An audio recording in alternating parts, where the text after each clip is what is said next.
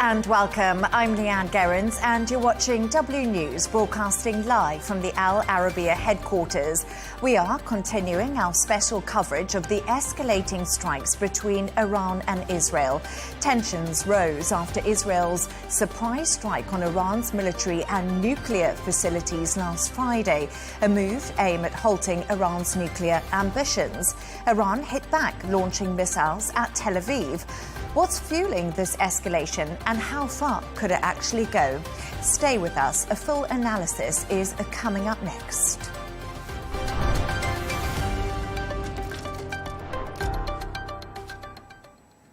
Iran has launched new ballistic missile strikes on Tel Aviv and Haifa, a key seaport in northern Israel. This comes after the Israeli military once again bombed the Iranian capital, Tehran.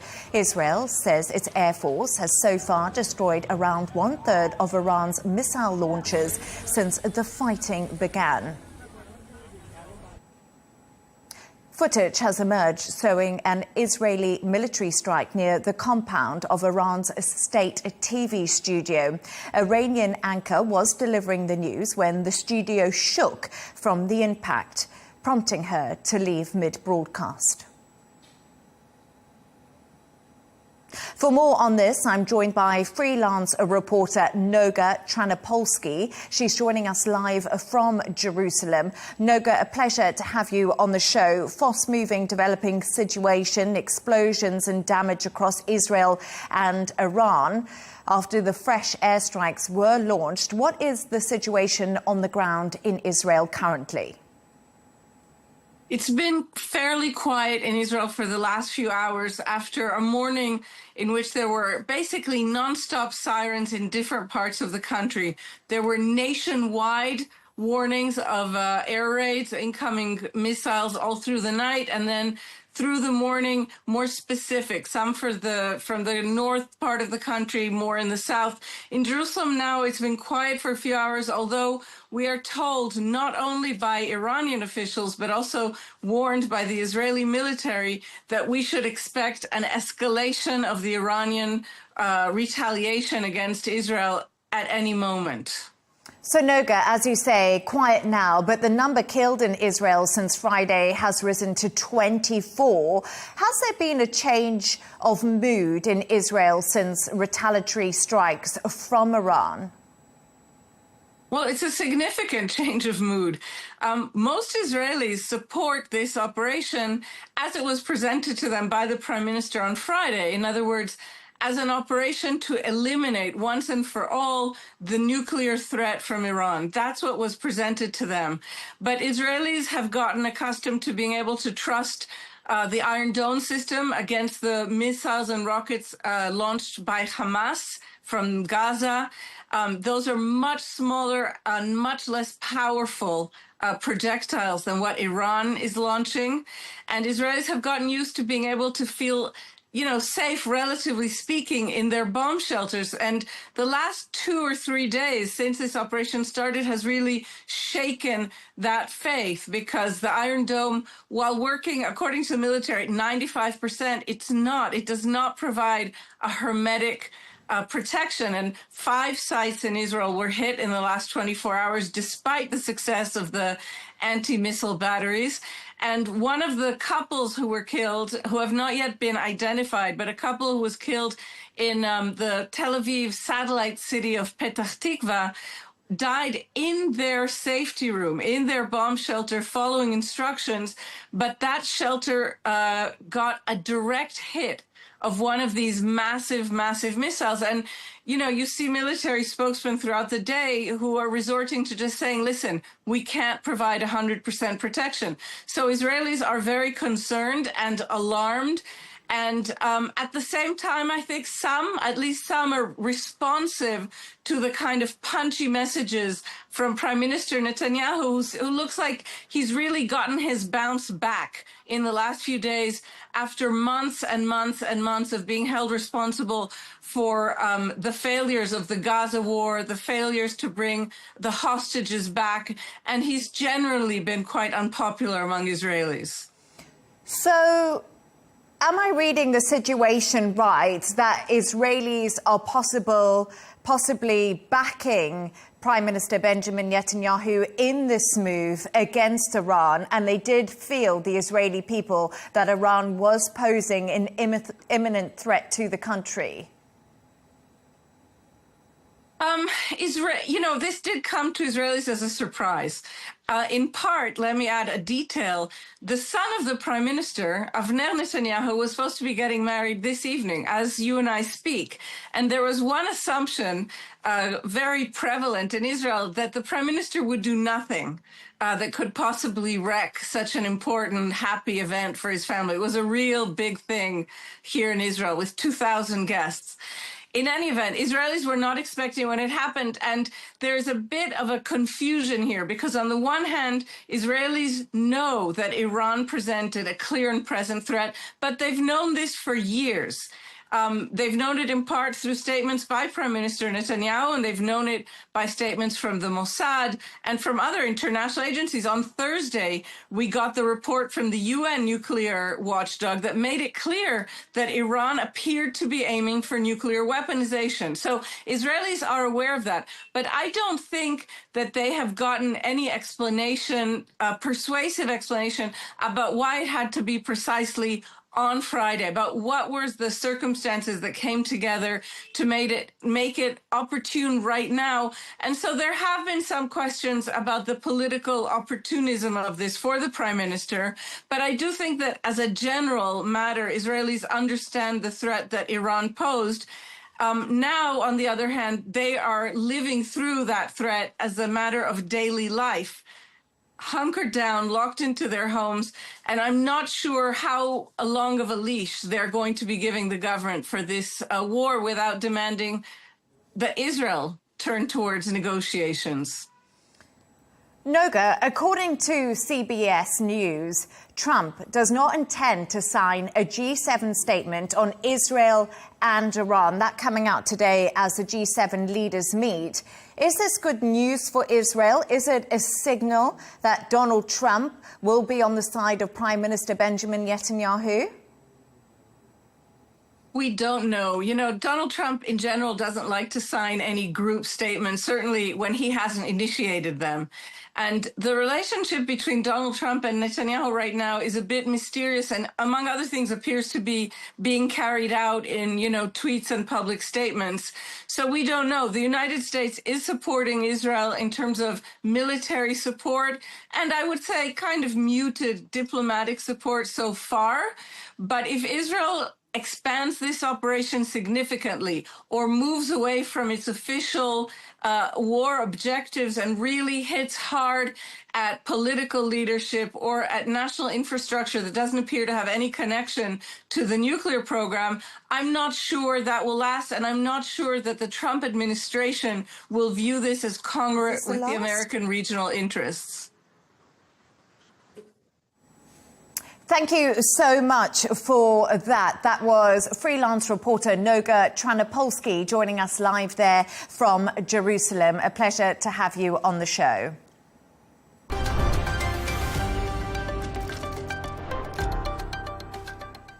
Now Iran is calling on Britain, France and Germany to pressure Israel and condemn its attacks on Iranian nuclear sites.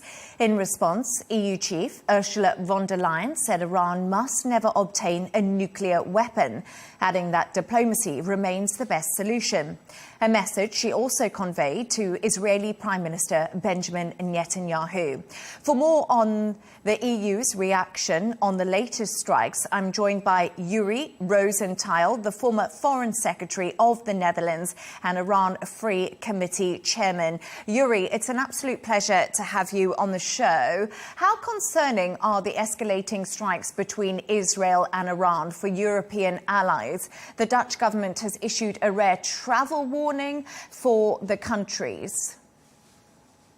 I would say, Madam, that it's of course a serious concern for Europe, for the European Union. And let me also say in this respect that, of course, three of the European countries two of them being members of the EU, Germany and France, and as a third one, the UK, which is now outside the EU. They, of course, are partners in the continuous efforts which have been made to get to a nuclear deal, and they are still in process on this. And at the moment, as far as I hear, these so-called E3 are now indeed considering, for instance, the consequences of what is happening with the nuclear deal and the fact that the President Trump doesn't like what the Iranians are doing. The E3, so UK, France, and Germany, are discussing, for instance, the snapback sanctions. As a former Foreign Secretary of the Netherlands, is it possible European allies, the three you were just mentioning, will be pulled into the conflict to protect Israel? And what exactly will this entail, and what will it look like? Well, as far as I know, but it is just, for me, not intimate knowledge. Up till now, France and the UK, for instance, have not been actually involved actively also in helping Israel with regard to countering the barrage of ballistic missiles from Iran. But this is only knowledge which I pick up from the media and from some of the experts I've talked to. Yuri, Israel has targeted Iran's top brass, among those the Revolutionary Guard's chief. How much does this weaken al-Khamenei's grip on power on the regime in Iran? I would say this is a considerable setback for the Ayatollah regime, because the Revolutionary Guard is actually, together with the supreme leader, they are the powers that be in Iran, as well as when we talk about the long arm of the Ayatollah regime, also into the direction of, for instance, Europe. How much of a threat is Iran's uranium enrichment program to Israel and the rest of the world? Despite the IAEA report, it seems unclear if Iran was actually close to creating a nuclear bomb. Well, madam, here I can go back nearly 15 years when I was the Minister of Foreign Affairs for my country, and we already saw the first signs of Iran not meeting the standards which were set by the International Atomic Agency. And we are seeing here actually the numerous rehearsals of what happened already since 2011, when we saw the first signs of Iran modeling actually its nuclear data in the direction of weaponization and getting an atomic bomb. And right now, the International Atomic Energy has actually, for the first time, as far as I know, in very firm statement, concluded that Iran regime, unfortunately for them, cannot be trusted and actually is deceitful when it is about giving the right and appropriate information to the International Atomic Agency. So here we have really let me say, a next step in which the international community should actually say that everything is focusing now on the question how long it will take for Iran to actually get a atomic bomb. The estimations are actually varying from a few days to a few weeks to a few months. And this is a direct threat, of course, to Israel. And right now, from the Israeli end, they say, and I can understand that when they get this barrage of missiles, God forbid that they would send missiles with an atomic warhead. Yuri, I just want to put something to you, that Iran has always said its nuclear program is peaceful, and I want to know, are Israel's actions violating international law, and does Iran have the right to self-defense in this situation? Your question is actually, for some people, and I would be inclined to also include myself, you're a little bit turning this thing upside down, because for Israel, it is now a matter of what we call in international law a preemptive strike. It is a matter not of choice, according to Israel, but a matter of necessity to anticipate the moment that Iran, the Ayatollah regime, I should say, would have an atomic weapon and missiles with an atomic warhead. So yesterday, tens of thousands of protesters took to the streets in the Netherlands seeking government action against Israel. Is the government listening to the people's concerns? And I know those protests were concerning the situation in Gaza, something, Yuri, we cannot forget. Yeah. Well, it's quite remarkable, this what happened in this demonstration. There were thousands and thousands of people protesting to the Israeli policies towards Gaza.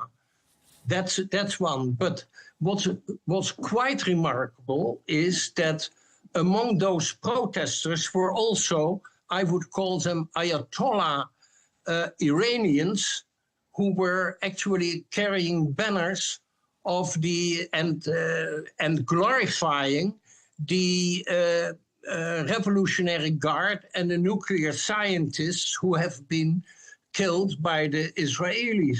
So here you see a very peculiar and I would say disturbing situation where protesters against the policies of policies of Israel towards Gaza, which are protests based on the concern about human rights, freedom, etc., they are getting mixed up with people who are endorsing, and more than that, the Ayatollah regime, which is just on the opposite of the equation, namely repressing its own people and destabilizing the situation in the Arab region. Yuri Rosenthal, the former Foreign Secretary of the Netherlands and Iran Free Committee Chairman, thank you for your insights. A pleasure to have you on the show. Thanks for having me.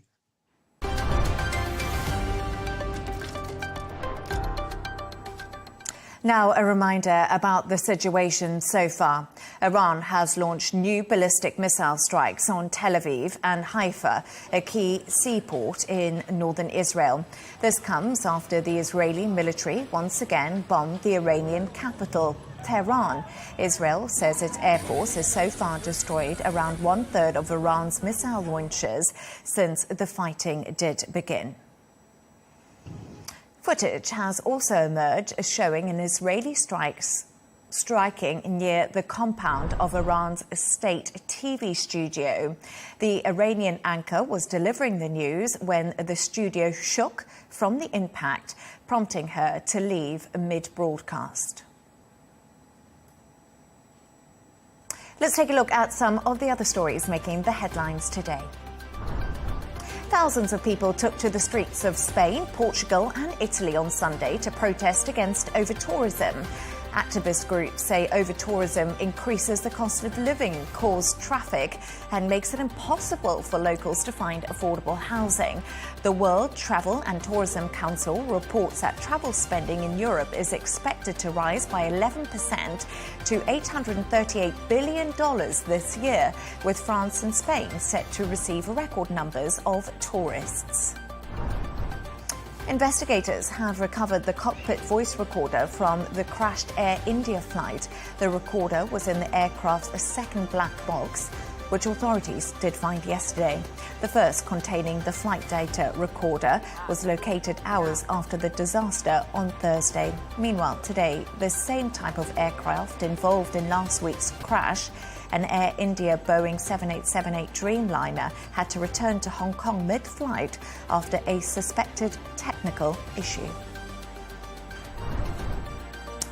A 57-year-old in Minnesota has been arrested on suspicion of killing a Democratic state lawmaker and her husband. Vance Bolter was charged with 2 counts of second-degree murder and 2 counts of second-degree attempted murder.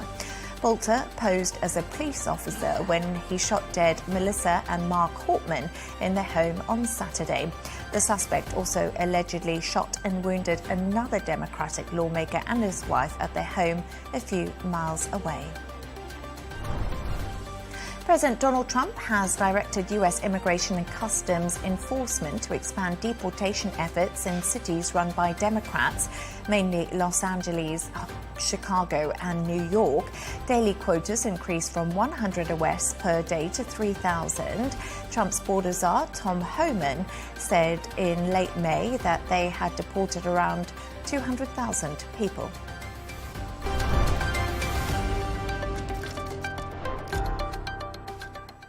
Let's get back to our main story. And an Israeli strike has hit a hospital in western Iran, and that's according to Iran's foreign minister, who called the attack a war crime.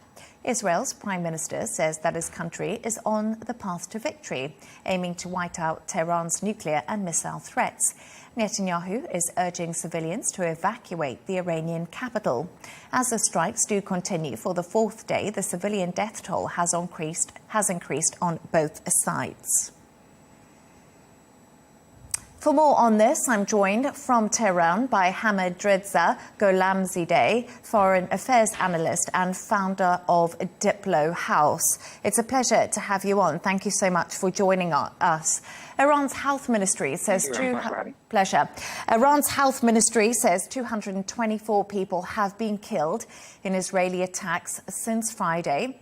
Today, Iranian state TV says it has been attacked by Israel. Right now, what is the situation on the ground in Tehran? You just mentioned many casualties have been victims to these crimes that the Israelis are carrying out. They are deliberately targeting civilians and sleeping areas and residential buildings in order to take more casualties and kill people. With the wishful thinking that it might lead to dissatisfaction and some sort of implosion from within and to topple the government. However, the society here, the community of Iranians, have been very, very united since Friday, and all the political differences and all the ideological differences have been put aside, and they are really united. I cannot remember any time in the past few years that Iranians have been that united that they are right now.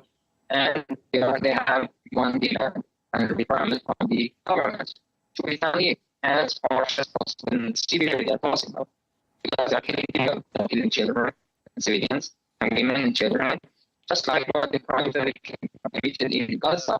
They have killed more than 50,000 people, most of them women and children. And they don't do anything else but committing crimes against humanity. So that's the same scenario being repeated here. But the difference is that Iran is not Iraq or Afghanistan. Iran is much stronger than Hezbollah and Hamas and this regime is to be punished, and Iran is very determined to do that. So we will continue the retaliation attacks against Israelis, and it will continue until they are punished and they step back. We are actually just struggling a little bit technically with your line at the moment, but we'll try to see if we can get that a little bit better. So if you just bear with us slightly, apologies for that, a bit of interference on the line. But I did get what you were saying, that the society and the community in Iran appear to be more united than ever before, despite Israel's attacks on the country. I just want to bring you some latest lines that we're hearing from the US President Donald Trump. He is actually saying that he wants Iran to make a deal, and now is the time to make a deal before it is too late. He's been speaking at the G7 meeting in Canada. Are Iran prepared to make a deal with the US?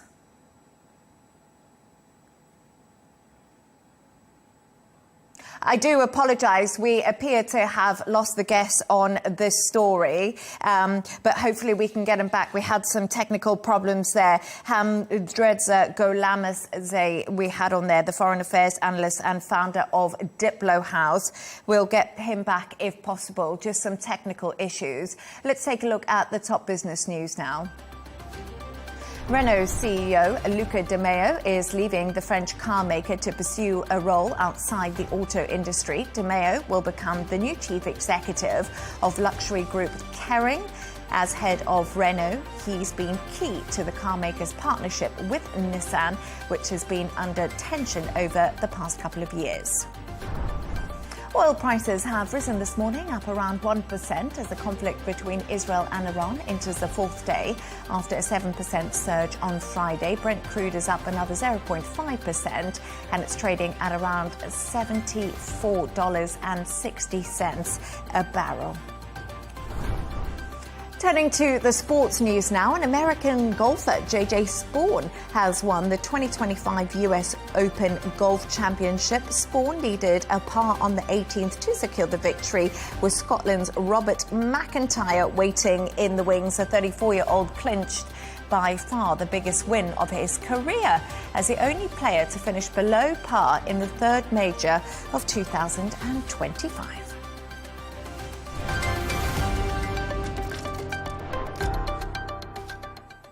Now back to our main story. An Israeli strike has hit a hospital in western Iran, and that's according to Iran's foreign minister, who called the attack a war crime. Israel's prime minister says that his country is on the path to victory, aiming to wipe out Tehran's nuclear and missile threats. Netanyahu is urging civilians to evacuate the Iranian capital as the strikes do continue for the fourth day. The civilian death toll has increased on both sides. So I just want to bring you some more news. Strikes on nuclear sites have raised concerns about the dangers of radiation. The head of the International Atomic Energy Agency is warning of possible radiological and chemical contamination only inside Iran's main enrichment facility in Natanz.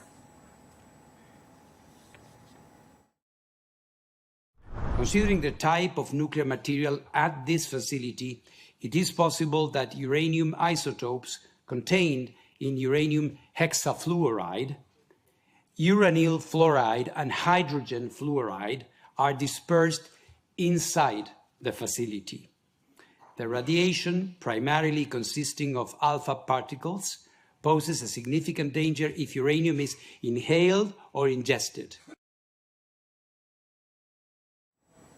So there we are. We just had a clip from the IAEA there. But for more on this, Professor Mark Finnard will be joining us right now. He is Associate Fellow at the Geneva Centre for Security Policy. Mark, great to have you on the show. A pleasure that you've joined us. Mark, you have trained diplomats and military officers in international and human security. What would be your advice to the Israelis and Iranians at this time? Well, obviously, as many leaders have said, of course, now that it's time for stopping the violence, stopping the escalation, because there is no military solution to this very long and complex conflict. And apparently, even the Israelis are not absolutely sure about what their objectives are. Initially, of course, they mentioned the nuclear program of Iran, but as we know, and it's been known for a long time, you cannot completely eradicate such a program with military strikes. Then, of course, they mentioned regime change, collapse of the regime. Again, this is not something that you can achieve through military or airstrikes. And the Iranians, of course, have been very ambiguous. Initially, they said, no, we're just responding to an attack, an aggression, and we only target military facilities in Israel, as we can see on both sides.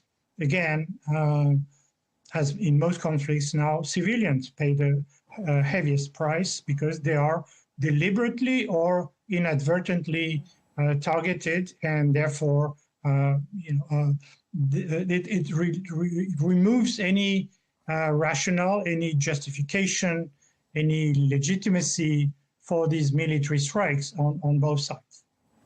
Yes, indeed. As you just explained, civilians involved in these strikes too. But I just want to ask you a little bit more about your experience and training. How much practice is there over theory? I think a lot of questions are being asked, especially when it comes to the threat of nuclear war, which could possibly be on the line here. What are these dangers? Well, again, it's been on the agenda for many years. Now, of course, we are in a specific situation, specific conflict, and the case of Israel is particular because Israel is a well-known possessor of nuclear weapons already for decades, and it has had a monopoly in the Middle East, because initially it felt that it was surrounded by hostile countries, and it felt that due to its size and its population, it needed to rely on nuclear weapons to defend itself in case of aggression. Now, we know in practice that doesn't work. Israel has been attacked by Arab countries, by Iraq, by Iran in response to Israeli attacks. And we can see that nuclear weapons don't bring stability, don't bring security. And this is the paradox, that Israel wants to prevent Iran from acquiring a weapon that it considers legitimate for its own security. And Iran, disregards this fear or deterrence by Israel by now attacking, responding to Israeli attacks with military strikes, which again, at the same time, is a paradox, because eventually Iran may cross the threshold that it wanted to remain under by developing nuclear weapons with what is left. It's probably been protected from its nuclear program, and therefore becoming a nuclear country, although it doesn't believe in the effectiveness of nuclear deterrence. So again, it's a good lesson in terms of theory and the difference between theory and practice. You have the realists that believe that states only protect their own security through force, but then you have the security dilemma, because if one country fears the offensive capabilities of another country, it will build up its own defense, which Israel claims to have done. But then it raises the fear of other countries that fear that this is offensive, and therefore they will build up their own defense. So this is where nuclear weapons come. And now when you hear people saying referring to the example of Ukraine, that if Ukraine had kept its, and I say it's, of course, in inverted commas, because it never belonged to them and they were never able to control them. If it had kept these weapons that it got rid of, transfer them to Russia in exchange for security assurances, it would not have been invaded. Now, if you apply this logic, so probably it will also apply to Iran. Iran now has been attacked on a large scale, and most probably it will now declare that the only way to defend itself is to acquire nuclear weapons. So, Mark, I was just actually wondering where the US and the role of Donald Trump comes into all of this. We heard Donald Trump today. He's been at the G7 meeting over in Canada, meeting Mark Carney, and he'd say Iran is not winning the war and they should talk immediately before it's too late. So this is what Donald Trump is calling on Iran to make a deal, to talk immediately. But do you think that Iran is going to want to come to the table following the escalation in strikes we've seen? Yes, actually, there are, among the expert community, there are different interpretations.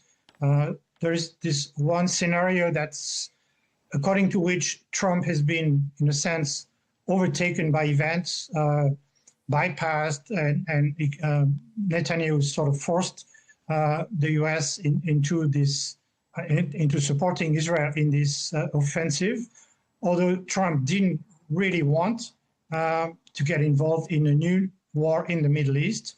He was very critical of his Democrats' predecessors, Obama and Biden, for the so-called unending wars. But at the same time, he in a sense, he's sort of the prisoner of this strategic alliance with Israel. And the other scenario is that this idea of negotiating a new deal with Iran on its nuclear program, of course, a bilateral deal that Trump could claim all the credit for himself, maybe apply for the Nobel Peace Prize, that all this was purely Machiavellian staging to lure the Iranians and in fact, weaken their potential resistance to the Israeli strike. At this stage, it's just impossible to decide which is true. But the fact is that in any case, Iran will suffer from whatever form of support Israel gets from the United States. Now we can see there's this exchange of missiles, and of course Israel has some advance. It has a better air defense system, the Arrow system, the Iron Dome, although this is mostly for short-range missiles. But in a way, all this will not be able to last forever. Israel will need to replenish its ammunition, its missiles to intercept the Iranian missiles. Professor Mark Finnard, I'm so sorry. We're going to have to leave it there. We're just running out of time, but great to have you on the show and your insights. Much appreciated. Thank you.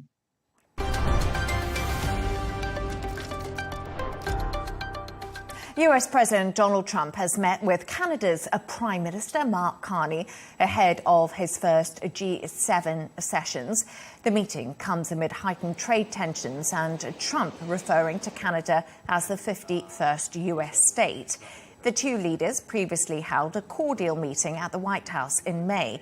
Trump's G7 meeting with Carney is amid the ongoing Israel-Iran conflict. Speaking to reporters, Trump declined to answer whether the US would become directly involved, instead urging Iran to return to nuclear negotiations.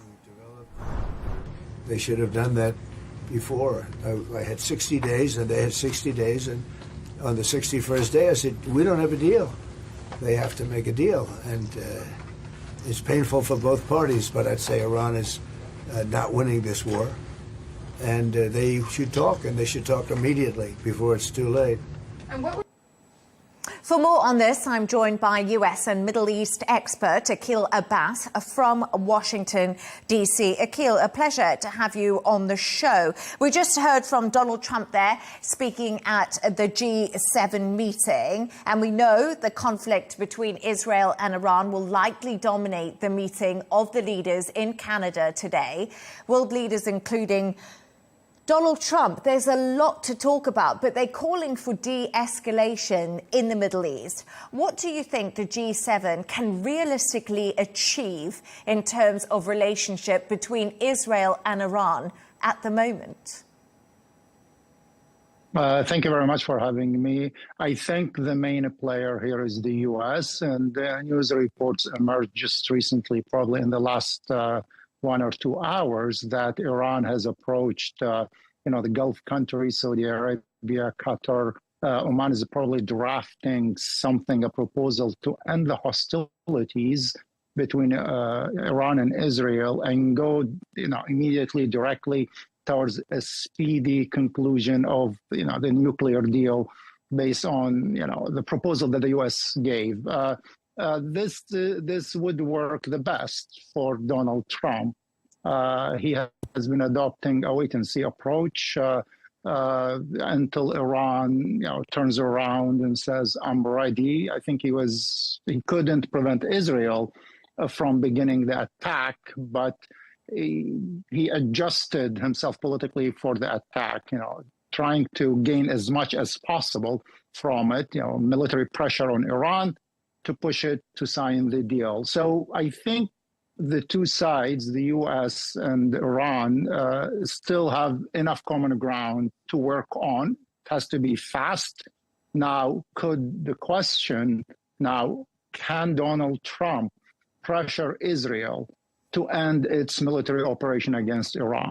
I think that's the key element here. It will be difficult for Iran to go negotiate and sign the treaty really fast while it's being bombarded every day. It would be, a sign of humiliation. It needs some face-saving measure, and Trump should be able to provide this by pressuring Israel to halt its operations now. So, Akhil, I think you actually read my mind, because my next question was, is it right that the only person who can really put any pressure on Benjamin Netanyahu is President Donald Trump? And if so, what evidence do we have that he is prepared to actually do that? His political calculations, Trump wants to have some sort of achievement in foreign policy. Now he could say, I'm achieving two things in one shot. I'm ending this war, just like, his pride in ending the Pakistan-India, fight. I'm ending this war in the Middle East, like my predecessors who tend to basically make wars without ending them. And I am concluding, this nuclear deal that will hopefully pave the way for stability in the region, investment, normalizing Iran as part, of the regional and international landscape, not as a pariah state, so on and so forth. So I think his political interest would make him adopt this approach. And could he pressure Netanyahu? Yes, I think he can. He's an impulsive sort of guy, politically speaking. So so far there isn't really, a public difference between Israel and the United States. Trump has been unusually disciplined. So if he asks Israel to stop the fighting and then Israel refuses, he could apply, a variety of pressures. He could make it public. And I think it would be hard for Netanyahu and, domestically speaking also, to go against the most supportive U.S. president of Israel. So I think he has a lot that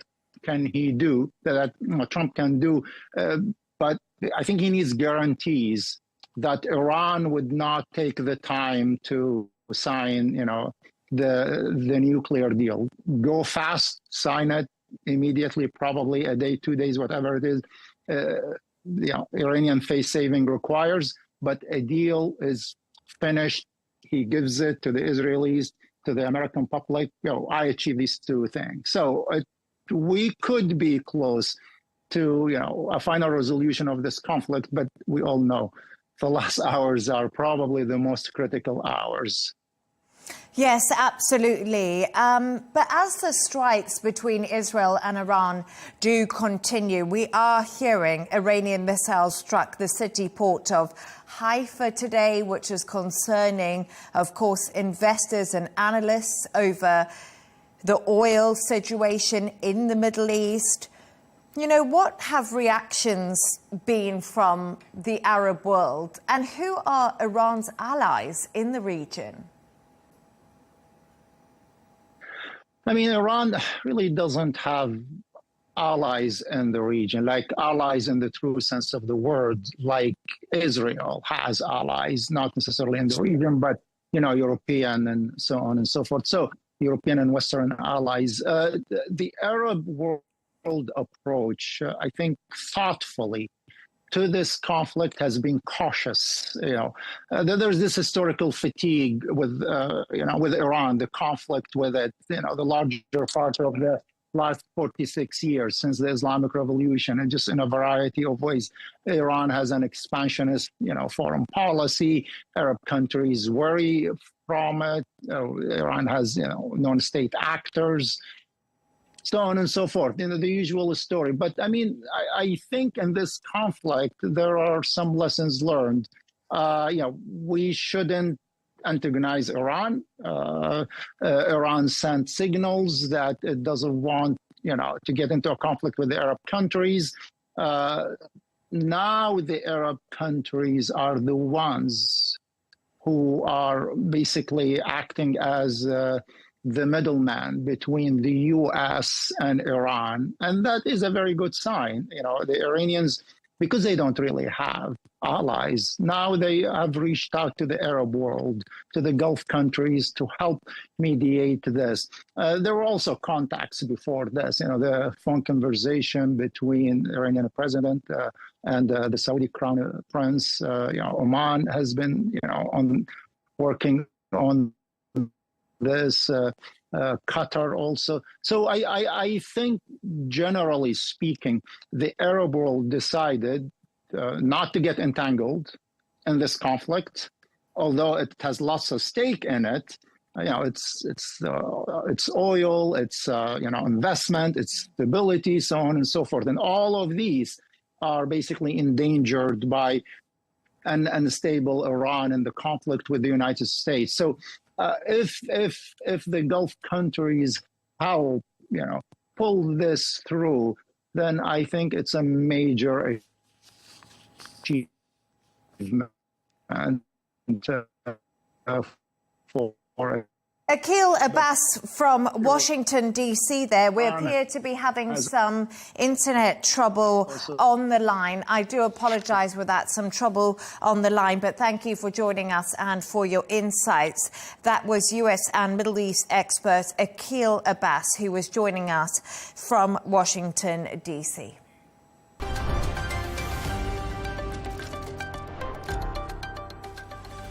And that's all from us on W News. Don't forget to subscribe to our YouTube channel and follow us on X.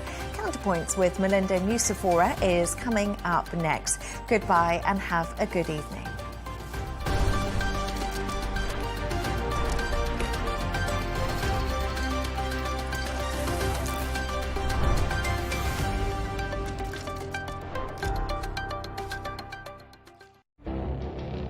It feels like decades are passing by in a matter of weeks.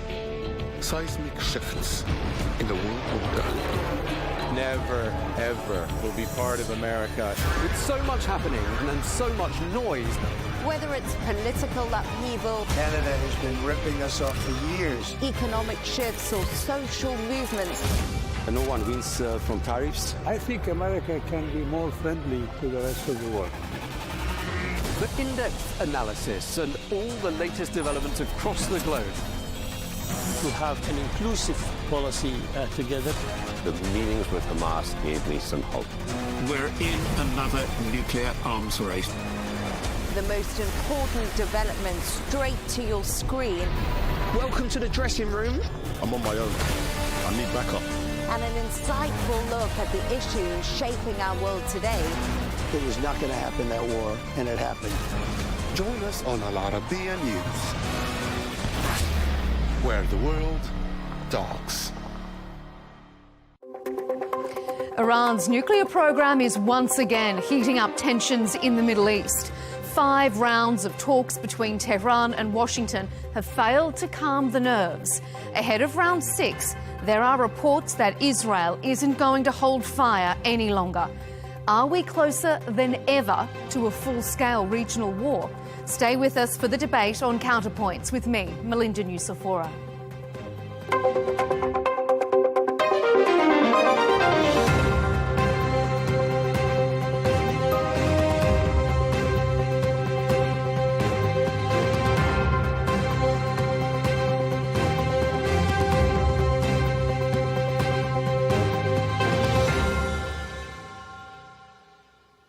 The US is moving its non-essential staff out of military bases and embassies in Iraq, Bahrain and Kuwait, a sign it knows there's trouble brewing.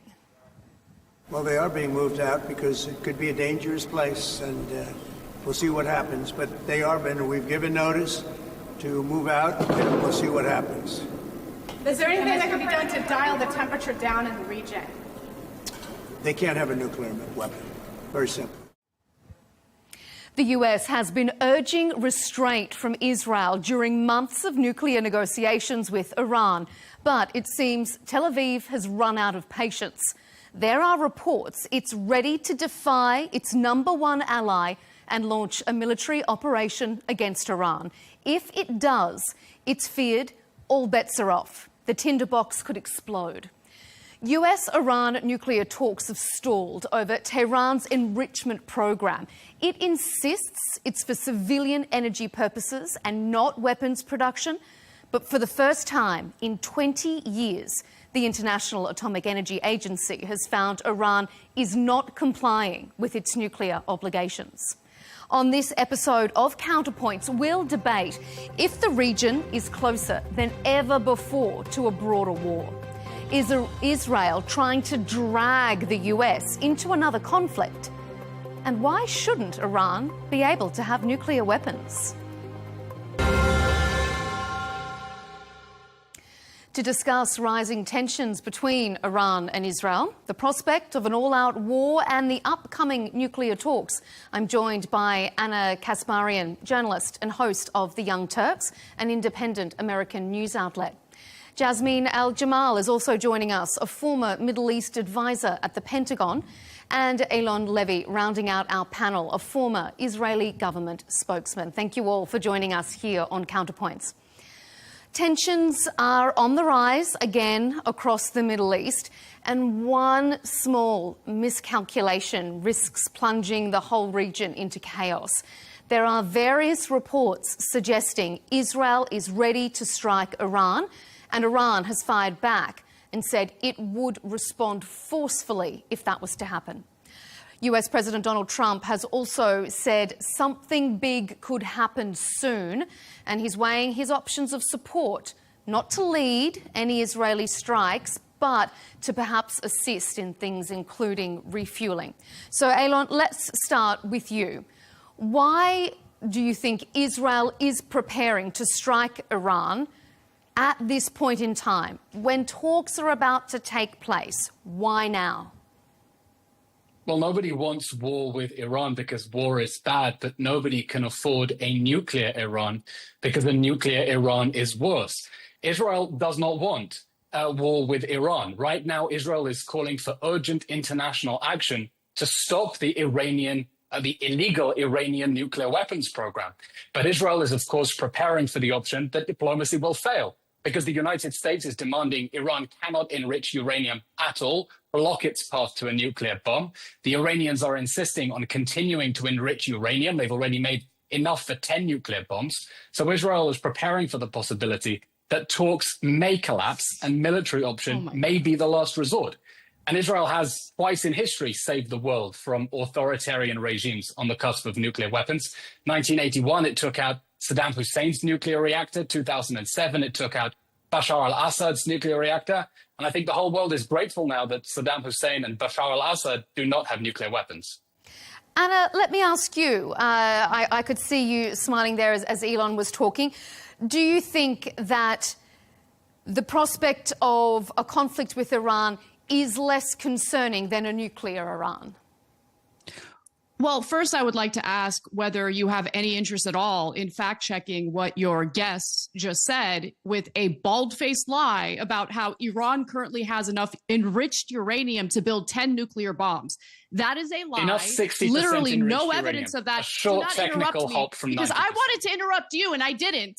I wanted to interrupt you and I didn't, even though you were lying. So well, you just accused me of being a liar, so I'll set the record your straight. Dishonest claims, which are only meant to drag the United States You don't need to shout. Everyone can hear you. In a Middle Eastern country on your behalf. Israel needs to fight its own wars. But Israel knows that it cannot fight against Iran. They want to do this strike. They want to do military operations in Iran in the middle of peace negotiations, diplomatic talks between the United States and Iran. Why do you think they want to do that? Iran had stopped enriching uranium. They stopped their nuclear program as a result of the Iran nuclear deal that was signed in 2015. Benjamin Netanyahu, Israel's prime minister, was not happy with that deal because he wanted war with Iran. He wants regime change, and he wants the United States military to fight that war on behalf of Israel. It is unacceptable, and we're not falling for it again. You can go all the way back to 2012, and you can hear speeches featuring Netanyahu claiming that Iran was days away from developing a nuclear weapon. It was always a lie. It was a lie then. It's a lie now. And it's absolutely disgusting that more lives are on the line thanks to the lies that are being spewed by propagandists like Elon on outlets like this. You're a liar. We're not going to go to war on your behalf. Sorry. Move on. All right, I'm going to bring in Jasmine in just a moment, but I'm going to let Elon respond to that before we bring Jasmine in. Because your guest just accused me of being a liar, so I think I have a right to respond. You are a liar. Well, indeed, and just a moment, Anna. So that's Elon why I'm letting you respond. Iran is now 1 week breakout time from getting nuclear weapons. This isn't me saying, it's not Netanyahu. It's the IAEA that says Iran already has enough 60% highly enriched uranium for 10 nuclear weapons. It's a short technical hop from 90%. There is no civilian purpose at all for having 60% highly enriched uranium. The only possible reason to have that enriched uranium is to build a nuclear weapon, and a nuclear weapon would be a threat not just for Israel, but for the whole Middle East, and yes, for the United States as well. Okay, I'm going to bring in the fact that Mossad has been traversing Europe and meeting with IAEA partners has nothing to do with their proclamation that Iran is such a big nuclear threat. But you want to know what I find to be a nuclear threat? Actually, not really. The country that's currently committing genocide in the Middle East, and that's Israel. You want to talk about their nuclear weapons? Okay, pause that for a moment. We're going to come to that in a moment, Anna, but I want to bring in Jasmine here. What's your take on this? Do you think Iran does pose a serious threat? I mean, you've had a close working relationship with the Pentagon. Do you think that we are on the cusp now and that perhaps a war between these two powers is inevitable?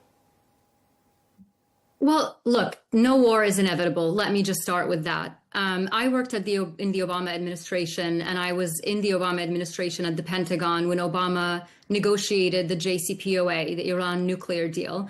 And certainly the deal has had its critics, and it did fall short in some areas. It didn't address Iran's malign influence in the region. It didn't address Iran's support for organizations like Hezbollah and Hamas and so on. But it did actually make some progress in getting these, all European countries getting a consensus, getting a diplomatic solution to what everyone agreed was a risk and a problem.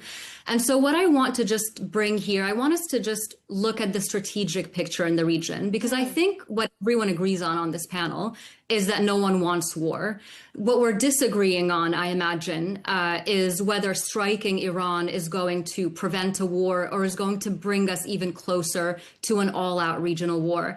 Because Melinda, you said at the beginning of the program that we're one miscalculation away, and we have been for almost 2 years now, and in the past many times, one miscalculation away from war. Now, if you look at the broader strategic picture in the region, as Anna just mentioned, there is what by far a wall-to-wall consensus of genocide experts who are saying that what is happening in Gaza is a genocide. That is not true. Elon, we'll come to that in a moment, Elon. I'm not even going to go into my opinion here, but let me just finish because I did let you guys both talk for quite a bit without interrupting. So the regional picture is that Israel is mired in Gaza in what international human rights experts are agreeing is a genocide now. It has huge troubles at home. You've had Israelis protesting for almost 2 years now. And before that, let's remember, against Prime Minister Netanyahu's overreach and his attempts to meddle with the judiciary. So Israel is already isolated, it's already under pressure, and it can ill afford to be dragged into another war. But more important than that, for the first time in as long as I can remember, or as long as I've even been alive, Israel is surrounded by countries, states, that want to work with it to work towards a better future for the Middle East. For the first time, you have a government in Lebanon that is against Hezbollah and that is trying to do its part, according to the ceasefire between Israel and Lebanon, to make sure that Hezbollah's weapons in the south are brought in under the control of the state. You have a government in Syria that also, for the first time in decades, is saying loud and clear again and again, we don't want war with Israel. We want a peaceful region. We want to have talks with the Israelis. And indeed, some of those talks are ongoing. You have Egypt and Jordan and UAE and Bahrain who are actually in peace treaties with Israel. And want to help move it forward to a place of peace and security. Now, the only person in this picture that I'm painting that continues to insist on using war and violent force and unilateral cross-border attacks in sovereign countries is Prime Minister Benjamin Netanyahu. And he is placing the entire region at risk because of his unwillingness to engage in diplomatic talks with people who are willing across the board to do so. So I just wanted to paint that broad strategic picture of what the region looks like right now and why choosing to reject diplomacy at this point when so many opportunities are available for it, it's putting not just Israelis and people in the region at danger, but as Anna said, US lives as well. And that's not acceptable. Okay, Elon, I want you to respond particularly to the comments that Jasmine's made about the fact that is this a deflection tactic from Prime Minister Netanyahu, and your reaction to the fact that this is a time where perhaps Israel is surrounded by neighbours, some neighbours, who do want to work with it. Why not exploit that positive aspect? That positive dynamic of neighbours who want to work with Israel is thanks to Israel decapitating Hezbollah in Lebanon, paving the way for the fall of the Assad regime, for the first time allowing Lebanese and Syrian people to take back control of their country. And we desperately hope that they choose to make peace with Israel, because wars should end with peace, not a piece of paper. Israel's problem. But Elon, I'm sorry, but you keep attacking them as they're trying to help you do that. You attack Israel Lebanon, is still surrounded. You attack Syria, Israel so is you're still not even surrounded giving them the by chance. countries and militias that do not accept that Israel has a right to exist at all. The positive voices that we have been hearing from Lebanon and Syria, very cautious, none of them have said outright they're willing to recognize the state of Israel, are positive. But you know what would undermine any movement towards regional peace in the Middle East? A nuclear Iran.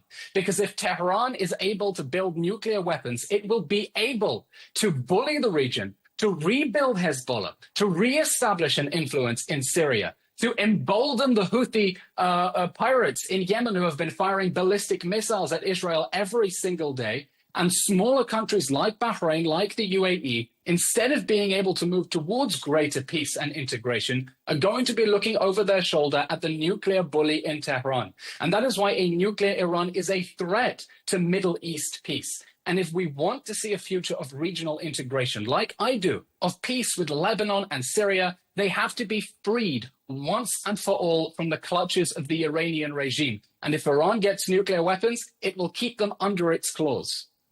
Anna, let me ask you then, off the back of what Elon has said, I mean, yes, there are some countries that are now more perhaps amenable in some sense to Israel, but is that not because Israel has shown force? Tehran has promised in the past to wipe Israel off the map. So isn't it understandable that Israel wants to take those security concerns seriously? Israel wants regime change in Iran, and they want to maybe consider expanding, in my opinion, outside of just annexing or taking over Gaza and the West Bank, which they've just announced that they're going to build 22 new illegal settlements in. They've annexed a portion of Syria, as we know. They've attempted to annex a portion of Lebanon. There's one aggressor in that region, and that aggressor is the country of Israel.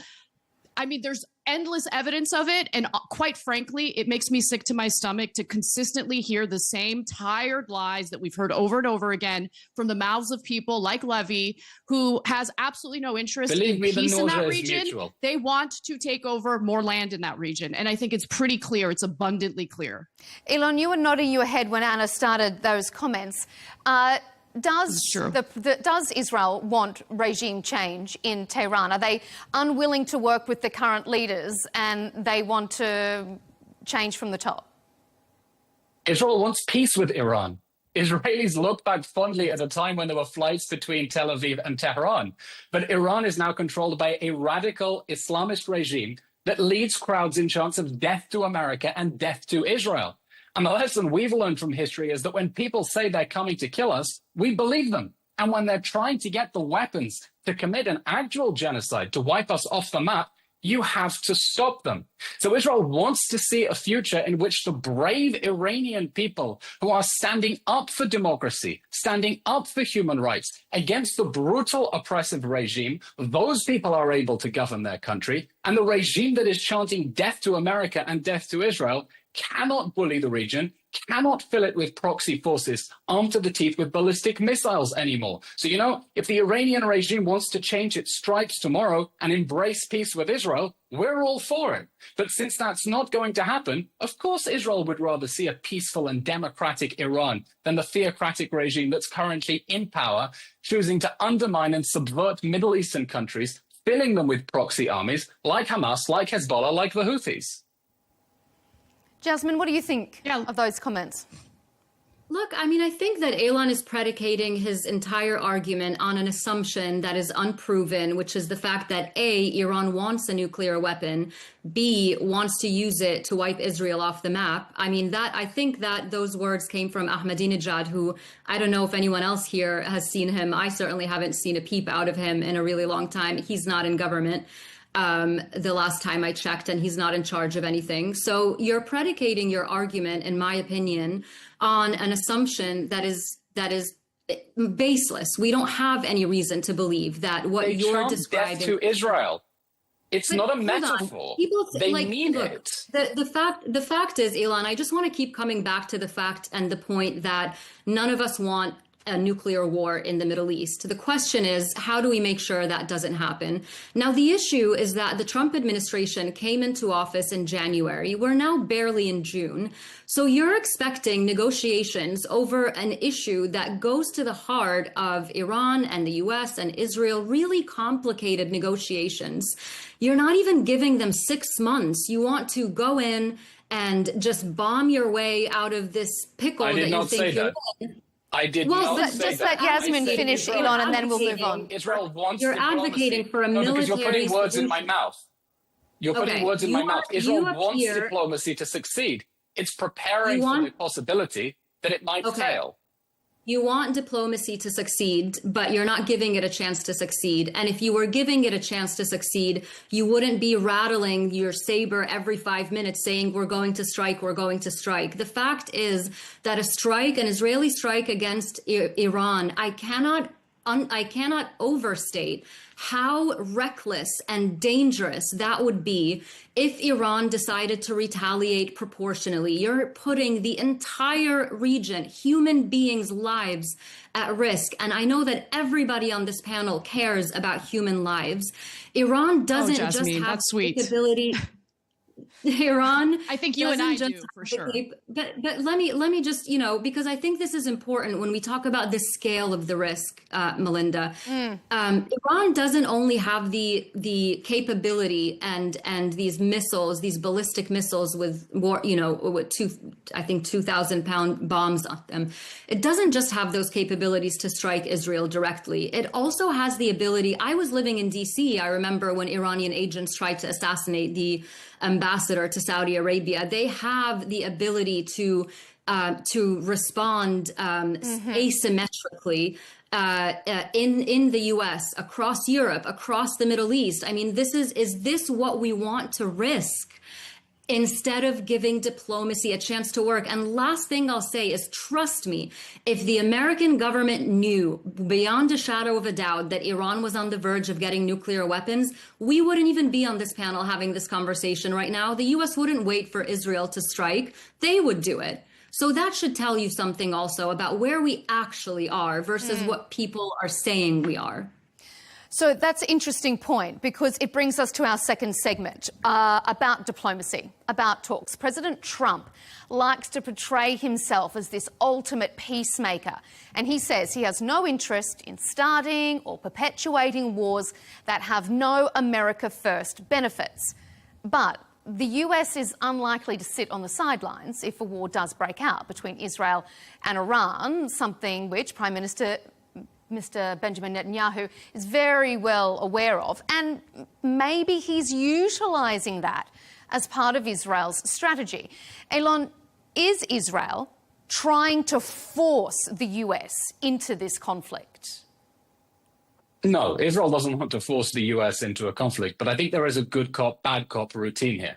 Because the only leverage that the United States has right now to get a nuclear deal when Iran is 2 weeks away from a nuclear weapon is the threat of military action.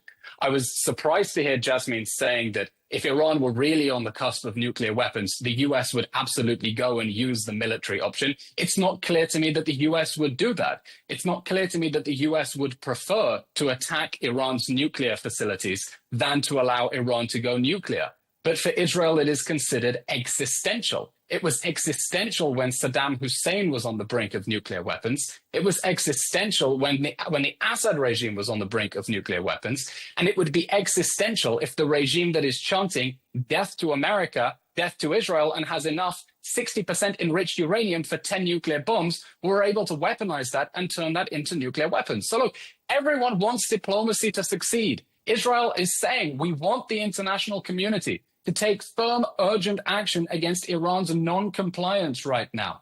But if diplomacy fails, and Iran is indeed a whisker away from converting that into a nuclear weapon, getting that 90% uranium, then Israel is going to be with its back against the wall. And no one needs to tell us what the risks are going to be.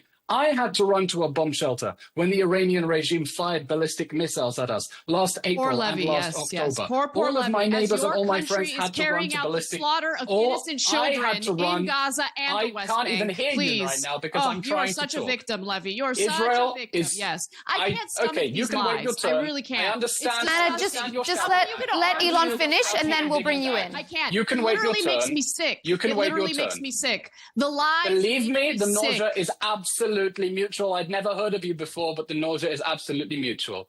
I had to run to a bomb shelter when Iran was firing ballistic missiles at Israel, and I will have to run to a missile shelter where I won't be able to have internet connection to continue giving interviews if Iran attacks us back. Genocide. But a nuclear Iran would be the worst option, not only for Israel, but also for all the nations Israel in the Middle currently East that are desperate to break free from the yoke of the Iranian regime.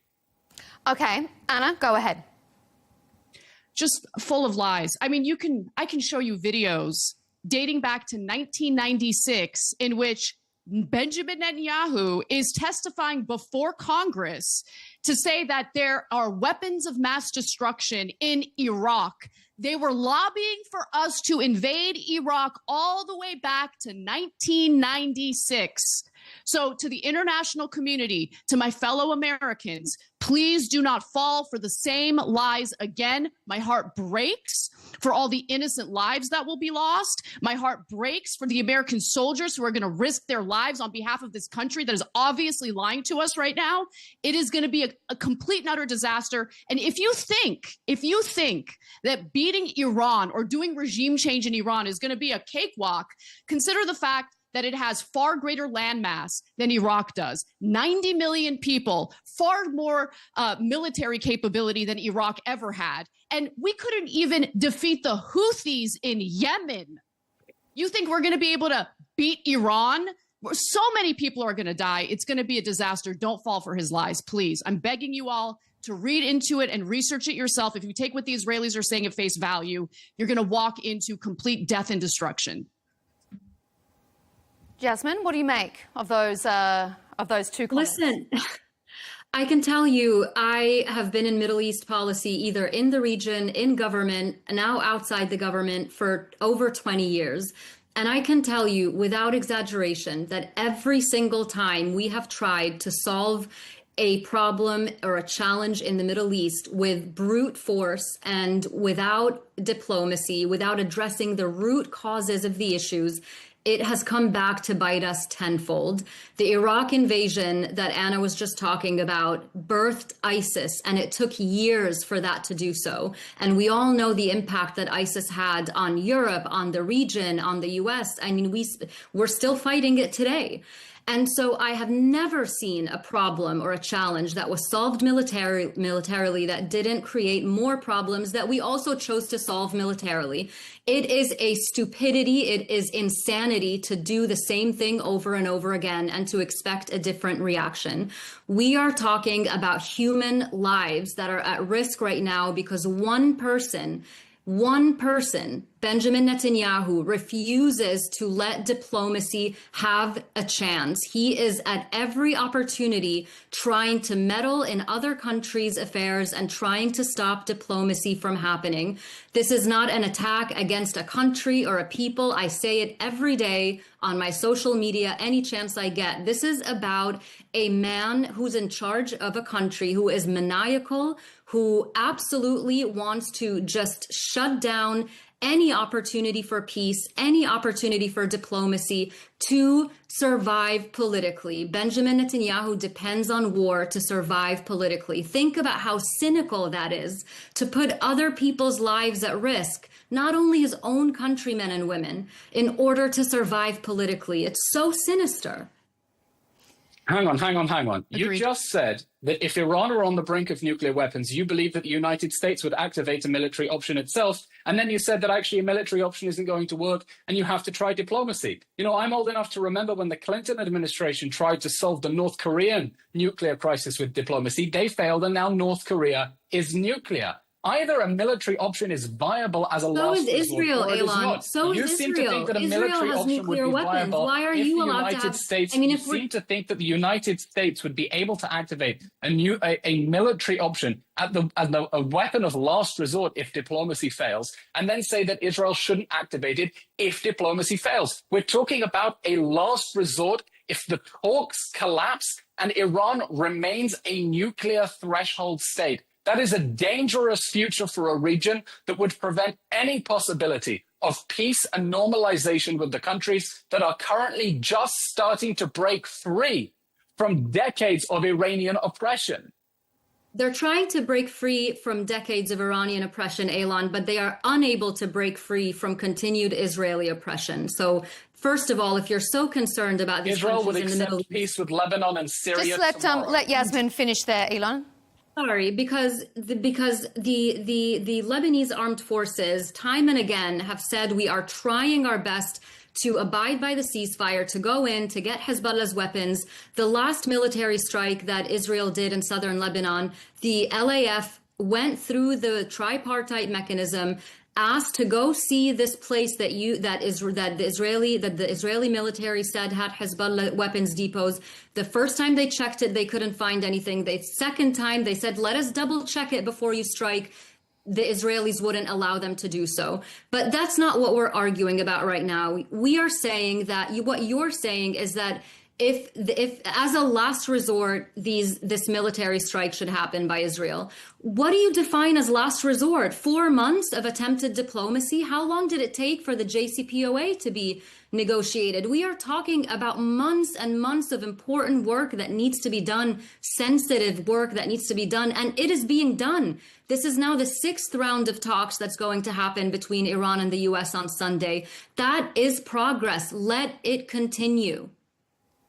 Sure, but if I could therefore explain the diplomatic timetable, the restrictions that were temporarily placed in the context of the JCPOA are set to expire in the fall.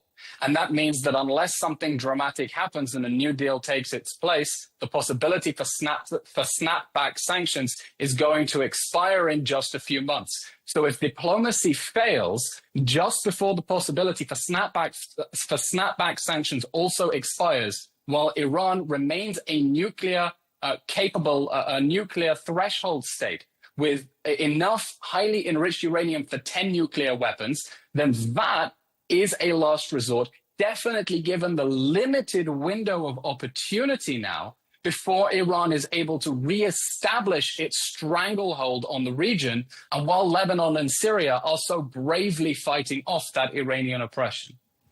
Anna, I want to bring you in here. Can I ask Levy a question? Yeah, please, go ahead. I am curious. So my question to you, Levy, is this. You feel strongly about, doing military strikes in Iran. Fair enough. Would you feel as strongly, would you be lobbying as aggressively as you're lobbying right now to do strikes in Iran if the United States took a stand and said, we will provide absolutely no taxpayer money to fund the weapons for that war, and we will not commit to any military assistance to Israel as they try to carry out this war? Would you still want to do it? A nuclear Iran that chants death to Israel answer the question. Is an existential threat to my country. I do not want war with Iran. I do not want a strike on Iran's nuclear facilities. You do want war with Iran. Don't stop lying diplomacy about that. to succeed. Would you still pursue that war? I'm sorry, you asked me a question and you keep haranguing me. And you're not answering bite your tongue and let me You're not answer. answering it. I do not want a war with Iran. I cannot afford a nuclear Iran because it would be an existential threat to my country and place everyone here under the specter of a hostile regime with weapons of mass destruction in living memory of the last genocide of the Jewish people. So if Israel's back is against the wall, it will take the action that it has to in order to eliminate existential threats. And we expect to do that with the support of our allies who understand that when Israel eliminates these dangerous threats, it is standing up for the free world and protecting their interests in the region as well. I just want to remind Elon, though, as we're talking about this idea about diplomacy failing, I just want to remind everyone that it was Donald Trump that pulled out of the JCPOA. Iran negotiated a deal before. Iran never left the deal. So what makes you think that Iran won't sign another deal after intense negotiations to get the best deal that they can? They never left a deal in the first place. So why what is this? Where is this coming from? The question is, what is in the deal? Does the deal leave a pathway open for Iran to build nuclear weapons? Can it hold on to its highly enriched uranium? Can it continue to retain the ability to enrich uranium that in future, when it is more powerful and spies a window of opportunity, it can use to build nuclear weapons? We need a deal that eliminates Iran's nuclear program. It's been done before. It was done with Libya, where diplomacy succeeded, and they dismantled Libya's nuclear program. And if diplomacy works and Iran agrees to that, great. I'll be the first one to cheerlead it.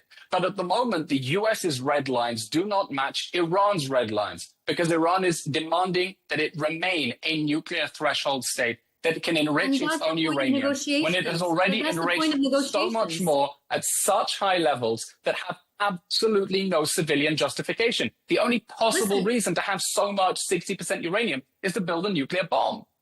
You've been in government. I've been in government. We both know that that's how negotiations start. You have two parties on opposite ends of a spectrum, and negotiations get them to a position that both of them can swallow, that both of them can accept. That is what negotiations are for, Elon. Not war, not strikes, negotiations. And I hope they succeed. Anna, last word from you before we move on to our next segment. Nuclear bomb is closed off. I just think it would be a huge mistake for the United States to get involved in yet another regime change war in the Middle East. Americans are sick of it. We have our own problems in our own country. We provide Israel billions of dollars every single year, no questions asked, for their defense. We provided them with, the Iron Dome. They get endless support from the United States, sometimes to the detriment of the American people. And it would be ridiculous to get dragged into another war that does not need to even begin. And I totally agree. We can pursue diplomatic means. If we're going to have a problem with Iran enriching enough uranium to provide energy to their people, we should maybe reconsider whether or not we're okay with Israel being a nuclear power, which, if you notice, Levy refused to even acknowledge for good reason. Thank you for having me on the show. It's a very, very timely point, Anna, because that brings us exactly onto our final segment. Israel is widely believed to have possessed nuclear weapons since the 1960s, but it has never officially declared its weapons program. It's the only country of the 9 sovereign states in possession of nuclear weapons to maintain such a level of ambiguity, of this opaque veil over their nuclear program. Elon, let me ask you then, if Israel is happy to fly under the radar, why should Iran have to be held to a higher standard? Why shouldn't it have nuclear weapons if Israel's allowed to have them and not declare them? Iran is threatening the existence of a sovereign state. It leads crowds in chants of death to Israel. It surrounded Israel with a ring of fire of proxy armies like Hezbollah and Hamas and the Houthis that have rained hundreds, thousands of ballistic missiles on this country in recent years. Iran is an aggressor, revisionist state that is attempting to expand control in the Middle East and place it under its thumb, while Israel is trying to reach peace and normalization accords with other sovereign states. So the Iranian nuclear bomb would be a threat for the whole region. It would be a threat for the whole world because the Houthi pirates who are currently shooting missiles at ships in the Red Sea would come under the protection of a nuclear power that is going to seek to metastasize inside Lebanon, inside Syria, inside Iraq, subvert these countries from within. And if Iran gains nuclear weapons, it would be unstoppable. And an Iranian-dominated Middle East would be a direct threat to Europe and beyond. Anna, let me ask you that same question. Why shouldn't Iran have nuclear weapons? Well, I think in the case of Israel, it would be a lot more difficult to, carry out some of the acts and cheerlead for the types of wars that they've been able to drag the United States into in the Middle East. Nuclear weapons can be seen as a deterrent, as has kind of been the case in this war in Ukraine. Part of the reason why the United States and Ukraine has to be incredibly careful is because of the fact that Russia is, in fact, a nuclear power. In that particular case, Ukraine giving up their nuclear weapons in the 1990s at our behest ended up really being not a great idea for Ukraine, because that deterrent could have really helped them in this particular case. Now, once Iran has possession of a nuclear weapon, it's a lot more difficult for Israel to manufacture the consent necessary to invade that country. I think that's really at the heart of this. But I would love for Iran to not have nuclear weapons. I would love for Israel. I didn't interrupt you, even though you're discussing lies endlessly. This is ridiculous. No, it's not ridiculous. I'm telling the truth. And here's the thing. There aren't Israel a lot of American journalists who have been willing to tell in the a truth region of as sovereign openly and honestly states. as I'm doing, and you guys Israel can't stand it. wants I get to it. live I get in it. peace. It's really difficult. You don't need because to you guys just let Anna finish, Elon, then we'll come to you. Well, let me finish. Yeah, I know it hurts your feelings. I know it's difficult for me to explain exactly what the Israeli government's plans are, what they have dragged us into in the past. I just want to note one other thing. You know, not too long ago, I think it was last month, as international diplomats from Europe actually were in the occupied area of Jenin specifically, the IDF fired bullets at them. And by the way, later took responsibility of the fact that they fired bullets at them. That seems like terroristic activity. Why was that okay? And why have we not heard about the consequences that those IDF soldiers faced, if any at all, after they decided to fire rounds at international diplomats as they were visiting Jenin? In that particular incident, there was a misunderstanding because the diplomats had agreed and approved the route with the army and then diverted from it in an active battle zone. But I have to push back against this really crazy accusation, as if you're trying to find my little horns on my head here. Israel wants peace and normalization in the region. Israel would like nothing more than peace agreements tomorrow with Lebanon, with Syria, with Iraq, with Yemen. They do not want peace with Israel. Israelis were overjoyed when the Abraham Accords happened, and Morocco and Bahrain and the UAE made peace with Israel. And we were hoping that Saudi Arabia would be next. And then what happened? Hamas invaded on October 7th. Brutally massacred 1,200 people, took 251 hostages in an attempt to foil peace in the Middle East. This Iranian-funded, trained proxy militia launched the opening shot of a regional war against Israel in order to prevent the positive dynamic of peace and normalization in the region. We want to see that continue. For that to continue, Iran cannot have nuclear weapons one way or another, preferably diplomacy. Can we talk about all the funding sources for Hamas? Because if I remember correctly, diplomacy facilitated the funding of Hamas. The problem with cutting me off is that I can't actually hear you while I'm speaking. So if you let me finish speaking, I will be able to hear your interruption. Israel wants peace and normalization in the region. Iran is trying to put the whole region under its imperial foot. That is the key difference. Okay, to keep things on track, I'm going to ask a question to Yasmin. If you were Iran and you've seen the way Israel has behaved to you in the past, you see the way that the US has behaved, would you trust that they're going to lift sanctions if you sign up to this nuclear deal? If you were Iran, wouldn't you want to develop nuclear weapons to protect yourself? I mean, you don't have to try very hard to put yourself in any country's shoes to answer that question. If you just look at what's been happening over the last few months, every time that Israel enters into a ceasefire agreement, it reneges on its responsibilities. In January, when the Trump administration came in and pushed a deal through between Hamas and Israel, Benjamin Netanyahu balked when it came time to negotiating phase 2. And this is not according to my personal opinion. This is from Israeli negotiators who are in Doha, who are privy to these conversations. It is a well-known fact, and Benjamin Netanyahu has stated it clearly. I mean, we can all read the Israeli press. It's translated into English. He doesn't want to abide by any ceasefires. Same thing in Lebanon. There was a ceasefire. Israel was supposed to withdraw from Lebanese territory. It still holds 5 locations in southern Lebanon in violation of that ceasefire. So we don't have to guess, what Israel would do if an agreement was signed. We already see what it's doing. I think the biggest problem here, and I've seen this both inside and outside of government, is that Israel, unfortunately, when Elon says that Israel wants peace, I believe that Israelis want peace. But when Elon says that this Israeli government wants peace, they want peace for them, not peace for everybody. They want to make sure that no one attacks them, but that they have the ability to attack people and countries whenever they feel like it. they hold themselves to a different standard, and they hold other countries to different standards than they hold themselves. Israel conducted its nuclear program in secret and then said, well, we're not going to talk about it, but they have a nuclear program. It was conducted in secret because they said we're faced with threats all around us. Well, Iran can say the same thing. It can say we're faced with a threat from Israel. Look at how it's acting all throughout the region. We'd better protect ourselves with a nuclear weapon.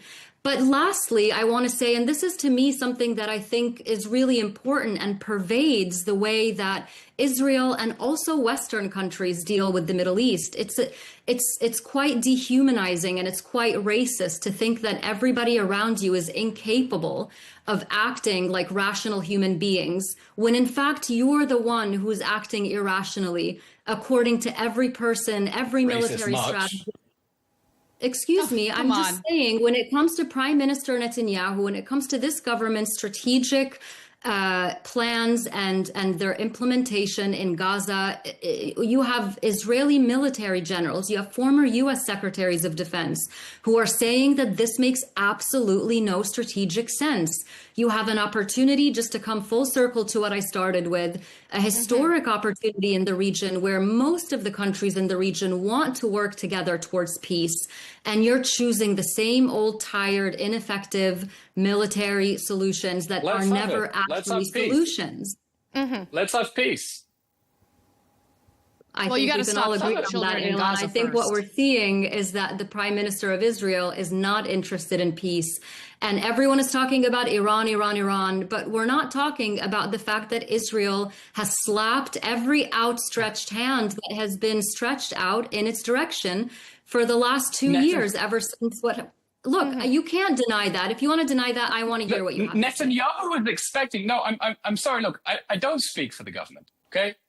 But Netanyahu I didn't say you are. We're talking about what's happening in the region right now. Netanyahu is expecting the crowning achievement of his premiership and his legacy to be a peace accord with Saudi Arabia. He sees peace with the UAE, Bahrain, and Morocco as some of the biggest achievements of his time in power. But instead, his legacy is going to be genocide, Elon. That's done. That ship has sailed. Of course, we don't want Iranian proxy armies on our borders to have the ability to fire ballistic missiles, invade our cities, and butcher people at will. Of course, Israel wants peace. And if Lebanon wants peace, Lebanon and Syria. Yasmin, we'll just let Elon respond and then we'll come back immediately. To you. If Syria wants peace, it should have peace negotiations immediately. They will find a willing Israeli partner. I mean, we can just see that's not true. I don't know what to say when we can actually see with our own eyes. Why do you think Israel would want to be surrounded by countries that don't recognize it and don't accept its existence and are in a state of war with it? We've been in a state of war with our neighbors since 1948. That's exactly my question. Why would it want to continue doing this? Israel. Of course we want them to get over their historical hump and move forward to a future of peace and reconciliation. We're waiting for them to get stuck out of the past. Anna, what's your take on it? Yes. I'm just, listen, this is very simple.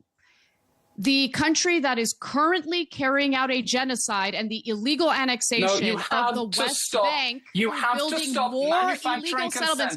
You need to stop interrupting me when I'm saying something. Elon, let Anna respond and then we'll come to you for the final word before we wrap up. I don't believe Israel wants peace. Israel's behavior over the last year and a half gives me every indication that they're not interested in peace. They are carrying out the slaughter of innocent people, both in Gaza and the West Bank. They're doing it with absolutely no brakes in that car. And it's unacceptable that U.S. taxpayers are bankrolling that genocide. It gives me a great deal of shame to know that.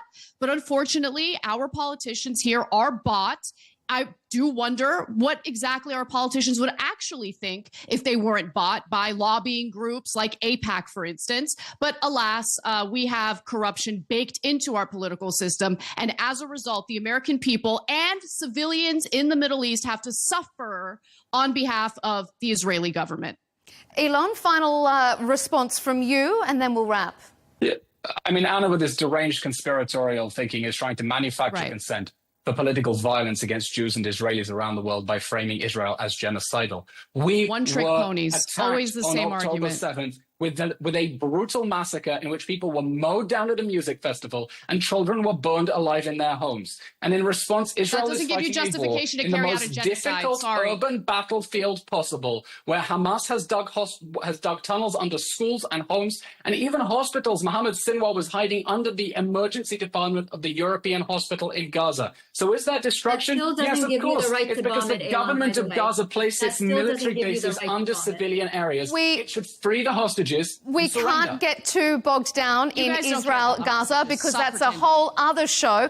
Elon, if you could just focus your final comments on the Israel-Iran situation, and then we'll leave it there. I hope that diplomacy succeeds in preventing Iran from getting nuclear weapons. And then I hope that Iranians are able to build a democracy in their country and that we can have peace between Israel and Iran. Indeed, I wish we had more time to continue this debate because it's been really illuminating and we have appreciated everyone's input, but unfortunately we have to leave it there. Thank you very much to Anna Kasparian, journalist and host of The Young Turks, Jasmine Al-Jamal, a former Middle East advisor at the Pentagon, and Elon Levy, a former Israeli government spokesman. Your contribution here at Counterpoints is very valued. Thanks for your time. Thanks so much. Thank you.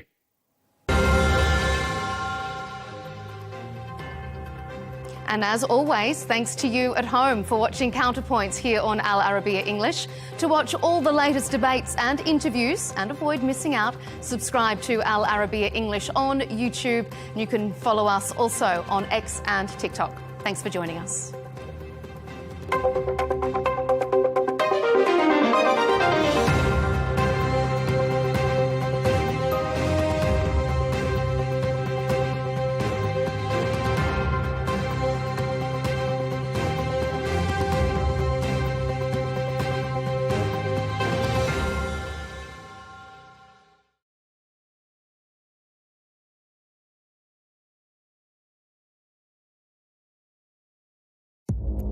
Our allies, in many cases, are worse than our enemies. Stay informed and connected with the latest international headlines. There obviously is a risk. From breaking news to in-depth analysis, it would appear that this war is coming to an end. Who buys this stuff? Investors, pension funds. We deliver the most important developments straight to your screen. Iran always wanted to deal with militia. Join us for compelling, expert-driven conversations. A curfew order has been established. And an insightful look at the issues shaping our world today. There are a lot of proposals about European architecture for security. I'm Leigh Ann Gerrans, and this is W News. We dealt with this when I was chief of staff in the first term. Where you don't just hear the headlines, you get the full story.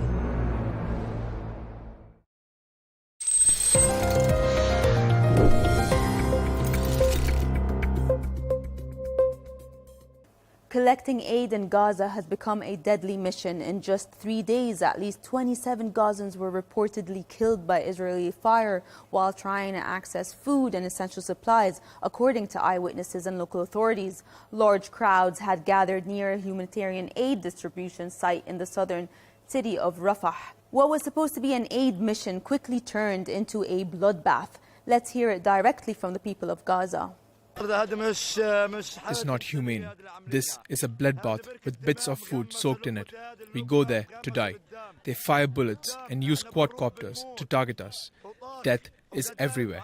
They encircled us after allowing us to come in and then shot at us. Gunshots were fired at us and people fell dead on the ground. If they truly want to feed us, then why are they slaughtering us? If someone wants to distribute aid, then they shouldn't kill people. It's like they've put us in a designated place to shoot at us. Women are being shot and children are being taken to the hospitals. What's happening to us is unfair. We don't want the food if they plan to kill us. Shortly afterward, Israel announced it would halt aid operations in the war-torn Strip. The Gaza Humanitarian Foundation, or GHF, a U.S. and Israeli-backed aid network, announced it was temporarily suspending its operations. The Israeli military declared that the roads leading to the aid sites would now be considered combat zones. As a result, Gaza's humanitarian crisis is deepening by the day. The United Nations condemned the loss of life and the injuries suffered by the Palestinians seeking food and called for immediate, unobstructed humanitarian aid access to the Strip. The UN also renewed its call for the release of all hostages held by Hamas, along with a demand for an immediate, lasting and sustainable ceasefire. How has Israel responded? Israeli authorities continue to deny allegations that their forces opened fire on civilians attempting to collect aid packages. Despite the suspension of the aid distribution, Israeli airstrikes have continued across the Strip. According to local authorities, at least 16 people were killed in a single strike on a tent sheltering displaced families.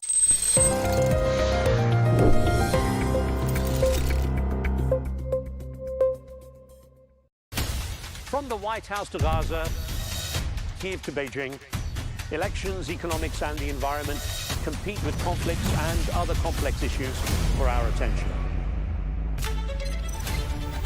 In an age of fake news, deepfake and artificial intelligence, they've got to have a vote and a say. It's important to look beyond the loudest voice to understand the truth. From newsmakers to groundbreakers, my campaign is going very well. Presidents, prime ministers, princes and peacemakers, and cultural tastemakers. As Arabs, as Middle Eastern, we're too emotional. Join me on the Riz Khan Show for empowering conversation.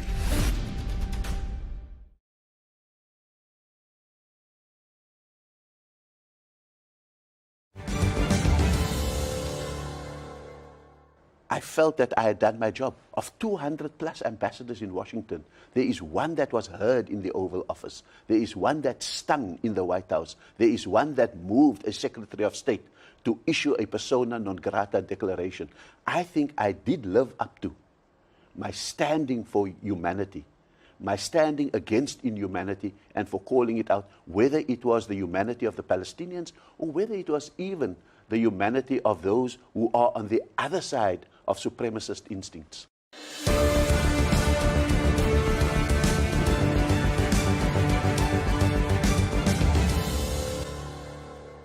Hello and welcome. I'm Riz Khan. The world has been fascinated by the faltering bromance between the US President Donald Trump and the world's richest human, Elon Musk. Reactions ranged from astonishment to amusement. Some were dismayed, others dumbfounded. My guest today knows what it's like to be in the crosshairs of the Trump administration. Ibrahim Rasool was dismissed as South Africa's ambassador to the US earlier this year. He was declared persona non grata after being accused of being a, quote, race-baiting politician and a Trump hater. Well, I met the former ambassador here at the ENCA studio in Cape Town, and in a fascinating conversation, we discussed Trump, Musk, President Ramaphosa's Oval Office encounter, South African politics, and the Rainbow Nation's place in the world. Ambassador, it's good to have some time with you. It's been a while, actually, since I last saw you, and a lot has happened. Now, having come back a few months from the USA, are you glad to be home? I think it's been great to be home. It's not where I expected to be. I would have preferred to have completed some of the objectives I had set myself for the US, but I think I did achieve one greater objective, and that is to really call out something that I think needed to be called out. And so in the light of that, I'm happy to be home. Now, we'll go into detail on some of this stuff, but you got quite a hero's welcome. There were people at the airport, the media was there. Were you surprised? I was surprised because I came back with doubts about how I would be received. Because I'm used to achieving my objectives, and in this case, I did not achieve the objective I had set out for. But when I saw hundreds of people at the airport, I think that I have achieved something bigger than the trade and tariff objectives that I may have set for myself. Well, it's such a turbulent time, as we will go through, that perhaps the objectives would have been difficult anyway, but we can get into that. What did President Cyril Ramaphosa have to say about what happened, and so suddenly? No, I think I spoke to the President the night of the issuing of the declaration of persona non grata. He had a sense of c'est la vie. This is the life that one lives under Donald Trump, that If it had not been that issue, it could have been another issue. If it had not been you, it could have been something else. And he was absolutely correct, because I think ultimately it came down to expelling the ambassador, which was relatively easy. You didn't have to give detailed reasons, or even, on the other hand, sanctioning the top leaders of the ANC, which was what was being called for at that moment. And I think in that regard, Secretary Rubio and President Trump acted in a way that was immediate, easy, and gave them a win. Now that the dust has settled, what sort of feedback are you getting? I must say that in the last 2 days especially, as the Trump presidency unravels, as Elon Musk and Trump falls out, as that happens, more and more people are contacting me and saying the behavior of that man, especially, for example, the callous remarks in the presence of the German Chancellor, shows that you actually made the right judgment call, that your view of him is vindicated, that there is no sense of orthodox diplomacy that is at work. So I think that as we begin to see that the things I predicted then are being realized, such as the scramble for critical minerals, such as the absolute disgraceful behavior with the South African delegation in the Oval Office, as the fallout with Elon Musk and the intensely personal nature of that fallout happens, people understand that there is no room at this moment with the USA for orthodox diplomacy. We'll talk about that, but let me ask you what the reaction has been, or the feedback you've had from outside the country to what happened to you in particular. I've been really acclaimed everywhere outside the country, in the sense that, and particularly, I think that the world that is in solidarity with the Palestinians, they thought it was something fairly brave. It was an important sacrifice in standing for truth. I think that people have been coming up and saying your prediction about a supremacist instinct is being realized. And I think the very vulnerability and weakness of the Trump presidency is coming to light, that it is not that there is something superior that is driving it. It is out of a very deep fear of both domestic and global politics. Domestically, what I said was the changing demographics and voting patterns in the USA, and in a global sense, the fact that they're feeling besieged by the rise of multipolarity in the world, the rise of contending powers like China in the world, and the fallout of a trade war. As an ambassador, of course, everything you say will get picked up, but it was more in a conversation, a discussion, than a formal speech where you were kind of outlining these for a very formal reception. Were you surprised it was picked up? I was surprised. I'd been fairly careful. The institute that had invited me, I'd asked them to see their confirmation lists. They did it. I should have picked up that there was an issue when they didn't do the normal Chatham House rules, but I didn't. I should have picked up when they allowed someone who inscribed himself as anonymous was allowed even to ask a question. And what Anonymous asked sounded very much like someone that I was familiar with from my days in Cape Town, but more importantly, the one who led the campaign against me from the moment that I was announced, and that's Joel Pollack of Breitbart News, and that my hosts had in fact allowed anonymity on the platform because it was no longer the South African intelligentsia alone. But having seen that, and then waking up to Joel Pollack, for example, feeding very selected bits out of a 2-hour conversation onto the ether, I thought, yeah. Just for perspective, his wife is South African, and he was at one stage being considered as a possible nominee for the position of U.S. ambassador to South Africa. And he's a big Trump supporter, of course. And but for some people, it was a strange choice. But obviously, it seems you did have that interaction before. You've had some dealings. Or... Yes, because he wasn't just in America married to a South African. he was, in fact, the kind of strategist and speechwriter for the leader of the opposition, particularly in the years when I led the ANC in the Western Cape to defeat the DA from both the city council and the provincial government. So there's a lot of beef, if I can put it like that, that I think went down in addition to the contemporary issues that are at play. Ambassador, I have to ask you to explain a quote of yours after coming back. It is good to feel the dignity of being African. I think that particularly the USA and maybe to a lesser extent the Western, Northern hemispheres of the world have lost an enormous degree of civility. I think that there's no civility in the conduct of conversation. I think that they lose a lot of dignity in the pursuit of efficiency. I think that they've lost a lot of civility in the intensely robust and personal nature of their interactions and the conduct of their politics. And therefore, when an ambassador from a particular country comes in, his country is under attack, his government is insulted and demeaned, and the worst elements of that society who had oppressed South Africa are received in the White House and so forth, then you think, okay, this is diplomacy 202. To defend your country, you can't be the sheep that is smiling nicely. You've got to be as robust as what they are, but not crude and rude. Right.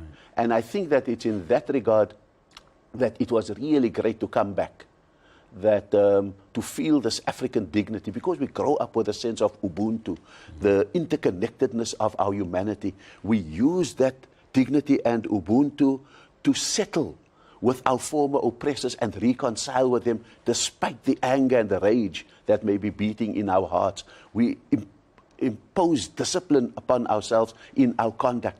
When they see our former oppressors, that reconciliation is done on their terms, they will reconcile with you if you support their Springbok rugby team. And on those days we will all be united. If they turn your heritage, and it's a heritage of genocide, of slavery, of frontier wars, of dispossession, but they turn it into a great pride day, a day to barbecue, rather than to reflect on where we've come from, and you reconcile with them, then you begin to understand that there's an extraordinary African dignity. Mm-hmm. And for me, it was just such a wonderful thing to escape the hostile atmosphere of Washington, particularly towards South Africa, and return to this warmth, this loving, dignified, even if you know that there are people at the airport who differed with you. Well, you know, of course, Ubuntu, togetherness, unity, was very much the mantra of South Africa in the post-apartheid era. I wonder how you felt being or suddenly finding yourself in the crosshairs of the Trump administration.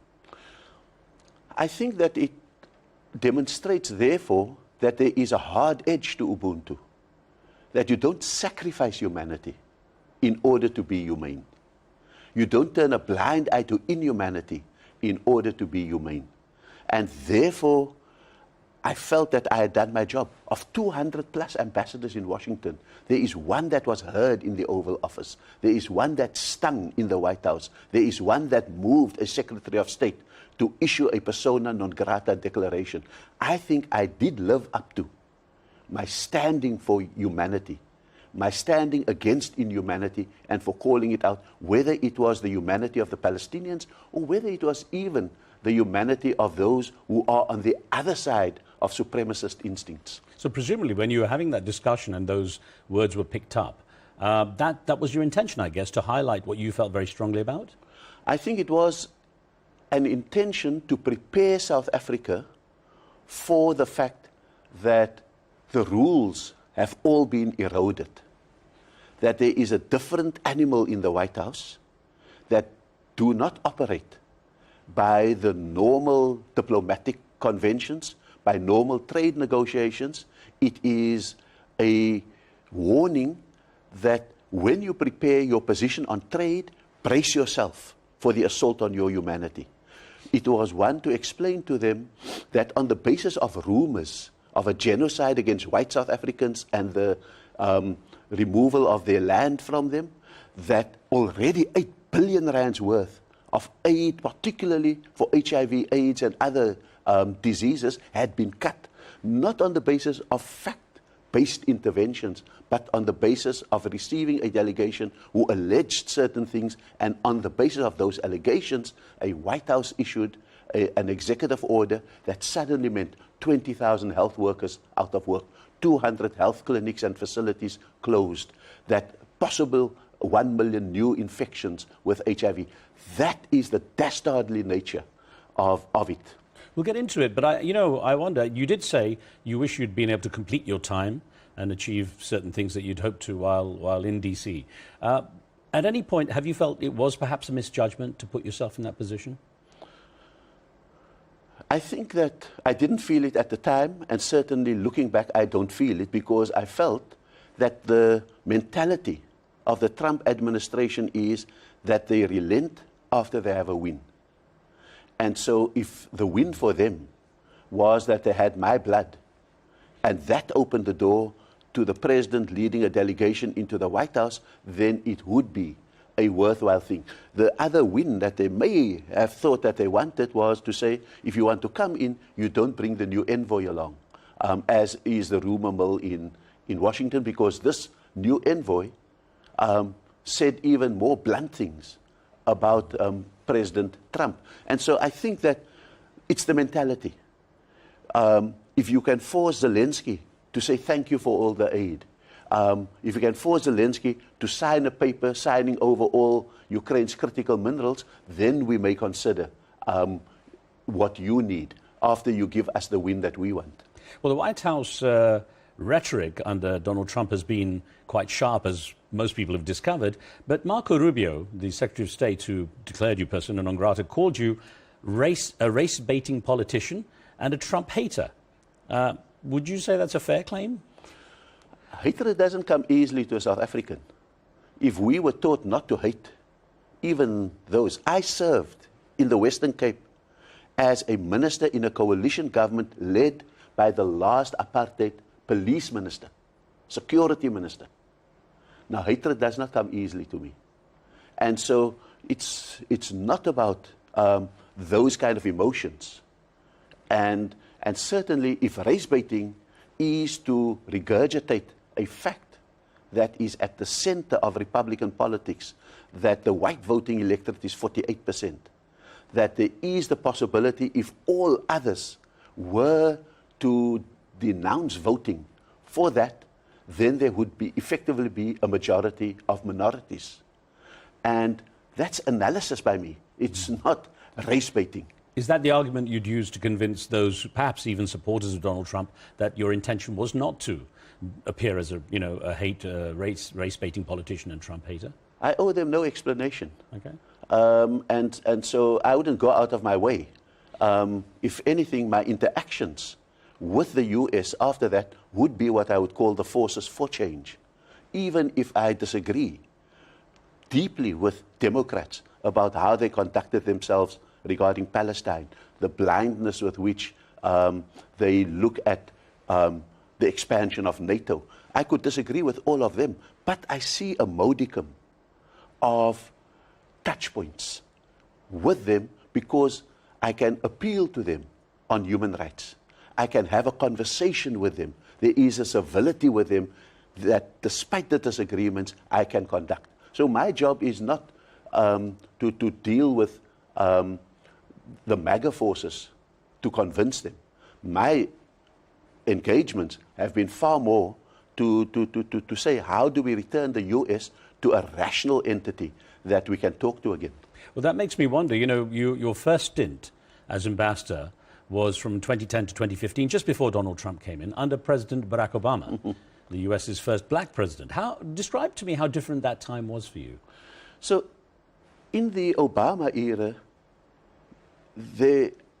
I had the privilege of knowing him before I went to Washington because he visited Cape Town and had a lot of time here.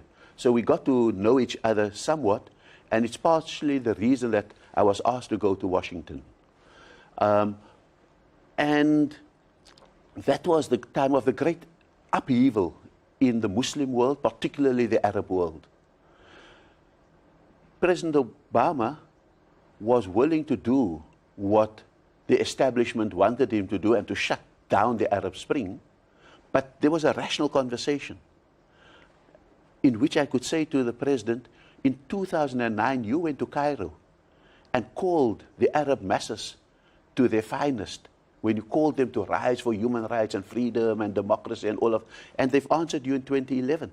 Now you want to be the one to shut it down.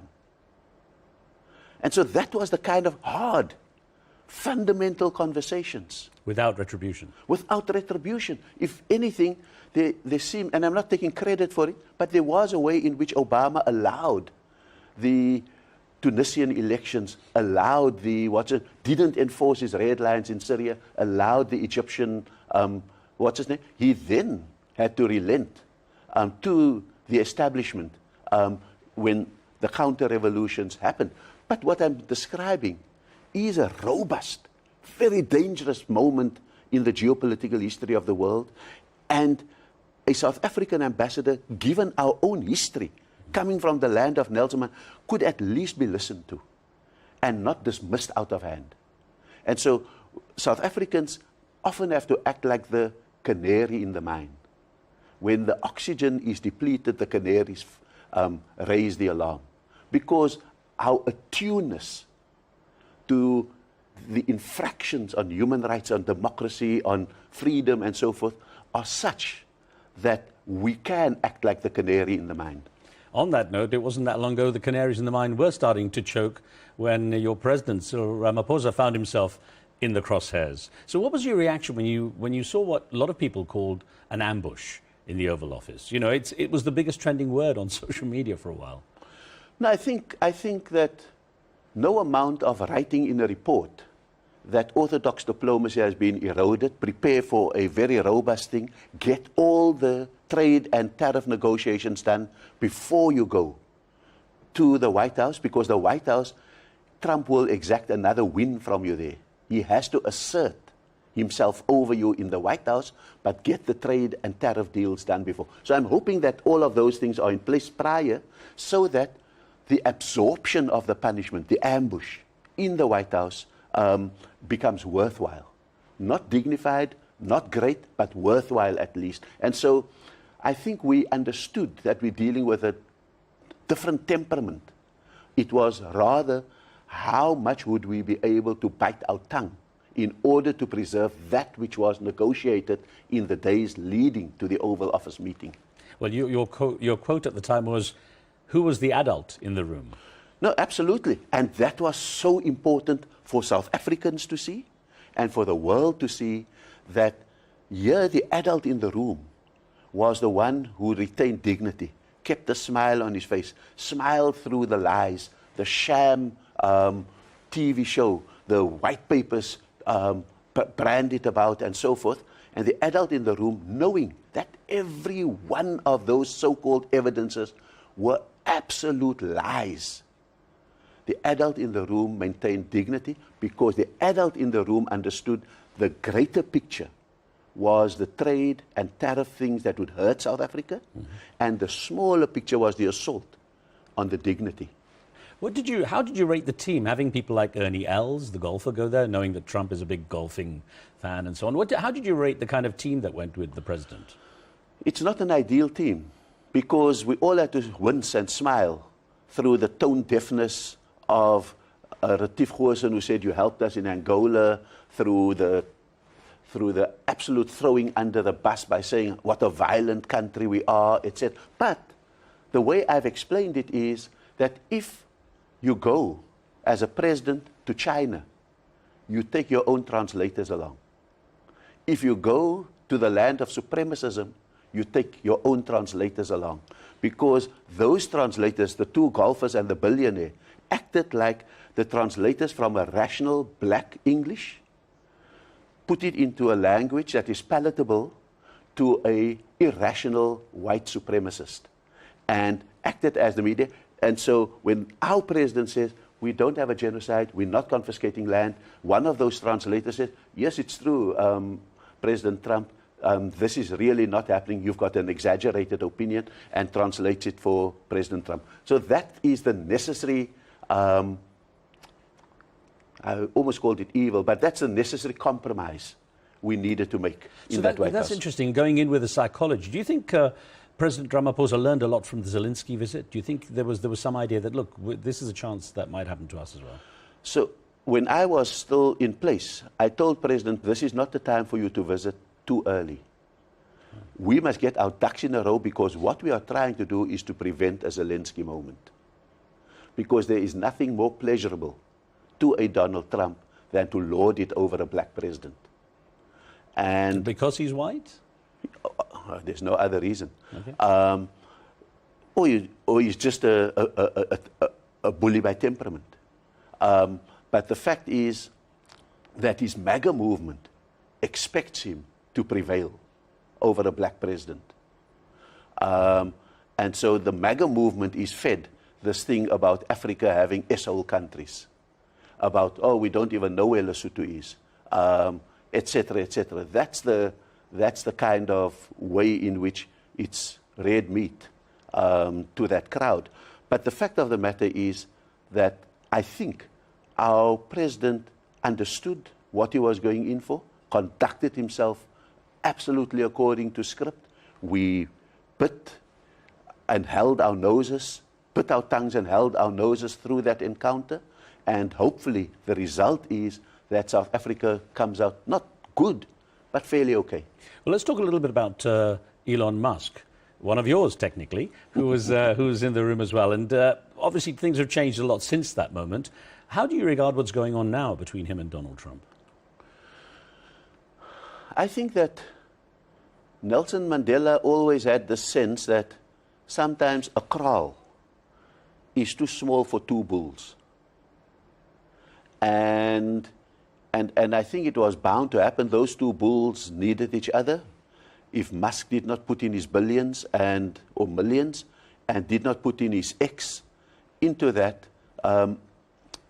it's arguable whether Donald Trump could have prevailed, because Donald Trump 101 was a raging bull without an agenda.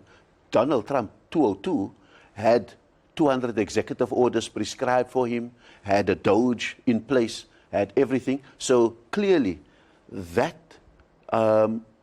input by Elon Musk and his coterie of other South Africans, Peter Thiel and Joel Pollack and David Sachs and all of them, had really created a sense of purpose amidst the madness. Before 101 was madness, this one was method in the madness that was coming to the fore.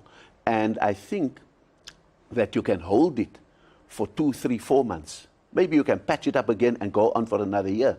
But it's always going to be volatile, because the purpose and the madness have a dialectical relationship.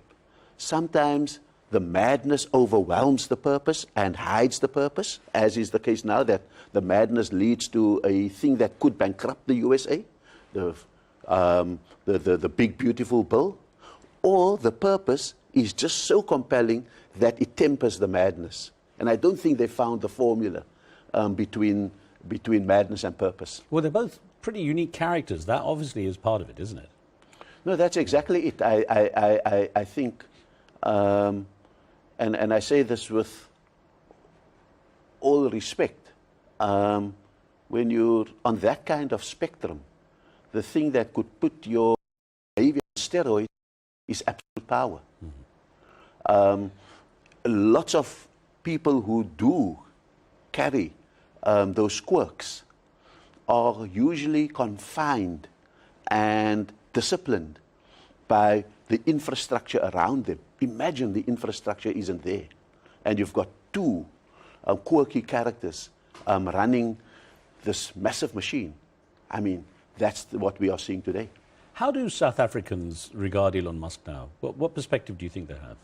There was a grudging admiration. It's the kind of grudging respect that South Africans have for expatriates, whites, who left, who either fled because they feared a black majority and they fled with their money and their skills. But we keep in this spirit of reconciliation, we keep an eye on them, and we can sometimes say, that's what South Africa gave them. This to establish PayPal, this ability to do the electric car, this ability to drive the rover on Mars, etc., etc. So there is a grudging respect for that, because it comes from the fact that they were born and bred in a country that has that kind of potential.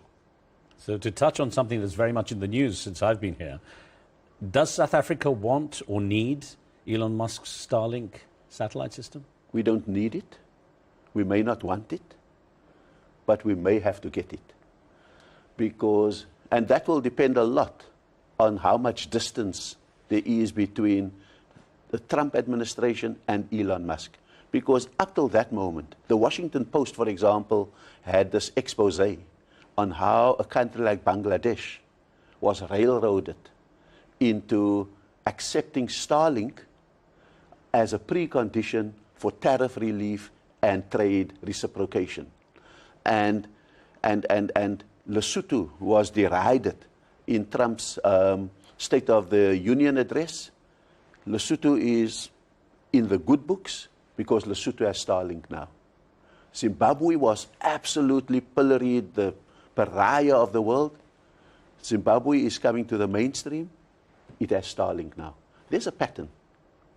And the pattern is that the precondition for doing trade and tariff deals with the United States may have to be that you accept Starlink. Now, it's a business deal, but, and that is what is worrying the South Africa regulators, that how does a country as sophisticated as South Africa hand over its surveillance intelligence capacity to a foreign entity, and how do you put the necessary guardrails in place so that you may have to be forced to do the business deal, but not necessarily sell your intelligence and your surveillance capacity. The irony is that Huawei, as a Chinese company, faced restriction because of the potential security risks. It's kind of there's perhaps a little irony here that we're seeing two issues on security handled in two very different ways. And I think that puts pay to the idea that South Africa is simply a kind of tool of China because we put exactly the same kind of rules. I think it's a bit too early to prejudge whether Starlink will get the kind of free ride that Elon Musk wants, or whether we will have some paces to put them through in order to secure our country against intelligence leaks, surveillance capacities, and bypassing some of our business regulations. A thought before moving on from Elon Musk. In this kind of conflict that's heating up between Elon Musk and Donald Trump, who do you think will win? I think it could be MAD, mutually assured destruction. I think that the two bulls have different strengths, but it's the combination of the strengths that created this extraordinary moment for the USA in its attempt to dominate and regain lost ground in the world.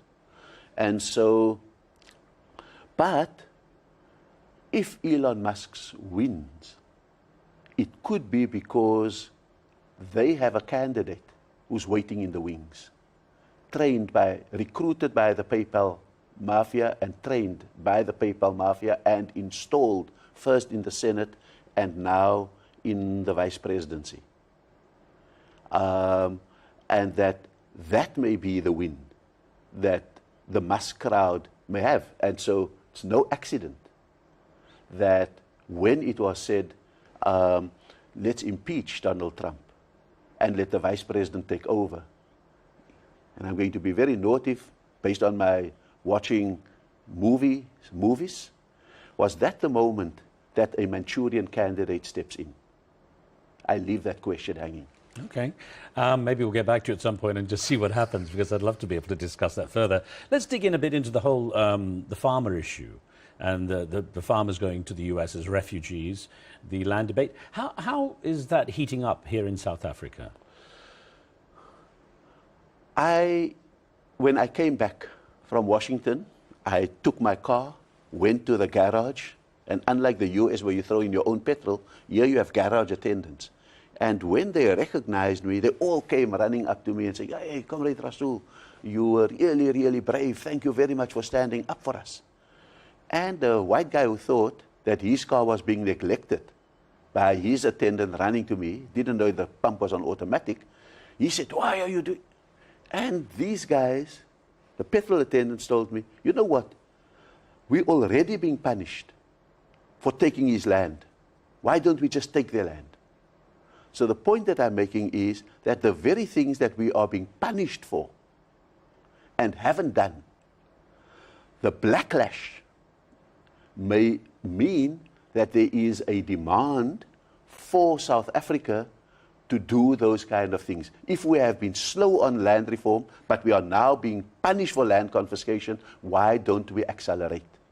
If we are being punished for discriminating against whites and not giving them management and those jobs, there may be a demand. Why don't we accelerate the pace of transformation? And the same with the ownership on the Johannesburg Stock Exchange. I mean, 90+% ownership by white people. Why don't we accelerate? So what I'm saying is that there is an absolute disappointment that after 30 years of attempted reconciliation, you get this going to the White House, invoking a punishment on South Africa, and yet we have nothing to show for the allegations that are made against us, and therefore should we not be accelerating the pace of transformation? Now, if I heard it correctly, it's a phrase I haven't heard before. You said backlash. I think so, because I think that that maybe our white community thought that they were the only people whose feelings must be mollycoddled through 30 years of transformation. Maybe there was too much of an expectation that black resilience is just so secure that nothing can shake it. I think that not even poverty can shake your resilience as the idea that you are being insulted and punished for your patience. That suddenly you are accused of something that you have withheld yourself from doing. And that's what would be the essence of what I call a backlash. Interesting, the cause and effect, basically. Yes, absolutely. So I've been looking at some of the media here, and I've seen that on the farmers issue, there have been some farmers who've been obviously supporting the idea of this land sort of claiming and them being basically persecuted. But there are some white farmers who've stood up and said, no, this isn't the case. How divided is the white farming community among this, from what you know? No, I think it is one in which there is division. Is it being handled the right way here? I'm not too sure. I don't think that there is responsibility taking sufficiently from the white community, because in any given circumstance, populists always have a bigger megaphone. And those who know the truth are sometimes disabled by a grievance. So, no, crime is too much. Then I shut up on the truth. Oh, no, there's too many regulations in the offing. So let me shut up about the truth. Let me withhold myself from speaking truth to my fellow compatriots who share my color and my race and my ethnicity and my language. And so I don't think that there has been this urgency within the white community to be able to denounce very forcefully their compatriots, not even those who share power with us.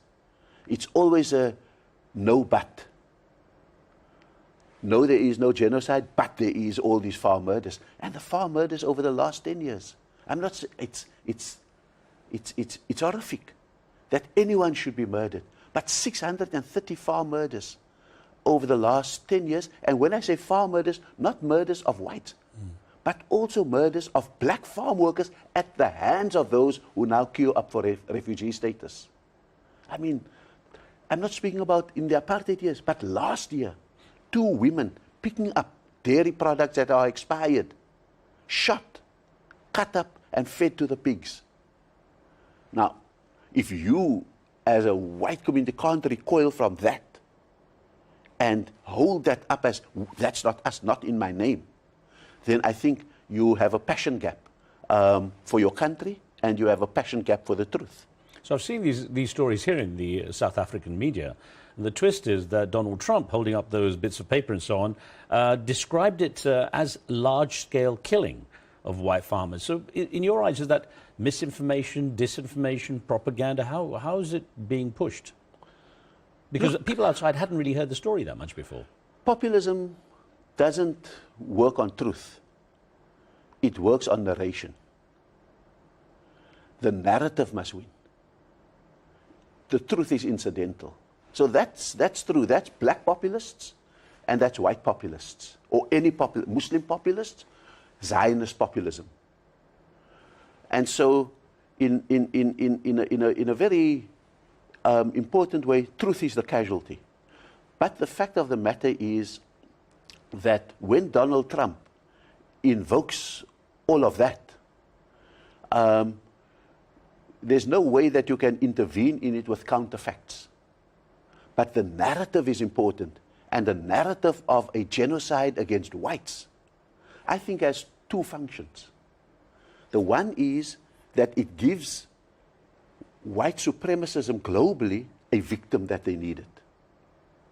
Because no supremacist ideology that wants to retake their place in the world can do so by showing that we own most of the economies, we dominate the stock exchanges, we do this, we do that. They need to find a victim to point to and say, that's why we must never relinquish control again in the world. So the second one is to create a false moral equivalence. Because South Africa took Israel to the ICJ on the charge of genocide against Palestinians. What better false moral equivalent to say, but South Africa is creating a genocide against whites. South Africa takes Israel to the ICJ for land occupation. What better moral false equivalence than to say, but you are taking the land of white farmers. So those are the two functions. The one is the victimhood, the other one is the false moral equivalence. And as I joked with US media, I said, on Donald Trump's definition of a genocide, he should be subpoenaed to the ICJ to be the star witness for the case against Israel, because his entry level for a genocide is so low that 70,000 Palestinian deaths will clinch it for South Africa in the ICJ. That's a risky joke to be playing as ambassador in the US. No, I wasn't ambassador then. I now speak with a better freedom. Of course. So that's why I don't want to put words in your mouth, but you're saying that narrative, the white farmer genocide claims, essentially is linked to what's going on in Gaza and with the Israelis. Look, there is no doubt that is the fundamental target. If you look at, for example, the executive order that cancelled all South Africa's aid and development assistance. Reason one, a white genocide and land confiscation in South Africa. Reason two, South Africa taking Israel to the ICJ for genocide and land confiscation, a close US ally. So from time to time, there will be tactical differences between the White House and the Knesset in Israel. Tactical difference. Is this the time to do the what's his name, the ceasefire? Is this the time for you to be attacking there and taking that, and so forth? But there are not strategic and values-based differences between the White House and Israel. That fundamentally remains, and that's the fundamental impudence that South Africa is being punished for, that it took Israel to the ICJ. I'll ask you a bit more about that in just a second, but on that issue of the aid being cut off to South Africa, in reality, how much do you think it will hurt the country? And what options does South Africa have? Can other players outside in the international field step in and perhaps fulfill a bit more of that role? And could South Africa be more self-dependent? I think South Africa, for example, on the PEPFAR, HIV funding, South Africa was already buying all its medicines, all its antiretrovirals from its own money. That's how much South Africa has stepped up over the years leading up to this moment. I think that where we are now being hurt is in the capacity to dispense the ARVs, because that's where the 20,000 health workers, the 200 NGOs and clinics come in. It's not that we have an absence of medicine, we have an interruption in the deployment of the antiretrovirals.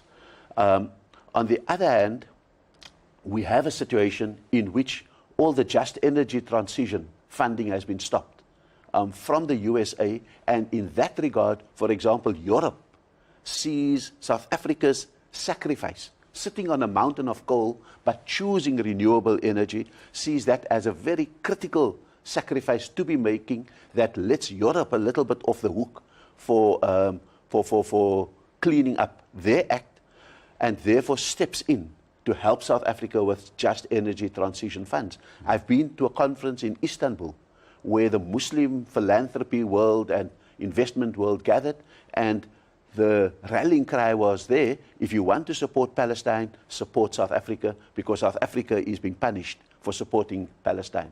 So I think there's a consciousness. I don't think that there is a scale of alternatives that can make up for what South Africa has lost. There is also a view among some analysts that the ability of people like Donald Trump to be able to push a populist agenda to this degree has helped fuel those populist agendas across Europe, for example, that perhaps even it might hit this country too to some degree, as we're seeing, cracks in the system here. I think that it has hit South Africa. I think you've never seen a kind of rearming of a racial instinct amongst our white South Africans. They're walking with a spring in their step again. They've got a president in the White House that hears them and sees them. So I think that that sense is taking root here. I think it has emboldened Farage and Reform in the UK. Certainly the AFD, Vance himself came to campaign to them a week before the election. They've become the second biggest party. So I think that those things are there, stepping into the breach. Why is Marine Le Pen jailed in France, etc.? But I also think that there is a counter movement. And that counter movement says that Carney in Canada, who was 30 points behind in the polls, when he stiffened his back against Donald Trump, he became Prime Minister. The same with the Labour Party in Australia. And so we can go on that there is a very interesting upwhelming on both sides of the equation. I'm going to make it a little more personal here. Your family was forcefully evicted from land that was declared whites only. You lost that, and you've seen what can happen. Do you feel a need for justice for the past, personally? My father did not apply to the Land Commission for the return of the house we lost in District 6, Cape Town, because he felt that freedom was enough revenge. For him now to be able to tell white people where to get off was enough of a revenge, rather than wanting that house. My uncle, on the other hand, has applied, and they've been paid out for the house they've lost. So there are different ways in which these things are working, but none of them would be working with a rage. People have queued up, gone through the process, asked for restitution and all of those kind of things, filled out all the forms. So in a sense, their rage has been bureaucratized, and later, after years, their patience rewarded. And so that's not an easy gene, a gene of rage to find in South Africa. In fact, it's I think, coming from the outside, it's something that people perhaps outside don't always recognize, that's why it's called the Rainbow Nation. This ability to bring together people from different backgrounds and approach problems with different angles, perhaps. But you yourself, you've interesting situation. You're a Muslim from a family of mixed English, Javanese, Dutch and Indian heritage. That gives you something of an advantage in terms of understanding what diversity is, I think, doesn't it? No, I think that we've lived with a grandmother who was denounced by her white Dutch family and who, until her dying day, refused to take a white pension because she said she found a home in the black community and took a black pension under apartheid. So that's what we've grown up with. I've grown up with family on the building trade who have been under the thumb of their supervisors and owners. My mother who broke her back in the clothing factories. So in a sense, I think we've grown up with this sense of diversity, and then on top of that, we've been taught by Nelson Mandela that it is, to paraphrase Martin Luther King, it is not the color of their skin, it's the content of their character. To look for the character in the white. That's why we could equally move. Because we knew a Joe Slovo, we didn't hate a P.W. Botha. Because we didn't hate whites. Because we had enough white people in the struggle with us to immunize us against a counter-racism. And that's where this kind of idea of rainbowism. But when one color of that rainbow commits treachery by running to the White House, spreading a false narrative, and succeeding in punishing the very patient colors of that rainbow with more death and destruction, then I think rainbowism is in danger.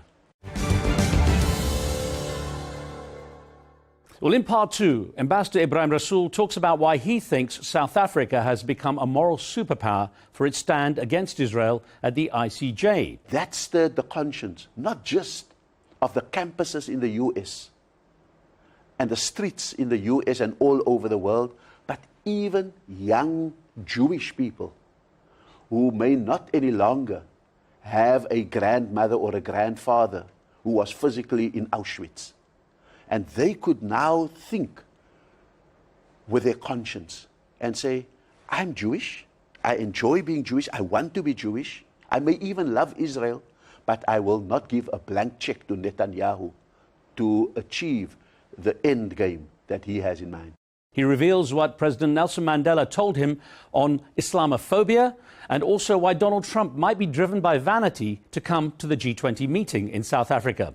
Finally, why Ambassador Rasool believes his expulsion from the USA as ambassador is a badge of honor. I think that it says there was one ambassador who stood up and didn't take the BS. It says that there's one who had the courage to stand by the values. And so I think that for me, it's absolutely a badge of honor. Join us for that. I'm Riz Khan. Thanks for watching. See you soon.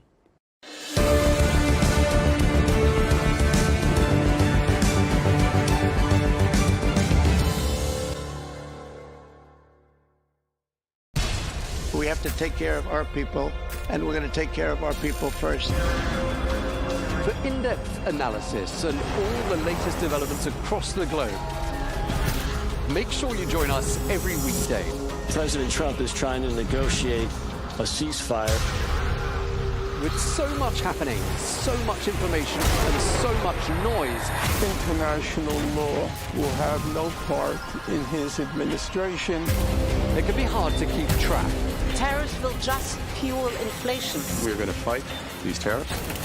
But you can count on us to tell you what you need to know. We stand by your side. Join me, Tom Burges Watson, for Global News Today, right here on Al Arabiya News.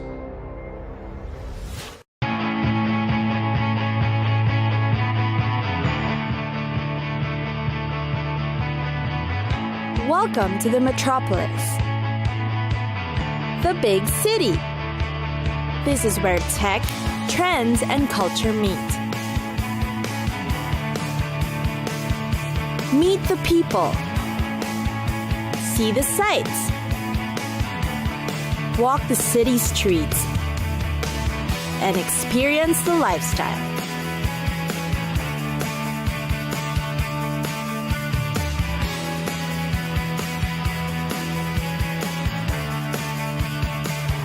This is your first-class ticket to the cities of the world.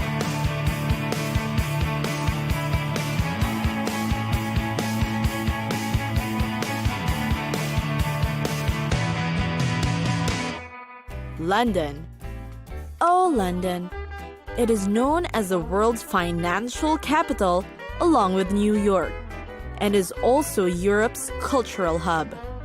More than 300 languages are spoken in London. The city houses many famous luxury hotels, but there are many cheaper accommodations too. You can try the hostels, a comfortable B&B, or even camping.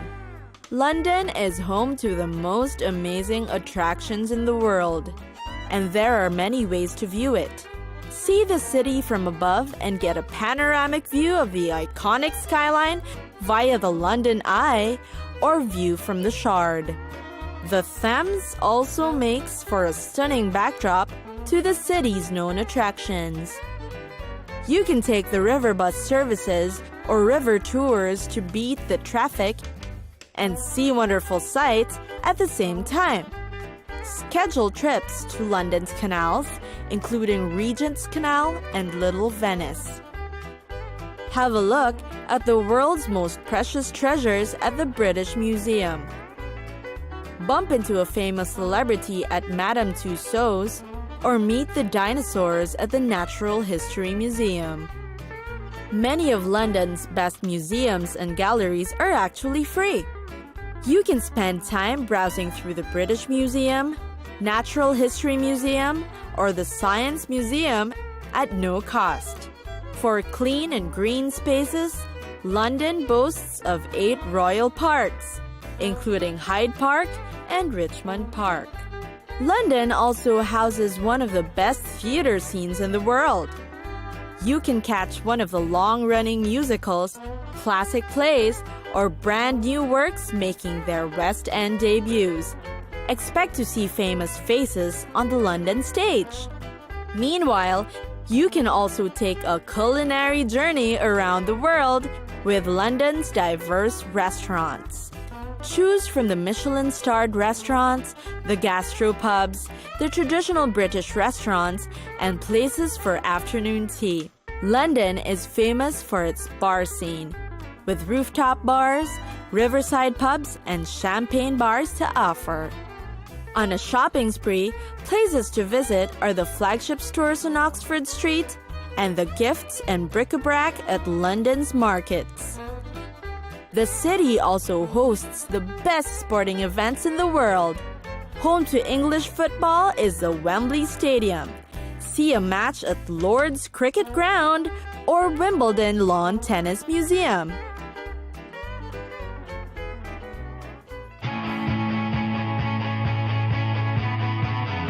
It's time for us to go. Pack your bags and get your tickets ready. And we'll see you on the next destination. Catch us again next time on Cities of the World.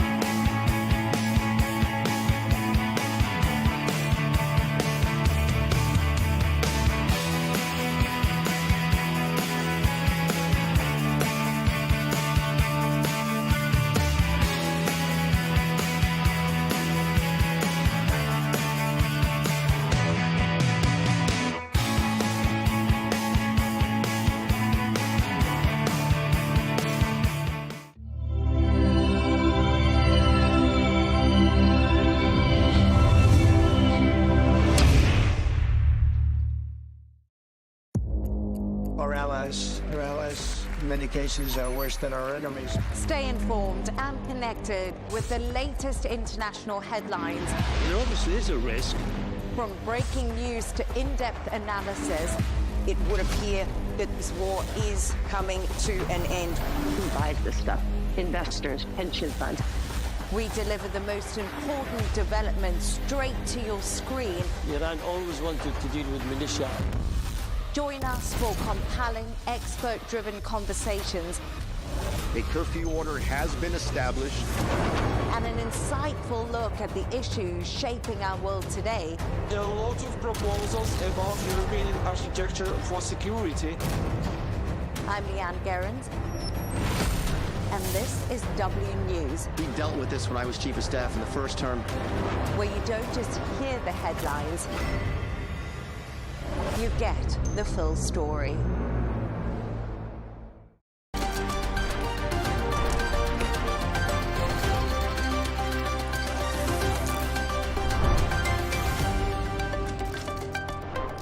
Obviously, a fast-moving, developing story that we are focusing on today. But why has Israel chosen to strike now as the US is trying to form diplomatic relations with Iran? Thanks for having me back, Leigh Ann. I think we have to take a look at take a few steps back and see why the situation became so urgent. First and foremost, the regime has been accumulating enough uranium to build 10 nuclear bombs. In recent weeks and months, it's been busy accumulating the ability to assemble these nuclear warheads, and at the same time developing ballistic missiles that can reach Israel and, frankly, that can reach Europe as well, if not United States. So the window was closing gradually, and President Trump very generously gave the regime about 60 days to peacefully dismantle this weaponized program. The regime refused, so Israel is doing it for them. Len, Iranian state TV says 78 people were killed and 329 injured during Israel's strikes on areas of Tehran. We're just getting reports now from Tehran that another wave of strikes and blasts have been heard. But, you know, what comes next from Iran, and how deadly is this for civilians in the country? I expect that some of the numbers you're going to hear from the regime have the same credibility as the numbers coming from Hamas or Hezbollah about casualties there. The regime does not separate between civilians and militants and its military.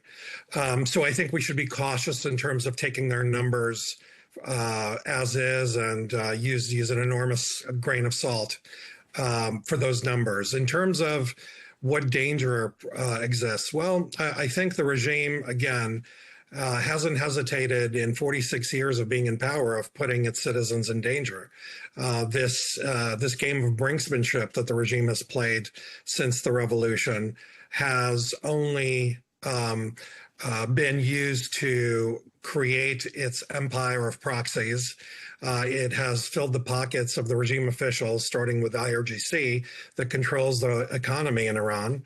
And very few of those resources have been put toward benefiting the Iranian people themselves, which is why what you're starting to see from some reports is Iranian people actually expressing happiness that the regime has been hurt.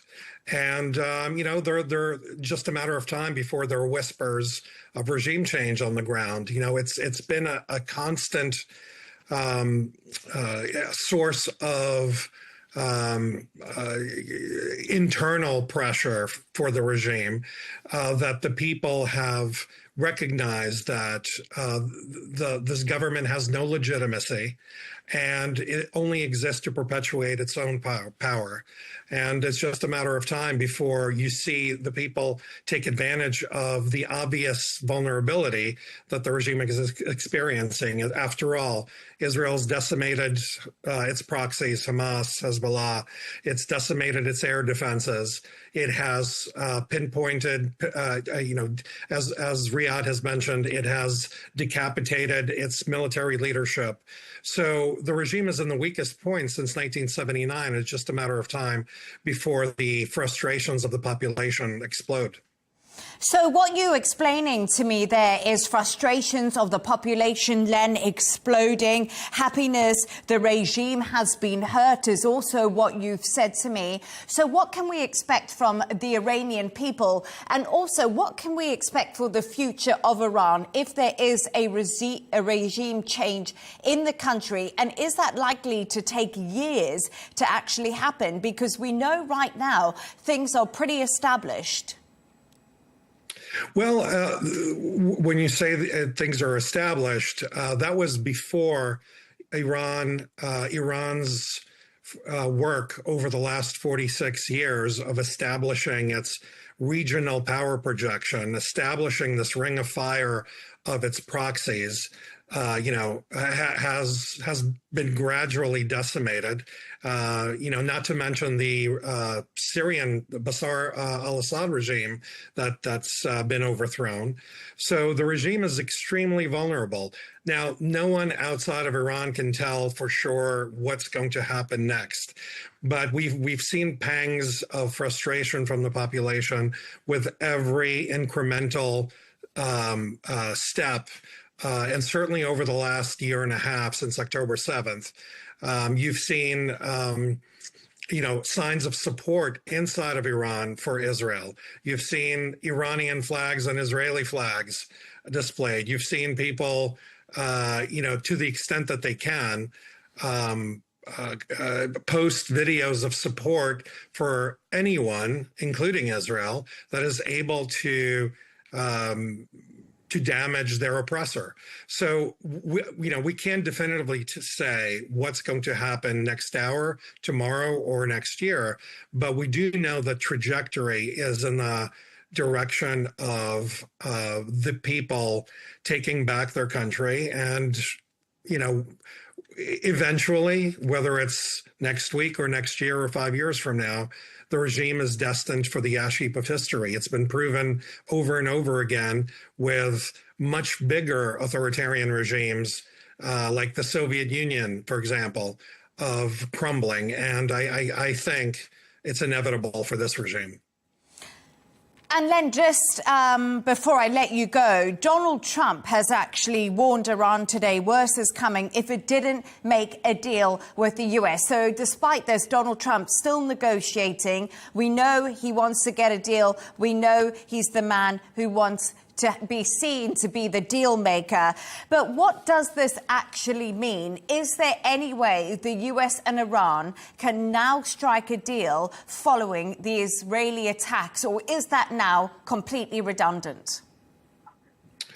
I don't know that it's redundant. I think President Trump would always err on the side of a peace deal. As you said, he's a deal maker.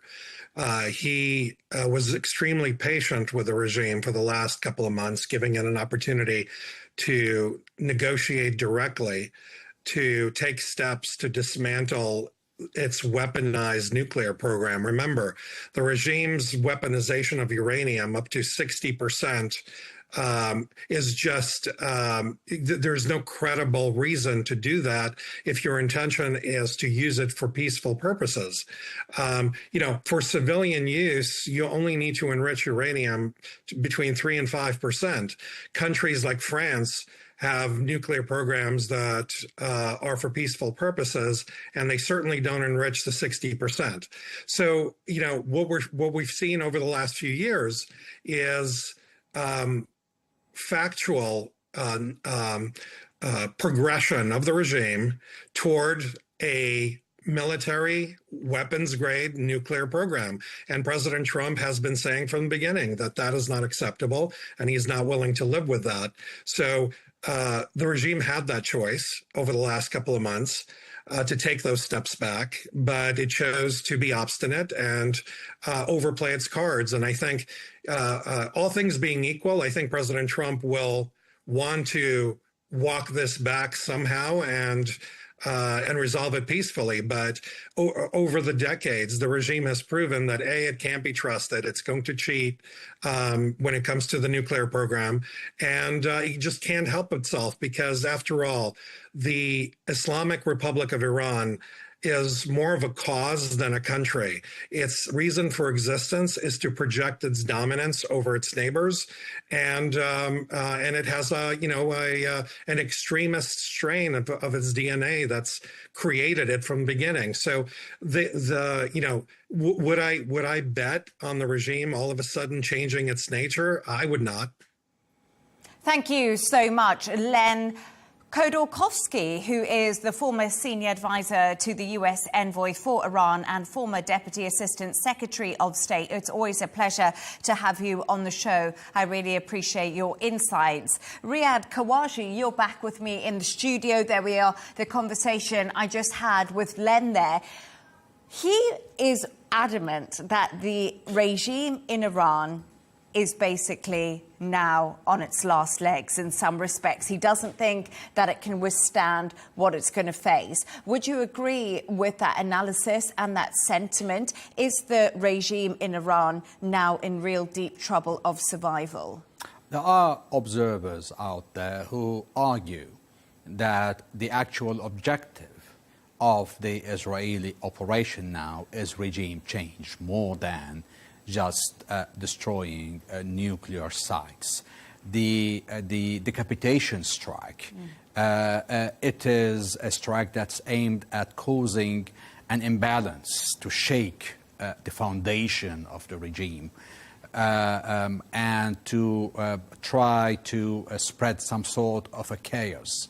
And the continued waves of airstrikes that's now targeting the military infrastructure, and we are waiting, we're anticipating to see a prolonged wave of strikes over the next few days, that where the targets are gonna expand and will likely start including some civilian infrastructure. And this is all gonna undermine the rhetoric of the regime. That's very important. The regime using a rhetoric for several years to present itself and create this big halo of I'm a superpower, that nobody dares to attack me. I have formidable military capabilities that I can wipe out the Israeli. I am an equal power to the US. And now the people in Iran are discovering that this is just a paper tiger. We are not even able to shoot down one Israeli plane to defend against all these strikes. So all this narrative that the regime has been selling to the people has collapsed. Again, the narrative of having all these powerful proxies and influence everywhere also collapsed in the previous months. So this is going to now empower the opposition within Iran, and is going to, with more strikes happening, and if possible, we see strikes against infrastructure where people are going to feel that there is no power, there is no gas and fuel and so forth, and things are being degrading every day. We're going to start seeing more movement in the street that could make the situation implode from inside. This is what the regime fears. And I think this is what Trump and his team are betting on, that this fear of a regime change will drive decision makers in Iran to move to do a deal quickly, because their priority is always regime survival. Now, I'm joined from Cairo by Director of the Al-Haram Center for Political and Strategic Studies, Abdul Moem Saeed. Abdul, an absolute pleasure to have you on the show. What is your initial reaction to Israel's overnight strikes on Iran? I was not much surprised. Of course, I was asleep, and just when I looked at my iPhone and I found that there is a strike started, I was not too much surprised. I just sometimes when you feel that some war is coming on, you're really frightened. And of course, you know, the area is for a lot of trouble lately in a number of fronts. And having a big a war between two important actors in the region, both of them well armed and well determined. And then something frightening that happened when you hear that. But we are in the Middle East. Yes, you did say that. We are in the Middle East, frightening, and you've just spoken to me about the attacks. But I really want to get more of your point of view on this story. So right now, you're in Cairo. How vulnerable is Egypt at the moment? And how concerning is the instability in the Middle East after Israeli strikes on Iran? Concern is very big in Cairo. Cairo is a country that's seeking very much to have peace in the region, to have stability in the region, to concentrate more on development and try to get better standards of living, better standards of knowledge. However, there is built in the history of the region a lot of contradictions and a lot of inherent kind of war building. And lately, when religion becomes part of the process, then we have a lot of rigidity of positions. And I will add another, point, because your last host were talking about the problem of deception. I was really also not surprised because the United States was playing the games. I watch Mr. Trump because I have to watch him. And he was playing with words, showing that Israel is very, close to attack Iran, and the attack is probable. But if Iran is doing well in the negotiations, was it a game? I thought there was a big maneuver because Israel cannot attack Iran without American consent. I think the whole issue of the negotiations over the Iranian nuclear capabilities was, a deception game, and the Iranians swallowed it. They tried to play a game about the enrichment of the uranium, and America tried to play the same game. But actually, they want to hit Iran the hard way, and the hard way happened. So, Donald, let's just start off with a few questions for you. And we've been discussing extensively in the studio right now. You are a former diplomat to the US, and we've been discussing the US's involvement in this Israeli strike on Iran. Riyad Kawaji here in the studio said to me that the US has actually been preparing for this to happen, moving people out of its embassies. How involved was the US in this strike? Well, first of all, I was a U.S. embassy diplomat to Moscow, but I still can answer your question. First of all, I think we have to be careful not to overreact, overanalyze what's essentially very circumstantial information. Certainly, some evidence suggests that the U.S. and other Western allies had an inkling that this is going to come. You mentioned the evacuation of U.S. personnel from the region, but it's also the case that it may be that Israel, having the tools from whatever source, when I did this on its own, and the United States knew no more than something might happen. There's a gray area in between, and I rely on my many years of government that these things happen in allied relationships. So we can't be so confident as to say that the Trump administration knew in advance. Let's face it, we don't know. And I cite as an example the Ukraine strike 2 weeks ago on the Russian air bases, where by all indications we know from the outside, the U.S. did not know in advance, even though Ukraine had many tools from the West. So we have to be very careful. But certainly the Trump administration, given their public remarks, which I have no doubt about, wants this to be a prod to negotiations about the Iran nuclear program. That is the Trump administration strategy at the moment. But again, your other partners on the show here may be correct, but let's not read too much into it. Sometimes the simplest explanation is the most accurate. Sometimes bureaucratic mistake and incompetence is the driving force. We just don't know in advance, nor likely will we ever. So, Donald, and let's just go back to the bones of this story. Why has Israel chosen to strike now? And you actually mentioned it there briefly to me, but it's trying to form diplomatic relations with Iran to halt its nuclear ambitions. Did Israel jump the gun in a sense here?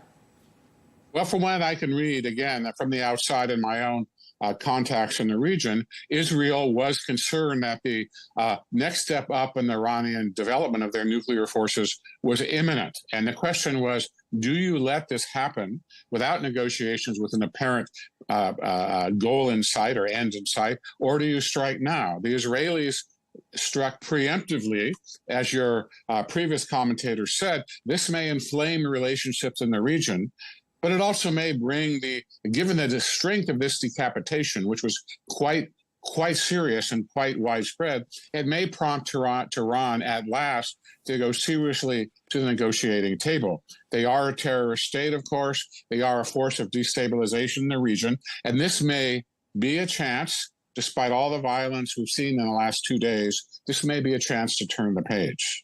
So US President Donald Trump has been speaking to US media outlets and has taken to praising Israel's attack on Iran. He is also calling on Iran to make a deal or things will get worse. So everything we've been talking about, do you think a deal between the US and Iran is still likely, or is Iran severely wounded?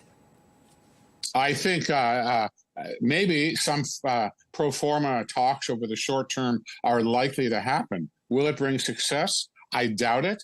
But on the other hand, this is not necessarily going to lead to a larger regional war either. It's Tehran's choice. And I think the American administration has shown elsewhere in other conflict situations that they are very serious about negotiating peace settlements. So we can all be hopeful about that. And Donald, do you think this is going to actually cause a divide in Donald Trump's base? Because on his election campaign, Donald Trump said he wants no more war. He wants peace in the world. He said he was going to, end the Ukraine-Russia conflict in 24 hours. That hasn't happened. Israel and Hamas, a ceasefire collapsed there. And now, if the US backs Israel, is this actually going to have implications for Donald Trump at home?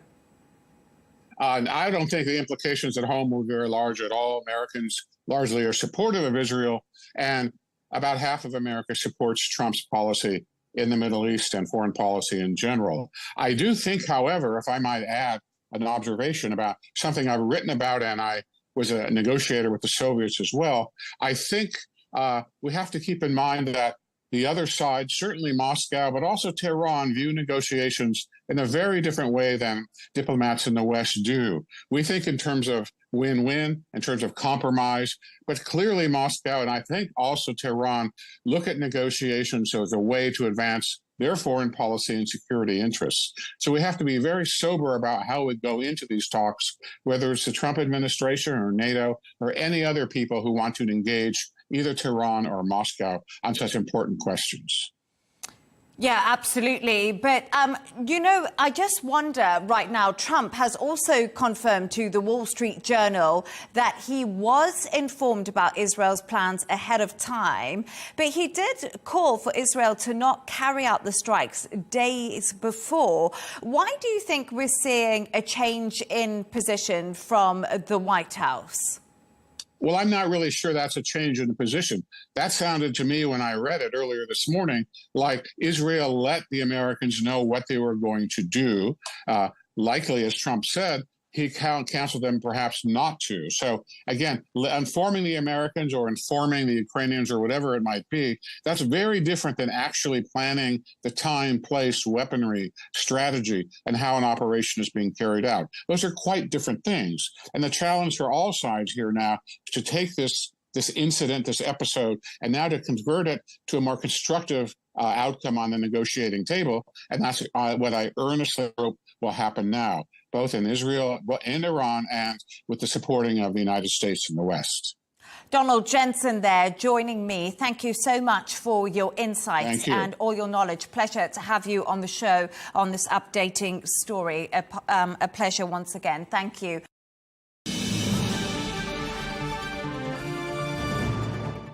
Sir Simon Gass, who is the former British ambassador to Iran and the former chair of the UK Joint Intelligence Committee, thank you very much indeed for joining us here on Arabiya English.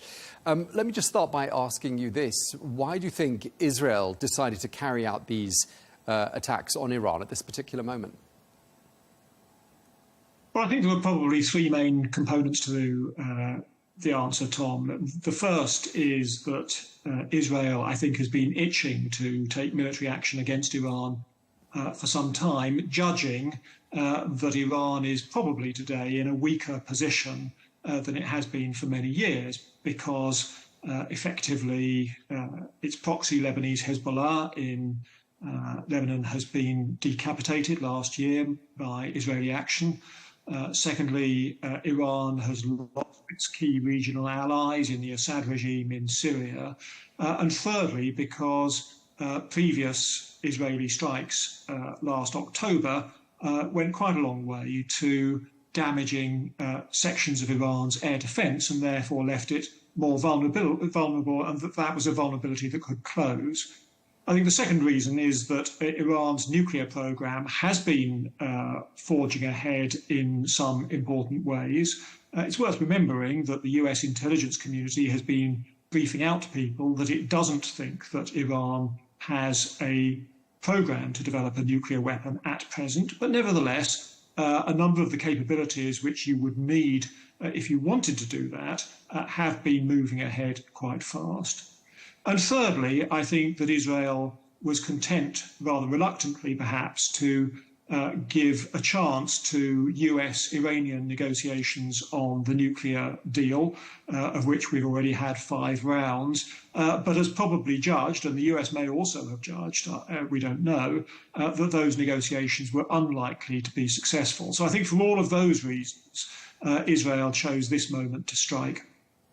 Yeah, and you mentioned the perceived weakness of Iran at this particular moment. I mean, you were ambassador there. I should just add for our viewers' benefit between the years 2009 to 2011. But some of those same faces, notably the Ayatollah, will still be the ones that were around when you were based in Tehran. How vulnerable do you think the leadership in Iran actually is right now? I mean, given that some major figures have been assassinated in the last 24 hours, I mean, do you think there could even be an appetite on Israel's part to go for the people at the very, very top? Well, that isn't something which Israel appears to have done so far. It's focused on military leaders and nuclear scientists, clearly to make any Iranian retaliation more complex, because you've effectively taken out 2 or 3 of the top military officers in the country. But also to create in Iran a sense of vulnerability. I think that's true. I don't believe, though, at the moment that Israel has taken action which is very clearly designed to try to topple the Iranian regime or anything of that sort. I think this is firmly based on Iran's nuclear and military capability. And to what extent do you think Israel's been successful in addressing that threat with these attacks? I mean, has the threat been eliminated, as far as you're concerned, from what we know, from what we've seen in terms of the sites that were targeted by carrying out those attacks in the early hours of this morning?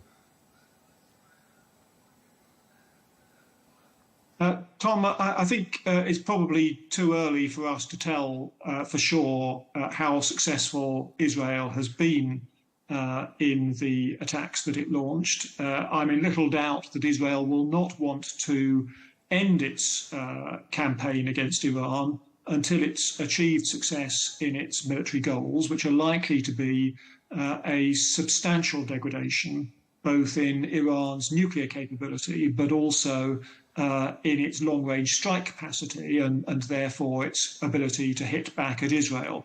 So I think we must expect that the attacks we saw earlier today are not the end of the story. And of course, we also have to factor in that Iran will itself undoubtedly respond at some point in the future. That may not be immediately. It may take a while for that to materialise. But I think that will be another turn of the handle when we get to that point. Both in the United Kingdom and in the US, there's an argument that's often made in Israel's defense, namely that Israel has the right to defend itself. Do you agree that Israel, by carrying out those attacks on Iran this morning, was acting in self-defense? Well, that's clearly something for lawyers to argue about, whether this is justified in terms of self-defense. I think what we can say is that Israel has always seen the possibility of a nuclear-armed Iran as an existential threat against the country, and therefore has over many years undertaken military and intelligence action against Iran and against the nuclear program, which it would no doubt brigade under the heading of self-defense. So that is clearly a view which Israel has. Well, we can cross now to Jasmine El-Gamal, who is a former US Pentagon advisor for the Middle East, who joins us from London. Jasmine, always a pleasure having you on the programme. Can I just start by asking you, what were your initial thoughts when this news was delivered to you of those overnight strikes? I was surprised at the timing, to be honest with you. I wasn't surprised at the extent of the damage that Israel did, because I knew, and I think we all knew who have been following this, that if Israel were to strike another blow against Iran, that it would try to go for the nuclear facilities, because it's done everything else before: military facilities, leaders, Iranian leaders, Hamas leaders. And so really striking at the heart of Iran's nuclear program was the only thing that was left for them to do. And this has been a long-standing goal of Israeli Prime Minister Benjamin Netanyahu. He has been saying for years that Iran poses an imminent threat to Israel and that its nuclear sites had to be dismantled by force. So that wasn't a surprise to me. The timing of it was a surprise to me because of the diplomacy that had been going on between the Trump administration and Iran, and the fact that Steve Witkoff, the special envoy to the Middle East, was supposed to be meeting with the Iranian foreign minister in Oman on Sunday. And even though the two parties still appear to be a ways apart in terms of what they wanted to get out of the deal, negotiations were ongoing. And I spoke to several contacts who had close knowledge of the negotiations, and they said that they believed that all of the parties were negotiating in good faith. So to have the Israelis strike now, when those diplomatic channels were still not completed, that was a surprise to me. So knowing what we know now, and we've had 12 hours or so to digest this news, I mean, what was, do you think, Israel's thinking in carrying out these attacks when, as you say, the wheels are in motion? More talks were supposed to be happening in Oman on Sunday. So what do you think they were thinking? Well, there are two schools of thought on this right now. I'll tell you the first one, even though I don't agree with it, which is that this was the plan all along, that the whole Trump and Netanyahu rift was just manufactured in order to provide a huge element of surprise to Iran when Israel finally did the strikes against it. That even some people are saying that the negotiations in Oman through the Omanis were just a ruse to make Iran feel comfortable, let down its guard, so that the Israelis could go in and attack. I don't believe that. But I do think that we are now at a moment, a really critical moment, where the US and Israel and indeed Iran are going to have to figure out how to get out of this mess. What is the off-ramp here? Now, the Iranians are going to be thinking about how to respond. And they don't have many options, to be honest with you. Their defenses have been weakened. Their offensive capabilities have been weakened. Their strategic depth in the region has been weakened because of how Hezbollah and Hamas have been decimated over the last year. So in terms of direct retaliation, they may be thinking about how to retaliate against the Israelis. They may be thinking how to retaliate against the Americans. But at the end of the day, they just don't have that much, whether it's manpower at the leadership level or physical military capability. And so the third option would be to kind of step back, go underground, and try to rush as fast as possible to get to that nuclear capacity, because not all of their nuclear sites were hit in yesterday's strike. And so they might see that the only way out for them, other than completely capitulating, is racing towards that nuclear weapon. So it's really, we'll have to see what the next hours and days bring. But Iran's options are limited. Yeah, I mean, I was just looking at your Twitter feed before we crossed to you, or rather I should say your X feed. And one of the things you point to is, of course, that there was a deal between Iran and pretty much the rest of the world with regards to its nuclear ambitions, the so-called JCPOA. You say that President Trump pulled out of that whenever it was 7-8 years ago, out of spite. And what we're seeing now are talks aimed at bringing about another deal with Iran, which has proven extremely difficult. Do you think, with the passage of time, it looks like an error to have torn up that agreement? And how different do you think a new agreement could or would be were they able to strike one with Iran? Look, I mean, there were definitely criticisms of President Obama's Iran deal. The fact that it only focused very tightly on the nuclear file and didn't address any of Iran's activities in the region, its support for Hezbollah and Hamas and the Houthis and so on.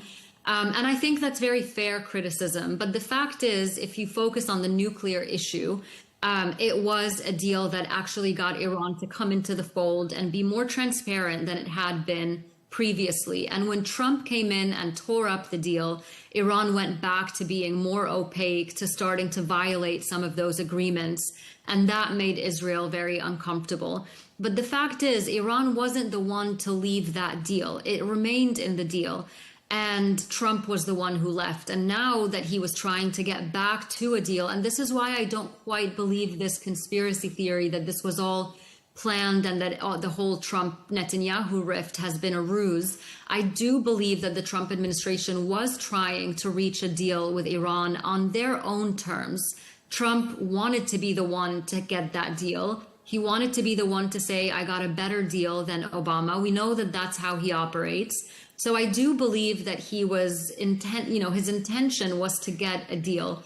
But of course, the U.S. presidency and international affairs in general is never about just one actor, even if that actor is the U.S. president. There were forces within the administration, the neocons, the Iran hawks, that had been working with the Israelis to try to create that momentum for a strike. And like I said, I think those who are focused on trying to strike Iran's nuclear capabilities saw this as a once-in-a-lifetime opportunity, that Iran has been severely weakened, its proxies have been weakened. Now is the time to do it. It's now or never. Well, let's speak now to Mike Pompeo, who is the former US Secretary of State and the former director of the CIA under President Donald Trump. Thank you very much indeed for taking the time to speak to us, Mr. Pompeo. Really appreciate it. You've been quoted as saying that the world is safer as a result of this Israeli attack on Iran. Could I just ask you, first of all, what your rationale was for that? Yes, Tom, thanks for having me on. Look, it's safer not just as a result of the events of the last 24 hours, but if we think about the events that have taken place in the region in the last 2.5 years, I think it's undoubtedly the case the world is safer. Hezbollah is diminished. Hamas is at risk. The Houthis in Yemen are struggling. The regime in Syria has fallen. The air defense systems in Iran are virtually useless. And now the Israelis are undertaking an effort to push back the great threat to the region, which was a nuclear-armed Iran capable of leveraging and threatening every country, not just Israel, but the Kingdom of Saudi Arabia, Bahrain, the United Arab Emirates, everyone with their continued efforts to be the world's largest state sponsor of terror. And now their capacity to do that is diminished, and the Iranian people have an opportunity. That makes the world a heck of a lot safer, in my judgment.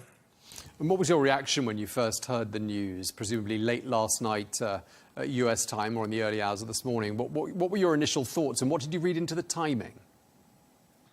Well, we'd had some hint that the Israelis had reached the point where they believed that they no longer had optionality to wait. So you're always surprised in the moment. That is, you never know exactly when the strike is going to take place. But I've been convinced for a while that the Israelis believed that after what happened on October 7th and the continued progression of the enrichment processes inside of Iran, that they had no choice but to actually undertake something precisely along the lines we've seen. And then in the last hours, as we've begun to see reporting, some of which I'm sure will turn out to be not fully accurate, but we've seen a broad, deep, strategic campaign inside the heart of Iran. And the Iranian regime must surely be trying to figure their way through this. I hope they'll come to the conclusion that a negotiated solution is their best outcome, but I've seen no evidence of that to date. And so my instincts tell me the Israelis will continue this campaign until they have materially set back the capacity of Iran, not only to build a nuclear weapon, but to deliver it with ballistic missiles and to create a deterrence model that prevents Iran from ever thinking they can head back down that path again. But for people who are watching, who are wondering, hang on a second, there were supposed to be some talks happening this weekend between the US and the Iranians, talks that are being hosted by Oman, a sixth round of talks. Why hit Iran now with that diplomatic process at such an advanced stage? Why not hold off? Tom, my sense is that the talks weren't very advanced, that the Iranians had made utterly clear publicly that they weren't going to give up their capacity to enrich, a capability that the United States has made clear that we weren't going to let them have, and certainly the Israelis weren't. So, I think the discussions were useful to flesh out the Iranian intransigence, but I saw no signs that the conversations were actually going to change the direction and course of the regime. They were trying to drag this out. They were playing for time, hoping they got someone like President Biden back in office in a couple, 3 years. And so I think that, combined with, I think Israel saw that while these conversations were going on, they were continuing to spin these centrifuges and continuing to work on their weaponization parts of their program, their nuclear program. I think the Israelis viewed the window as having closed, the opportunity for a negotiated solution at or near zero, and it was go time.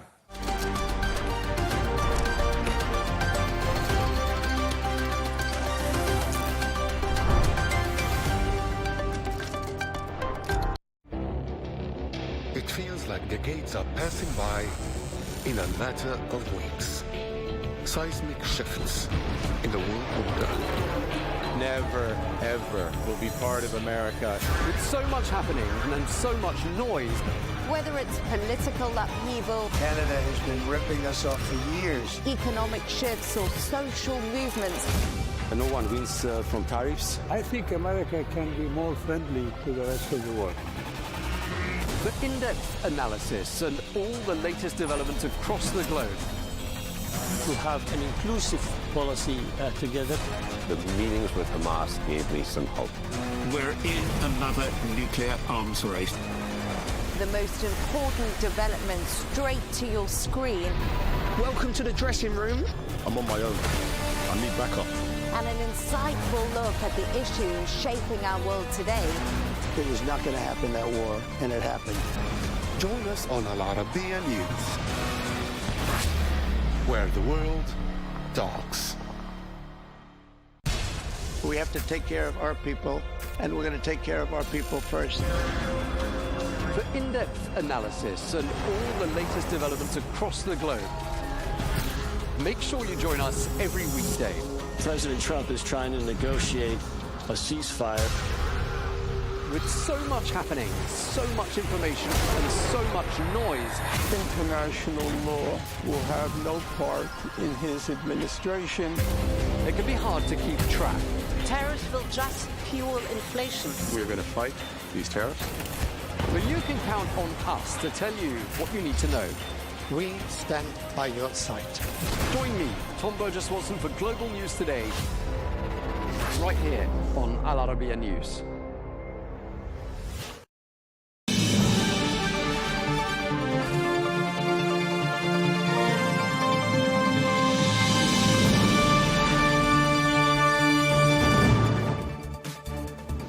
Hello and welcome to Global News Today, bringing you exclusive interviews with leading experts every weekday here on Al Arabiya English. Today we're going to focus on tensions between Israel and Iran as both countries launch attacks against one another. Iran has launched missiles at Israeli cities today. Israel has struck deep inside Iran. Coming up, all the very latest. Plus, we ask, what next in this conflict?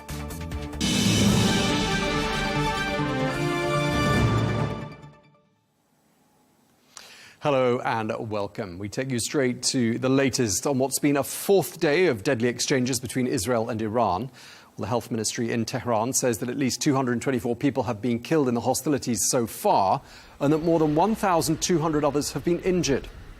Well, according to the Israeli Prime Minister's office, at least 24 people have been killed there, 592 others injured.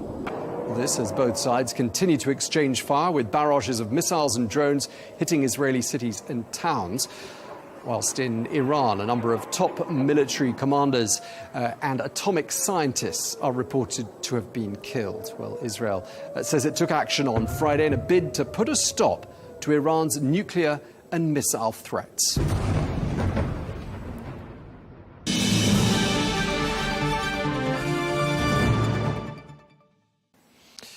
We can speak now to Robert Fox, who is the defence correspondent for the London Evening Standard newspaper, who joins us from London. Mr. Fox, thank you very much indeed for joining us on Arabiya English. I just want to start by asking you, as a defence expert that you are, I mean, these claims made by Israel that Iran is on the brink of developing a nuclear weapon, nothing new. I mean, they go back to the 1990s with Yitzhak Rabin, Shimon Peres, other key leaders in Israel's past. Why can we be so sure that Iran is as close as it apparently now is? Well, frankly, I don't wish to be facetious or impolite. We can't be so confident this time, but we can look at the combination of circumstances that have brought things to where they are and why Benjamin Netanyahu took the opportunity of not say yes and not say no from the United States to go for an attack on Iran. And he's wanted to use a military option, or been considering a military option, we know, ever since 2011. Now, what's different this time was the remarks by the head of the IAEA, the International Atomic Energy Authority, the UN body monitoring sanctions and other arrangements under various agreements, not least the Nuclear Anti-Proliferation Treaty terms with Iran. Now, the IAEA said that they had been cheated more egregiously than usual this time because they'd been prevented actively from getting to 3 sites that they regarded as crucial. And they deduced from that this is the IAEA, and Mr. Grassi, the director, has mentioned this, that Iran had been engaged in a game of diplomatic deception about what its intents were over nuclear, particularly uranium enrichment, whether they were going for weapons grade. And there is a general assumption, and it's not just Netanyahu's or Trump's or any of the Western allies of the IAEA, that they were going for quite a weapons program. And once again, we had very short timelines being offered that anything between 9 and 15 warheads would be ready for action well before the end of the year. And that was the excuse. And the thing that really fascinates me, exactly what was said before the attack was launched by Netanyahu to Trump and what Trump said back, because although Trump's support has been there, it at times has seemed quite fulsome, but not as fulsome as usual as you would get from Donald Trump. And he very much, as we hear from latest pronouncements coming from the G7 meeting, he wants it to stop. What have you made of, I mean, obviously Israel saying it's got aerial supremacy over Iran. I mean, what's your assessment of how things have gone up until this point? Well, they've gone with an overwhelming attack, rather devastating, from Israel initially, bombing the sites, including key sites of the nuclear facility, including the reactor above ground at Natanz. But it was clear from today that they haven't got the facilities that are known to be underground. And what was bothering the IAEA was the unknown sites, and they were pretty sure there were some concealed sites. And I think rather unwisely, the regime in Tehran started boasting, saying, well, we've got new methods of enrichment, new centrifuges, we've got new centers for our nuclear industry, implying it was a nuclear military industry, which you don't know about. Now, I thought that was, even in terms of diplomacy, that kind of foolish boasting was extremely unproductive. Israel has managed to do a lot, but I think that the shock for Israel has been how vulnerable, not completely vulnerable, but the vulnerabilities, the holes in the air defense system and the sophistication of some of the weaponry that Iran is firing back and continues to fire back, namely ballistic missiles. Less worrying the crews and the drones, although the crews are worrying because low flying, sneaky, very difficult to detect. But the ballistic missiles, traveling many times the speed of sound, going into the high atmosphere, into space and coming down, and very difficult to track in the last moments of its trajectory. I think these are extremely concerning. Which countries could potentially come to Iran's defense here? That is a really tough one because we know that Iran was in the middle of what the Western think tankery refers to with an appalling acronym of CRINC: China, Russia, Iran, and North Korea. Now, I don't see Russia coming to Iran's rescue because it is under pressure in Ukraine so much from the war. And we know that this possibly means the supply, direct supply of Iranian weapons, including Shahed drones mostly, dries up completely. And Russia won't go the other way, although Russia, with the rising price of oil, benefits in a way. So the mystery one is China. China is one of the big powers in this, along with the United States, and it will want to be very careful. I think, although it's been buying huge amounts of Iranian energy products, I think it will be extremely concerned about the veiled or unveiled threats that have been coming from Tehran, that if things get worse, that they'll close off and mine the Straits of Hormuz, the outlet where 40% plus of global export energy that is for export on the world market comes. And a lot of that goes to China. So it is looking very complex at the moment. There's a hint through the Wall Street Journal report, unconfirmed, that there are diplomatic efforts to the G7 meeting to regenerate the nuclear talks again, because it has been very, very damaging to the experience to Iran in only 4 or 5 days. But it's a very big country with a very large military and with very many different forces at work. There could be insurrections, may or may not be, but it will. What worries me again is the strategic planning, the options open to Netanyahu. What is his culmination point? In crude terms, the end game, but the culmination point is where military action delivers him, if I can put it like this, a result that he can really handle and be satisfied with. I don't see that at the moment. Yeah, I mean, what we heard from Prime Minister Netanyahu on Fox News during the weekend was that the Iranian regime, as he calls them, extremely weak at the moment. I don't know if you would concur with that. I wonder whether you think that Prime Minister Netanyahu will heed that call as well by President Trump not to try targeting the Ayatollah. And I don't know why you think President Trump made that appeal, not directly, but it's come from a number of sources. What did you make of that? I make quite a lot of it, actually. I think it's historic.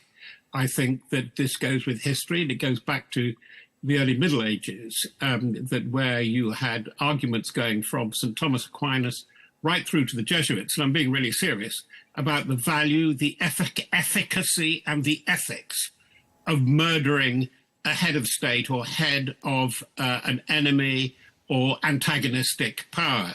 And the Christian theologians came up to a mixed barrel of answers about that. And it is a very serious move. There's been, it is very interesting that both Iran and Israel are very keen on decapitation. Now, in the case of Israel, we've seen that, you know, the kinds of things that they're recommended, particularly with taking out leaders of Hamas, of Hezbollah. I think it's productive only up to a point, because this kind of thing, if it goes wrong, can galvanize would-be neutrals or neutral opinion to support a national cause if they feel that the whole national fabric or culture is under attack. And going to Netanyahu's boast, I think while the penetration by Mossad and things like military unit 8200 has been absolutely tremendous, particularly with these Mossad-sponsored commando units, they cannot know everything everywhere all the time about the way that highly complex regime in Iran works. Least of all, the ethnic components, the Azeris, but above all, the Baluch.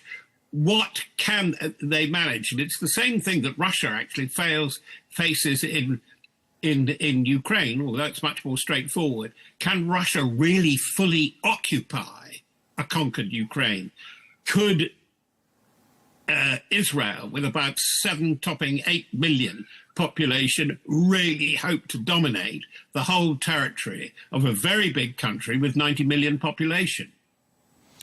Okay, and just to wrap up, I mean, where things could go to from here. I mean, let's just go down the sort of the diplomatic route, you know, and end on an optimistic note. I mean, who could step in, and who would both sides listen to, do you think? Well, it is clear that the key player is Donald Trump. I think he senses it, and he has been, I think, in his own terms, given the extravagant praise and the extravagant criticism often heaped on his head, he's been steering a pretty interesting course. He does not want this war to continue. He does not want world energy markets to be wrecked by this, which is in prospect. And if he sees in prospect, you know, the mining of the Straits of Hormuz, for example, he will really put the heat on.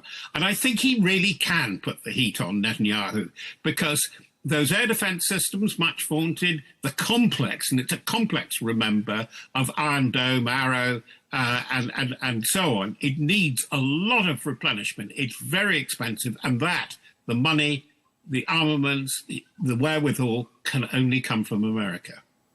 Okay, well, thank you very much indeed. Always a pleasure talking to you. Robert Fox, defence correspondent at the London Evening Standard. Thank you very much indeed.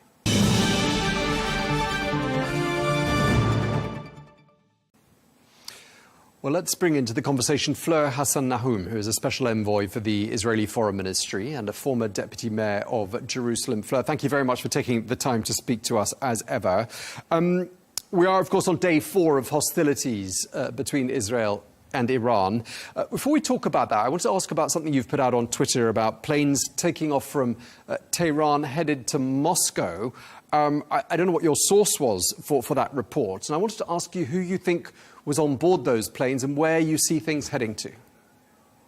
Well, the rumor was, and it wasn't a verified report, but we did get a report that Deputy Chief of Staff of Khamenei, Ali Asghar Hijazi, had packed his bags, and him along with some other IRGC people had headed for Moscow, which makes sense because that's exactly where Assad is and all the fallen proxy regimes that the Islamic Republic were actually supporting, aiding and abetting. And so it would make sense. We haven't heard anything since. It's a non-confirmed report, and I made it clear in my tweet, but it absolutely makes sense. We hear that a lot of the senior leadership is nowhere to be found. I know that from Iranian sources here who follow the intelligence of what's going on over there. And so we see that a lot of the government is seeing the writing on the wall at the moment. I mean, that quickly, because it's only, been 4 days into this, into these exchanges of hostilities. I mean, that would be an astonishing rate of advance and a rate of change for this situation. Well, absolutely. But you have to understand what we managed to do. So the main, I think, achievement is the power of surprise. They were completely surprised. It was day 61 of the negotiations that they were holding with the Americans that they weren't really very serious about. Trump kept insisting with them about no enriched uranium. They were not having it. They were not accepting it.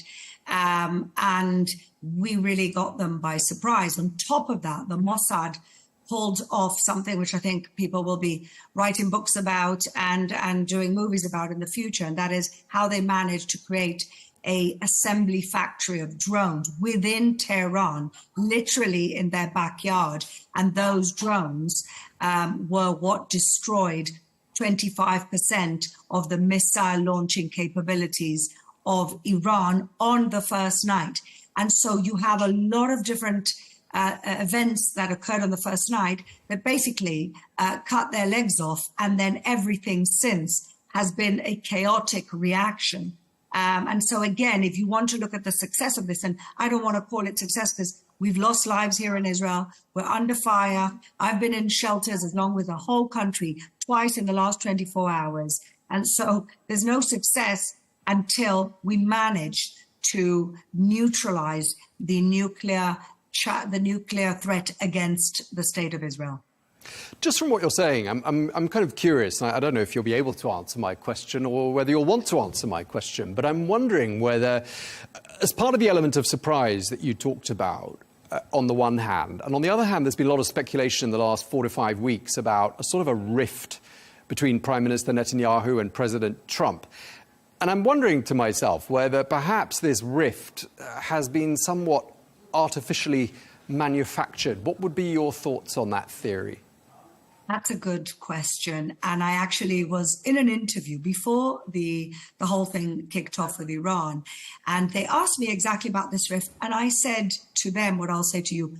We don't really know what's going on. And if you actually ask me for my assessment, I definitely think there was a sleight of hand going on. I mean, Prime Minister Netanyahu was meant to marry his son tomorrow night. So a lot of people said, well, he's marrying his son tomorrow night. What's going to happen? And I think he actually used that whole thing, the whole hype about the wedding he was holding for his own family member as part of this sleight of hand. OK, well, as you say, a lot of speculation. What we do know is that we heard from Prime Minister Netanyahu at the weekend. He appeared on the US TV channel Fox News, and he was asked by the presenter Brett Baier about what message he would have for the Iranian leadership and what message he'd have for the Iranian people. Let's listen to what he had to say. Mr. Prime Minister, very last thing. I asked you how long this may last. You said it's up to the Iranians. If you had the opportunity, and you do now, to speak directly to the Supreme Leader and to speak directly to the Iranian people, what are those two messages you'll say?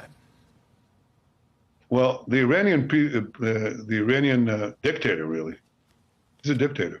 He's a tyrant. He has sent us a message calling just about every day for the death of Israel, the destruction of Israel and America, but the death of Israel.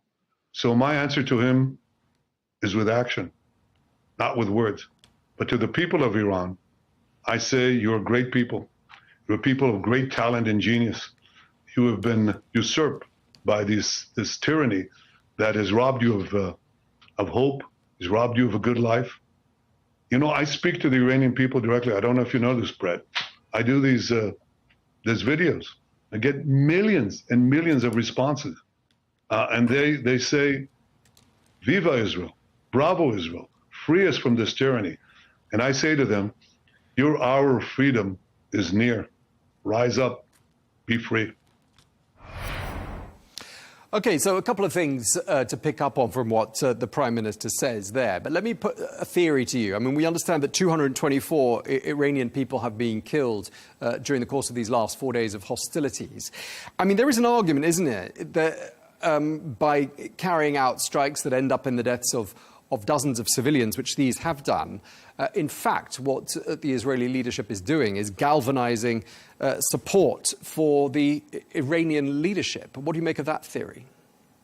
I don't accept it for a number of reasons. First of all, we know that 80% of the Iranian people want their regime gone. They've been suppressed by them. They've been brutalized by them. Women have been killed, men have been killed. The jails are full of people who just spoke out against their regime. And let's not forget, within the last 2 years, thousands of Iranians were killed or imprisoned by their own regime. And any any casualty in a war, which is an innocent casualty, is a tragedy. And this is why Israel warned the people of Tehran yesterday to get out of the way, because it was never, and it is never our intention to target civilians. Not the opposite is what the Iranian regime do. They target civilian centers of Israel. It's absolutely the opposite. We don't want to target. There are always innocent casualties that are just a result of war. But I think the Iranian people are smart enough to understand that if you compare some civilian casualties as opposed to the thousands of Iranians, innocent Iranians that have been killed, brutalized and imprisoned, there's nothing to compare. And I agree with Prime Minister Netanyahu. We need to create the conditions, not just to neutralize the threat against us, but for the Iranian people to have their say, for the Iranian people to be free. OK, another thing I wanted to ask you about, which is sort of an extension of some of the points we've talked about up until this point. President Trump is reported to have expressed his will that the leadership, the top leadership in Iran, is not targeted. Do you think that was ever in the offing? Well, I think that it's what's been reported. Prime Minister Netanyahu denied that immediately. Again, we just don't know what's going on behind closed doors. The way that we perhaps hypothesize that the rift was artificially created, we really don't know what's going on. All I know is that Khamenei is an avid tweeter that hasn't tweeted in 20 hours, so we don't really know what's going on. As we've been saying, it's day 4 of hostilities. The Israeli President Isaac Herzog has been quoted as saying, "We had no choice but to attack Iran because it was rushing to a nuclear bomb," he said, speaking to Sky News. Do you think the Israeli public is overwhelmingly behind these decisions to engage militarily with Iran? Yes, absolutely. I mean, the Israeli public can really never really agree on too many things. We have a very avid democracy here, and there's always a lot of different opinions. But let me tell you, on this, everybody agrees that this is an existential matter for us. When people keep telling you they want to kill you, you have to believe them. And when those people who are telling you want to kill you is coming up with weapons of mass destruction against your country and your people, you have to take the threat seriously. We couldn't wait any longer. Netanyahu has been calling this out for about 15 years, and we literally got to the point when any further, they would have gotten to the point of no return. And Israel cannot, we don't have the luxury of letting them get to the point where they have a nuclear weapon pointed our way. Yeah, indeed. I mean, Netanyahu, everyone remembers him in 2012 at the UN General Assembly with his diagrams, his show and tell. But, we had Yitzhak Rabin in 92 saying the same thing, Shimon Peres saying the same thing in 1995. Yes. These are governments of left and right. That's right. Why there's consensus. But, here we are 26 years after, or 25 years after the death of Yitzhak Rabin. And in fact, Israel is saying the same thing as it's been saying for a very long time. So why now? Because from intelligence sources that I have spoken to, they understood that the pace of getting towards uranium for weapons was getting faster, and we were a few months away from that, and so we couldn't wait any longer. Are you prepared, do you think, for a scenario in which there is a long, drawn-out, prolonged war with Iran? Well, I hope we don't get to that, honestly. And the reports that I've been hearing today is that Iran is begging for a deal, begging now to abandon enriching uranium, and so I'm not sure they've got the capacity to go for much longer. We're also, of course, exhausted. We're tired. We've been in war since the 7th of October, which, by the way, was aided and abetted and helped planned by the Iranian Islamic Republic. And so we have gotten to the point, Israel is never a country that wants war. Every country that has wanted peace with Israel has found peace with Israel. And so we pray, for the sake of the people of Iran and for our people, that we find a way, or they get at least, the leadership that they deserve. Before this happened on Friday, we heard comments from opposition figures in the Israeli political class and from commentators, people like Ehud Olmert, Ehud Barak, accusing Prime Minister Netanyahu of prolonging the Gaza war to maintain his grip on power. I don't know what you make of their argument, but as an extension of that argument, couldn't this be an extension of that very same idea of Prime Minister Netanyahu to stay in power for as long as he can? No, I actually think quite the opposite. I think Netanyahu, look, he's been talking about this, like we said earlier, for 15 years. This is nothing new. Everybody knew that this was on the agenda, and everybody knew that Iran was inching towards enriching weapon-grade uranium. And so I don't think anybody believes that that was Netanyahu's aim, objective. In fact, you are hearing in Israel praise for this from all sides of the political map. Like I say, that's very rare in Israel. And in terms of Ehud Barak and Ehud Olmert, they're both bitter political rivals of Netanyahu, who have not had the successful longevity of Netanyahu's premiership. And unfortunately, they've gotten to the point that they want to burn the house down as long as they can burn Netanyahu along with it. So I wouldn't take them too seriously. Okay, just to wrap up, what does the end game look like here, Fleur? Well, if you're talking to me about an idyllic endgame that my Persian friends in the diaspora and my friends in Iran right now would like, is, of course, regime change, bring back a democracy. The Persian people are a people of democracy, of a tradition of education, of a tradition of development, and everything in the last 40 years has been pulled back to the Middle Ages. And so if I wish something for them, is for them to be a free and fair society, which they can be, and for them to be an ally of the State of Israel, and together to change the region into a region of peace and prosperity. Okay, well, thank you very much indeed. We're going to leave it there. Fleur Hassan Nahum, thank you for your time. Thank you.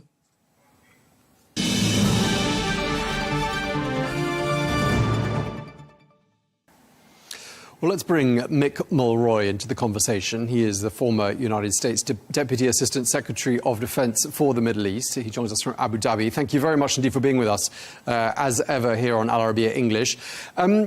We've heard not once, more than once, the Trump administration quite keen to get across the point that it had nothing to do with the attacks on Iran up until this point. I mean, what do you read into this bid to try to put some distance between the US and events on the ground? Well, Tom, I think it was clear that the Trump administration did want to get to a nuclear agreement with Iran, one that had to be more stringent than the 2015 JCPOA, but one that actually ended in a diplomatic resolution, at least to the issue of nuclear weapons. But once this started, and Israel did not only strike the nuclear facilities, but their military and economic infrastructure as well, I think the United States wanted to ensure this separation because of all of the assets that we do have in the region. Iran, before this started, said that they would actually attack if anybody attacked them. That didn't happen. That would have drawn the United States into this conflict, but I don't think the United States wants to be or needs to be right now, because they can see Israel had a very substantial overmatch militarily than Iran. Okay, so why do you think Israel chose to carry out these attacks when the next round of US-Iran nuclear talks was just about to take place? It was supposed to happen on Sunday. Of course, it didn't happen. Why do you think Israel chose to act when it did?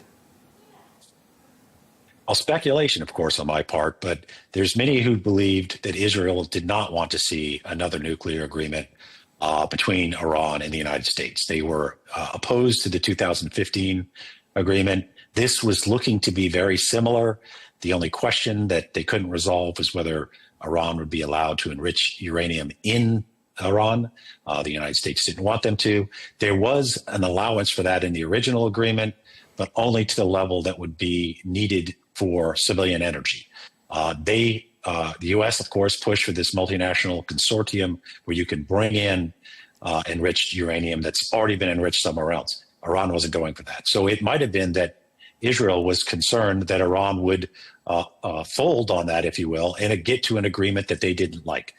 And I think that is a possibility that they went ahead and took the strike, because at least from my knowledge in public reporting, it wasn't clear that Iran had made the determination to get a nuclear weapon and was on the precipice of that.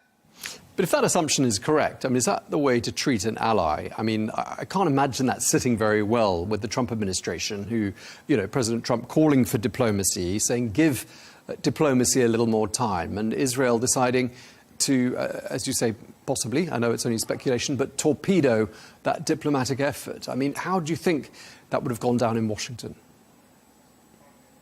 I don't think it would have gone down well. I think they would have liked, again, to get to a nuclear agreement, and this essentially ended that. I don't see how Iran would come back to the table right now, any or the near future, with an idea that they would actually have another nuclear agreement. So I think that's probably caused some tension. There was reportedly tension between President Trump and Prime Minister Netanyahu before then, but ultimately the United States and Israel are long-term partners. I don't see the U.S. Reducing that at all, but this has probably caused some concern and maybe even some trust issues going ahead. Would you have said that things were a little fraught even before Friday between the Trump administration and Prime Minister Netanyahu? Because there's been plenty of speculation to that effect. Yes, you're right. And the reporting is there. President Trump would like to see the war in Gaza come to an end, for example, and they seem to have gotten no further than the Biden administration when it comes to making that a reality.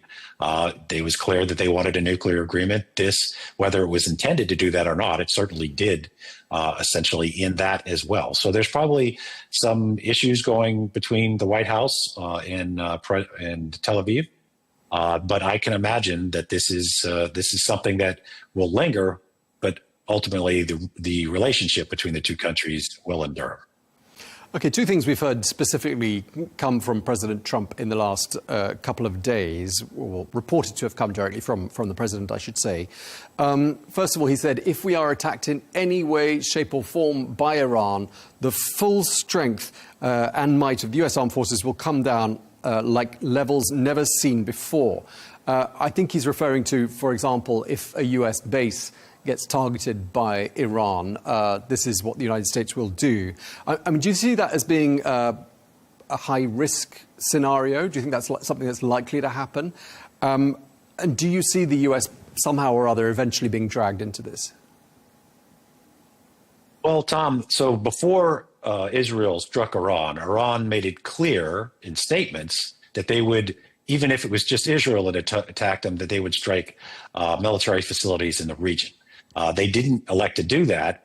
And I think that what President Trump is trying to do is send a message of deterrent. And it's getting backed up by the movement of significant assets. They're sending another. So there'll be a third aircraft carrier strike group, the USS Nimitz, I believe, that's being redirected from the Indo-Pacific. There's also a major flood of air refueling aircraft in an already packed region when it comes to U.S. military assets. So I think there's an idea that if Iran were to do that, they would essentially go from fighting a regional superpower, if you will, in Israel, to a world superpower in the United States. And that would be a strategic disaster for Iran right now.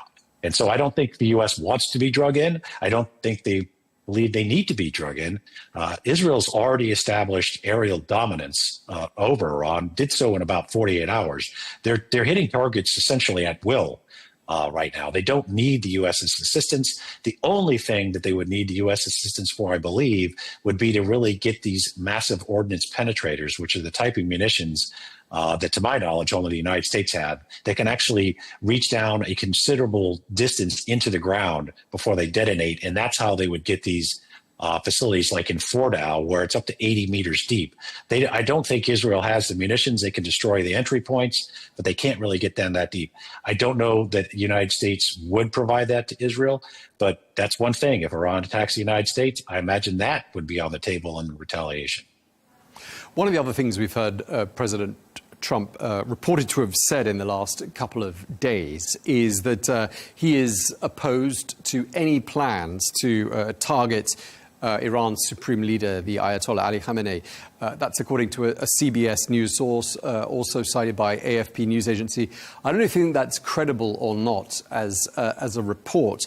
And I also want to ask you as an extension of that question, I mean, do you think that was ever part of the plan? Might that happen? Well, Prime Minister Netanyahu has said very openly that he would like to see the Iranian people rise up and overthrow the regime. And it's clear that that's the message he's trying to get out there to the Iranian people. It's difficult to see that happening. It's a big challenge, of course, but oftentimes when a country is attacked, it actually rallies them, or rather than turns them against. It's still, I think, an objective of Israel. The United States, I think, if that's true, if the statement is true, is trying to send a message that they're not trying to completely destabilize the region. The Ayatollah, of course, is more than just a political leader, is a religious leader that could cause a wave of terrorist attacks. That would be my guess why they did not want that to happen. And I think they can see, as the whole world can see, just how good Israel is targeting leadership targets.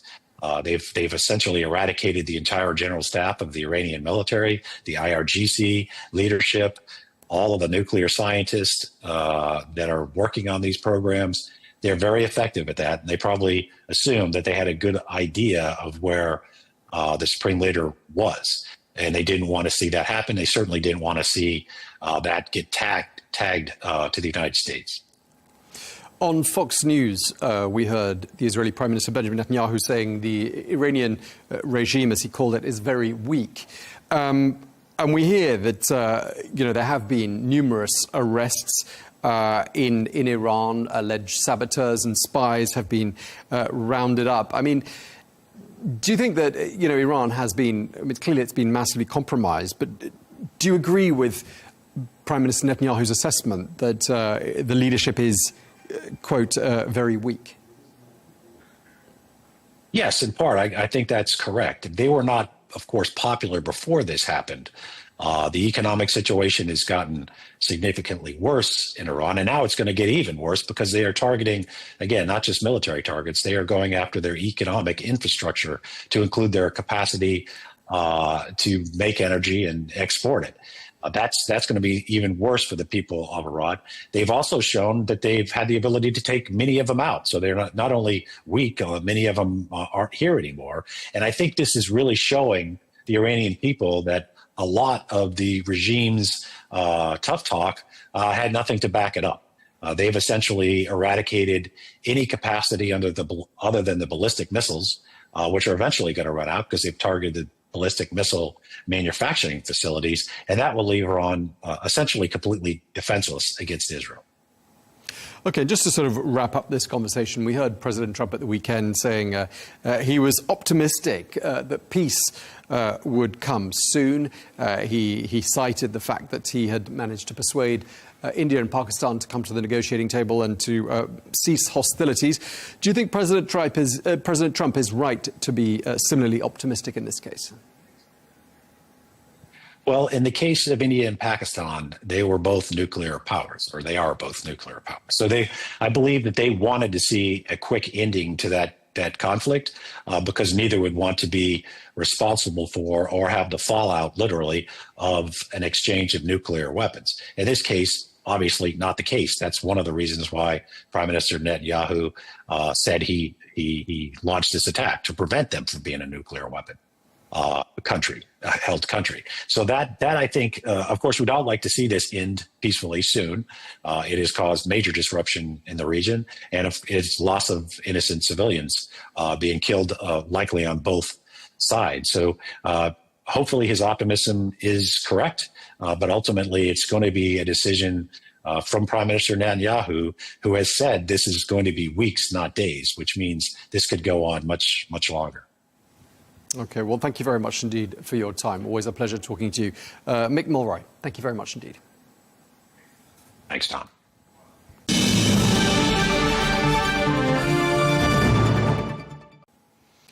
Well, for more, we can speak now to Greg Swenson, who is the chair of Republicans Overseas, who joins us here in the studio. Very nice to have you with us in the studio for a change, Greg. Yeah, good to see you, Tom. More used to seeing you down the barrel of a camera.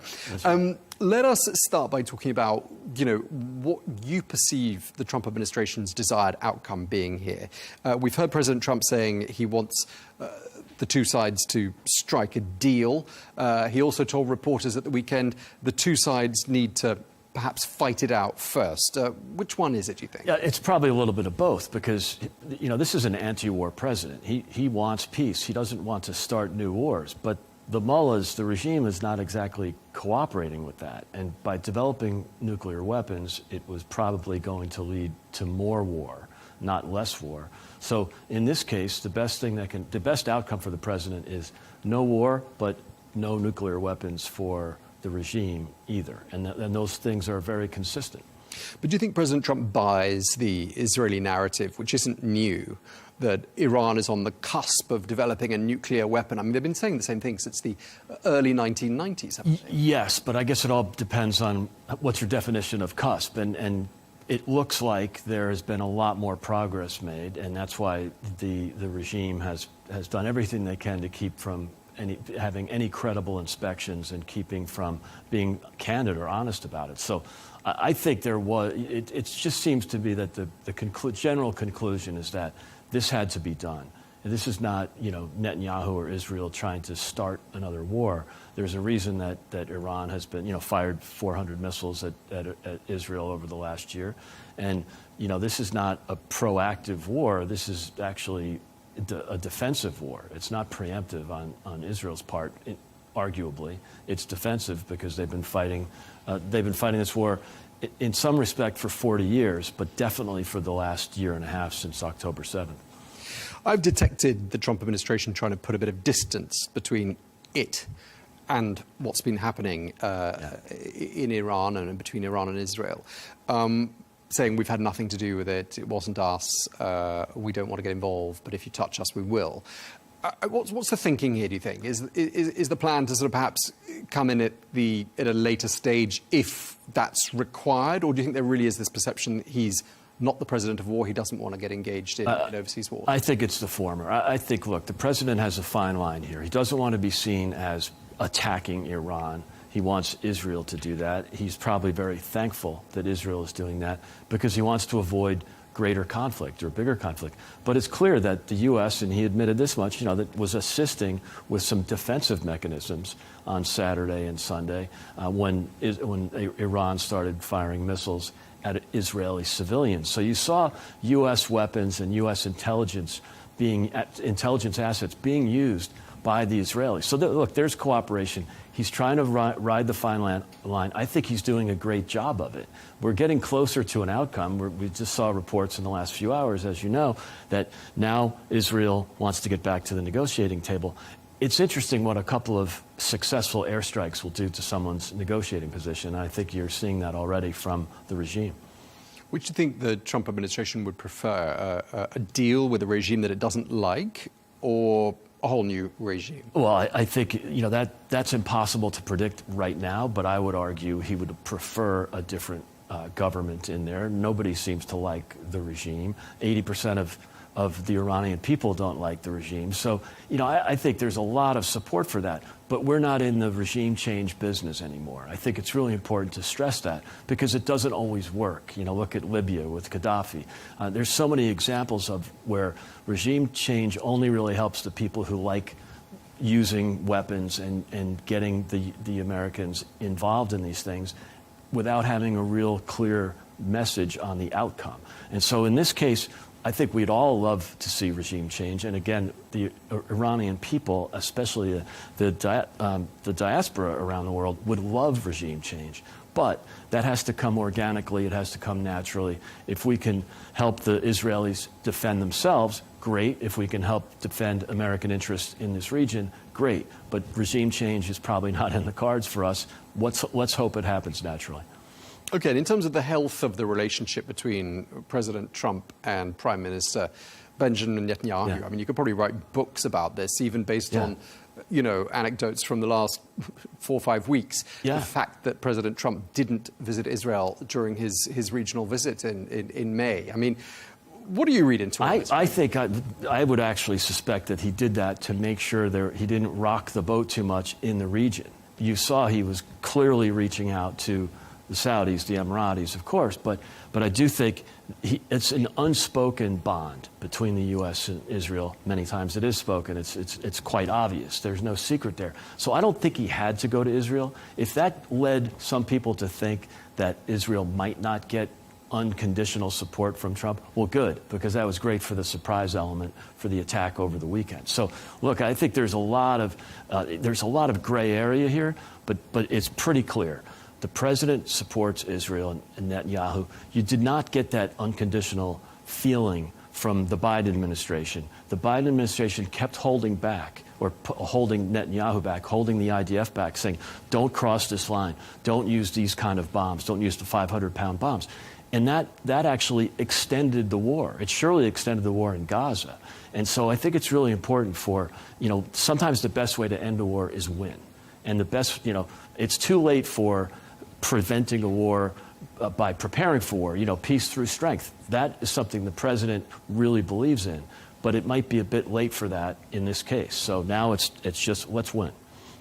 In this region here in the Middle East, obviously a lot of leaders are very uncomfortable about the situation right now. They have condemned Israel's actions targeting Iran. And I'm just wondering whether perhaps you would connect that to President Trump's desire to put across the image of being somewhat distant and separate from Israel's actions. I mean, is that how you would sort of... Yes, and he's doing, for someone who's not known as a diplomat, he's being very diplomatic here. He's being careful not to sound too, fired up and let's bomb Iran, let's win. He's being really careful here. I think he's doing a really good job.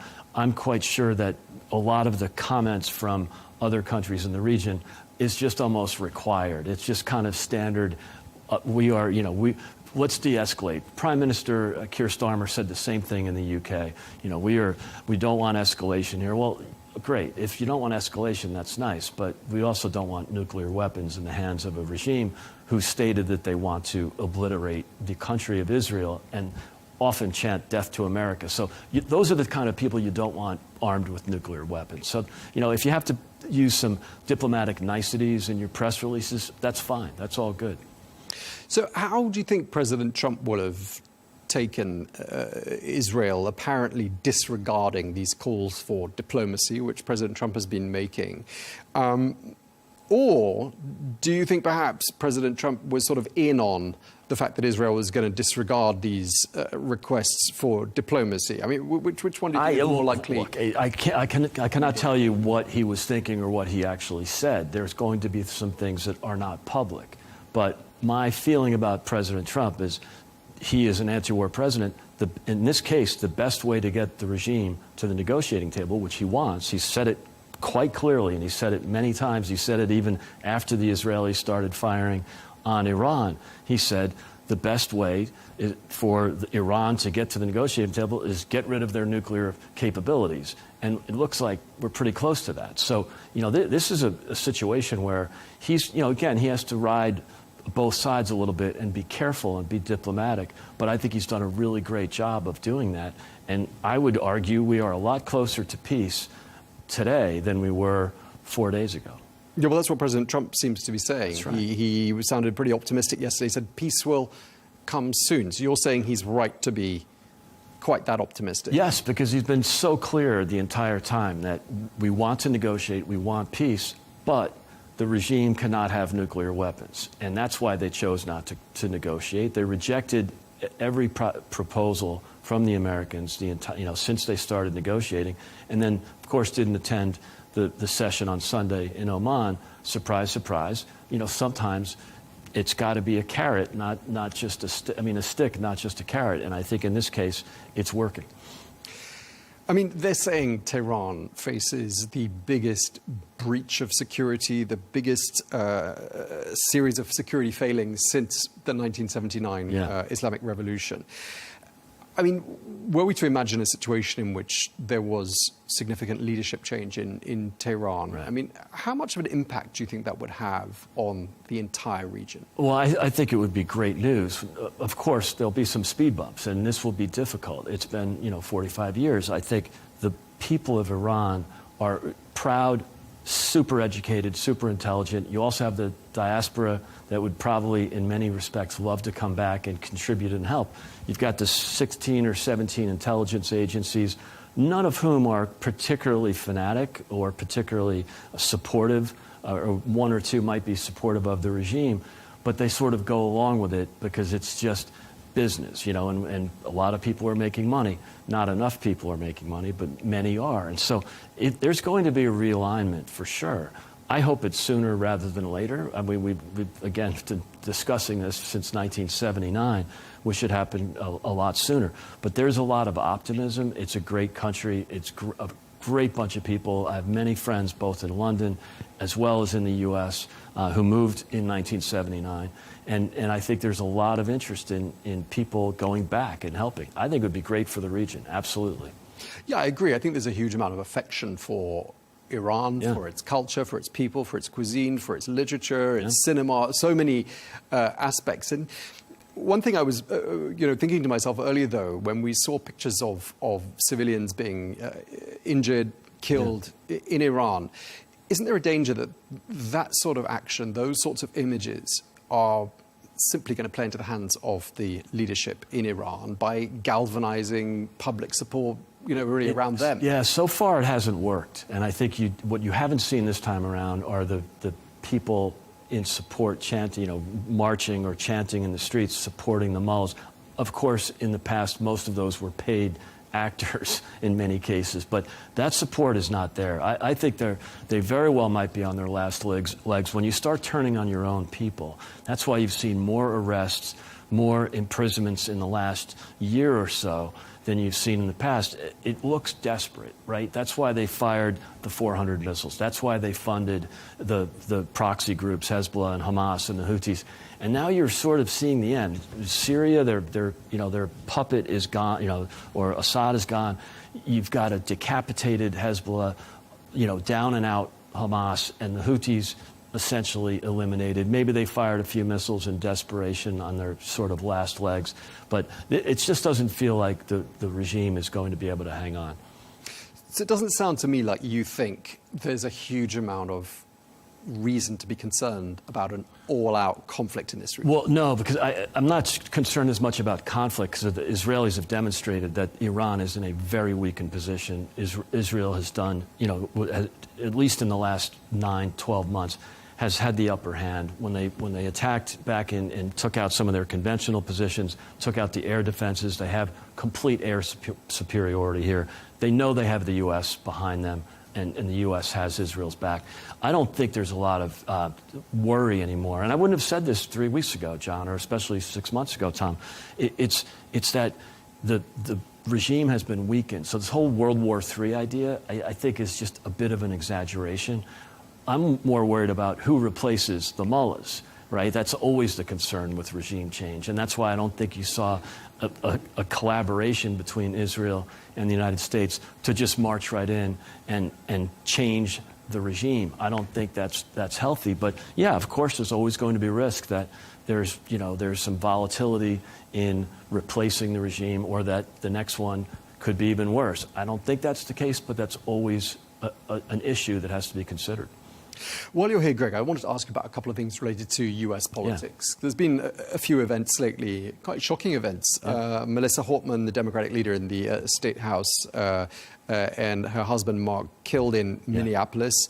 John Hoffman, a Democratic Minnesota State Senator, his wife, Yvette, wounded in a separate shooting, a gun attack. I mean, what's your reaction to what's been happening? Well, that's a horrible incident. The details are still coming out. We still don't know that much about the person who's, and thank goodness he's been caught, because there was a period there, Tom, where like the first day or first 36 hours where he was still at large. So I think the community was quite worried. It kind of reminded me of the Boston Marathon back in the early, back 10 or 12 years ago.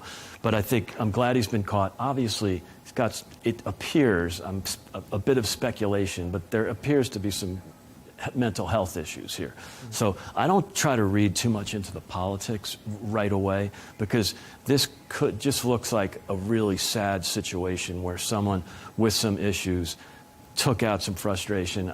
It really is. I don't think it's an epidemic. You don't see this very often. It happens. I'm not denying that. We've seen it in London. Several MPs have been killed in the last 4 or 5 years in the UK. We've had some political violence in the US. We saw some last week in Los Angeles. Nobody wants that. But this seems to be more, instead of a movement, this seems to be a real strange person that, you know, with some mental health issues, and unfortunately, there were some real innocent victims here.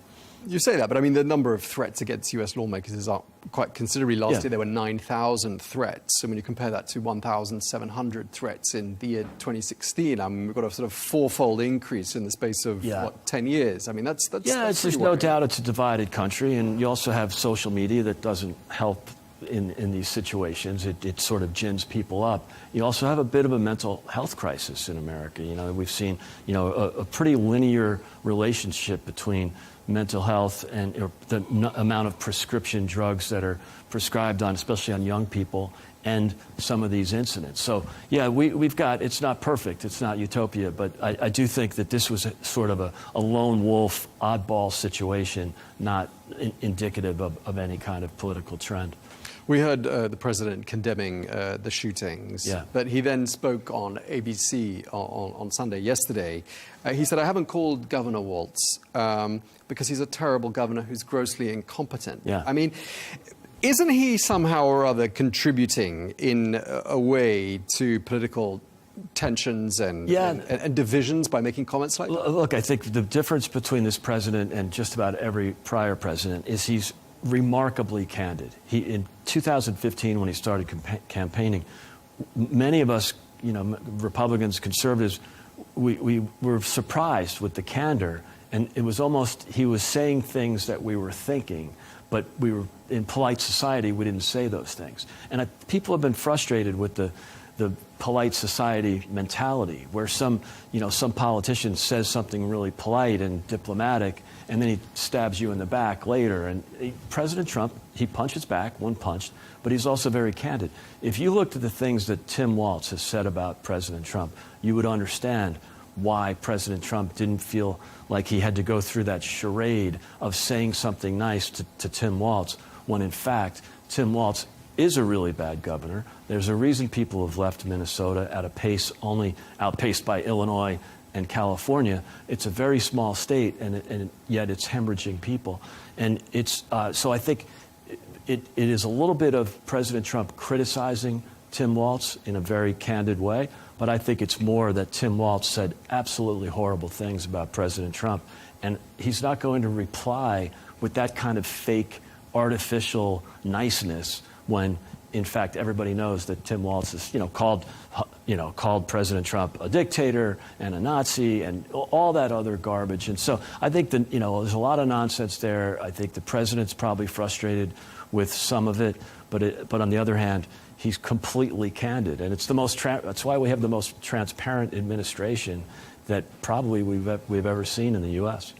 Because you're not too concerned about extreme not at all. Partisanship and hatred. Not at all. I mean, of course, I'm a partisan. I don't like it when people or protesters vandalize buildings. I don't like it when anybody is actively trying to hurt police or innocent victims of any kind, whether it's police or it's just residents of, in this case, Los Angeles. So I think there's a lot of things wrong with what's going on, but I don't think that the president saying something unpleasant about a competitor or about an opponent is horrible if it's true and if he's just being candid about it. I'd rather see some candor and some honesty. I thought John Fetterman came out and was really candid over the weekend and said some nice things about the parades in Washington, about the 250th birthday of the United States Army.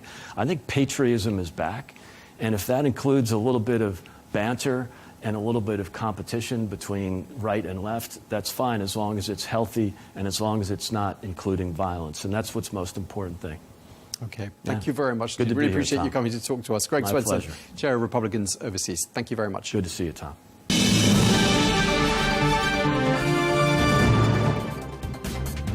That is all we have time for on today's edition of Global News Today. Thank you very much indeed for watching. Be sure to join us again tomorrow for more exclusive interviews. Until then, bye-bye.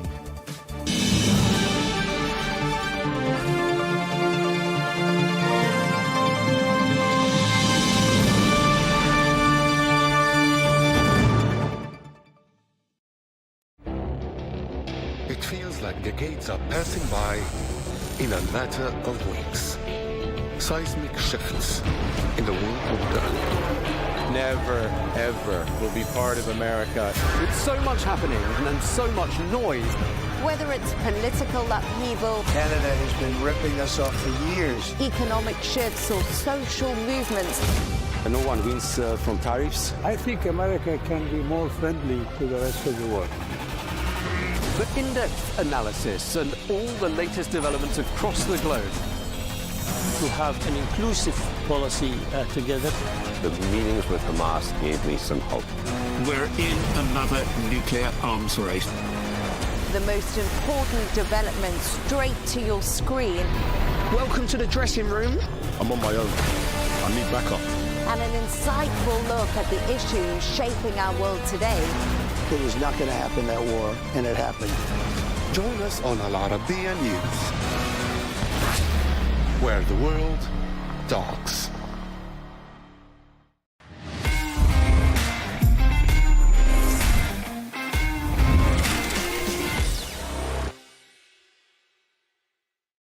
Welcome back to the dressing room with our Arabiya News.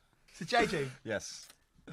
Newcastle. Yeah, so man. we talk Shearer, we talk Rob Lee. I need to ask you about one guy who I think is iconic. I think he transcends football. Sir Bobby. Oh my God, yeah. Yeah. Yeah. Boy, you mentioned the first conversation you had on the phone. What was that like with him?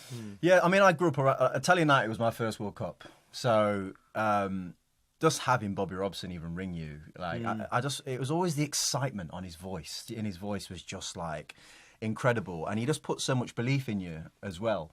I wouldn't say that like tactically, he was like incredible, but his man management style, and you stood in that tunnel wanting to kill. That's how you just felt after you'd started talking. But yeah, it was more to do. I remember going into the boardroom at Newcastle, and he came flying through the doors, and he was just so excited, and he was just like, "All right, son, delighted to have you." And the very first thing he said to me, he said, "Listen, you're playing.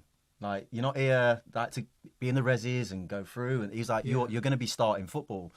And like I said to you, like in the first part, my first 10 days in training were horrendous, and we had a training session on like the Thursday at St James's Park, and my first full game for Newcastle was against Sunderland away. They're big as well up there, aren't they? So I've come in for all this money, like spotlights on me, and then I've got the time where Derby staring me in the face. And the beauty of playing for these clubs like a Newcastle, and you'd have felt it at Southampton. You probably didn't feel it as much, Joe, because London clubs are very different. Do you know what I mean? But you wake up on a Saturday and that place just shuts down. Yeah. There's only one thing happening on that day, and it is football. Do you know what I mean? And you walk out and it's just black and white shirts everywhere. And so in training, on the Thursday, I finished the training session, again, was bang average in training. And he just walked over to me and he just put his hand on my shoulder and he just went, "Listen, you're starting on Saturday, so just get your head around it." And that was it. And I was just like, right. What day was it? That was on the Thursday. Right, okay. So we trained again Friday back at the training ground. And then obviously we've gone to the game. It was a morning kickoff. I was so nervous, man. I'd roomed with like Nobby Solano, I think, at the time. And Nobby was a pain in the arse, man, honestly. He's something else. Yeah, he loved music, so he was always playing his bloody trumpet and stuff like that. He had a band. He had a band. I realised that. Yeah, honestly, like it was about half 10 at night. He played for us because remember. He was at Villa with him. I was at Villa with him and West Ham. Oh, you would have been, yeah. Player, by the way. What a I told him that. I told him that when I saw him. But yeah, it was about like half 10 at night, and I'm literally in bed, and I went on this TV show and told this, and like it came out so wrong because I was in bed at like half 10 at night, and Nobby started playing the trumpet, and I was like, but that's kind of what happened. I literally rolled over, and he's literally just getting his brass band out. He's literally got the full stand out with like the notes and everything, and he's just there, just playing the trumpet. Man's trying to go sleep, bro. And I'm like, mate, I've got the biggest game of my life tomorrow. You better put that down. so he's he got placed with him on purpose, right? Yeah, probably. So he got stitched up again. I know. Come down in the morning, and I was just like, I couldn't eat. It was like, remember those early kickoffs when they first started? I've come down, I'm looking at Shearer, and he's got like a plate of chicken and pasta and beans, and I'm like, fitness coach come up to me, he's like, "You need to eat something." I'm like, "I can't eat." I could not physically Seriously? eat. I said, just get me a Lucozade, I'll be sound. And and he was just trying to force feed me all his food. And anyway, I said, no, I'm good. I had the Lucozade. The minute I got onto that pitch, it was just like amazing. And then I played well. We won the game. And your fitness after coach that, nightmare. Yeah. And then after that, the lads were like, okay, this guy can do it. And that was it. That was the start of my Premier League career. wicked. Can I say, because he fascinates me, Sir Bobby Robson, because like, you know, like he won things as a coach, but he didn't win like loads. He managed Barcelona and obviously Newcastle in England. But it seems to me what he means to the players I speak to who played with him, or the fans of the clubs, everyone loves it. Did he have that? Say for instance, give me an example of when you would have got into trouble and how you would have dealt with it. Because do you know what I mean? Because we know I've heard loads about Alex Ferguson, how he deals with misdemeanors. You must have had a misdemeanor and loads. I mean, I was in Newcastle. I was like 18 years old. I was out all the time. But he used to have this thing with me where, like, I don't know, he was almost like a father figure to me at that particular time. Like, I remember, like, one of the first things he said, like, when my mum brought me up, he was like, look, we're going to take care of him. And he'd have these little things to me where on a weekend, for example, he'd get to like Friday at training and he'd just literally come talk to me and just say, look, you know, you turn it on for me tomorrow, then you can go back to Nottingham and I don't want to see you till Thursday. Really? And things like that. He just had these little nuggets that were great. But, you know, one of the things, like the first time I kind of got in a bit of bother was Rio got in touch with Kieran and Usher at a concert in Manchester. So I was, but it was on the Thursday. You know, you weren't supposed to go out on the Thursday. So I was like, friggin'. I said to Kieran, I'll drive, right, and we'll just go down and enjoy ourselves or whatever. But like, I'm not drinking because we've got the game at the weekend. So drove down there and like Rio's on it, Kieran's like everyone. I think Kieran was injured or something, and we went to the MEN Arena, watched Usher. Then Rio's like, come on, let's go to. There's like, you know, like where there was those bars. There's always one bar that everyone went to that was in Manchester on one of those docks somewhere. Anyway, I'm in the car on the way back, and you know, we get to train on Friday, and Bobby just walked over to me, and he just was like, you know, bearing in mind it's the day before the game as well now, and just straight away just went, "You have a good night last night."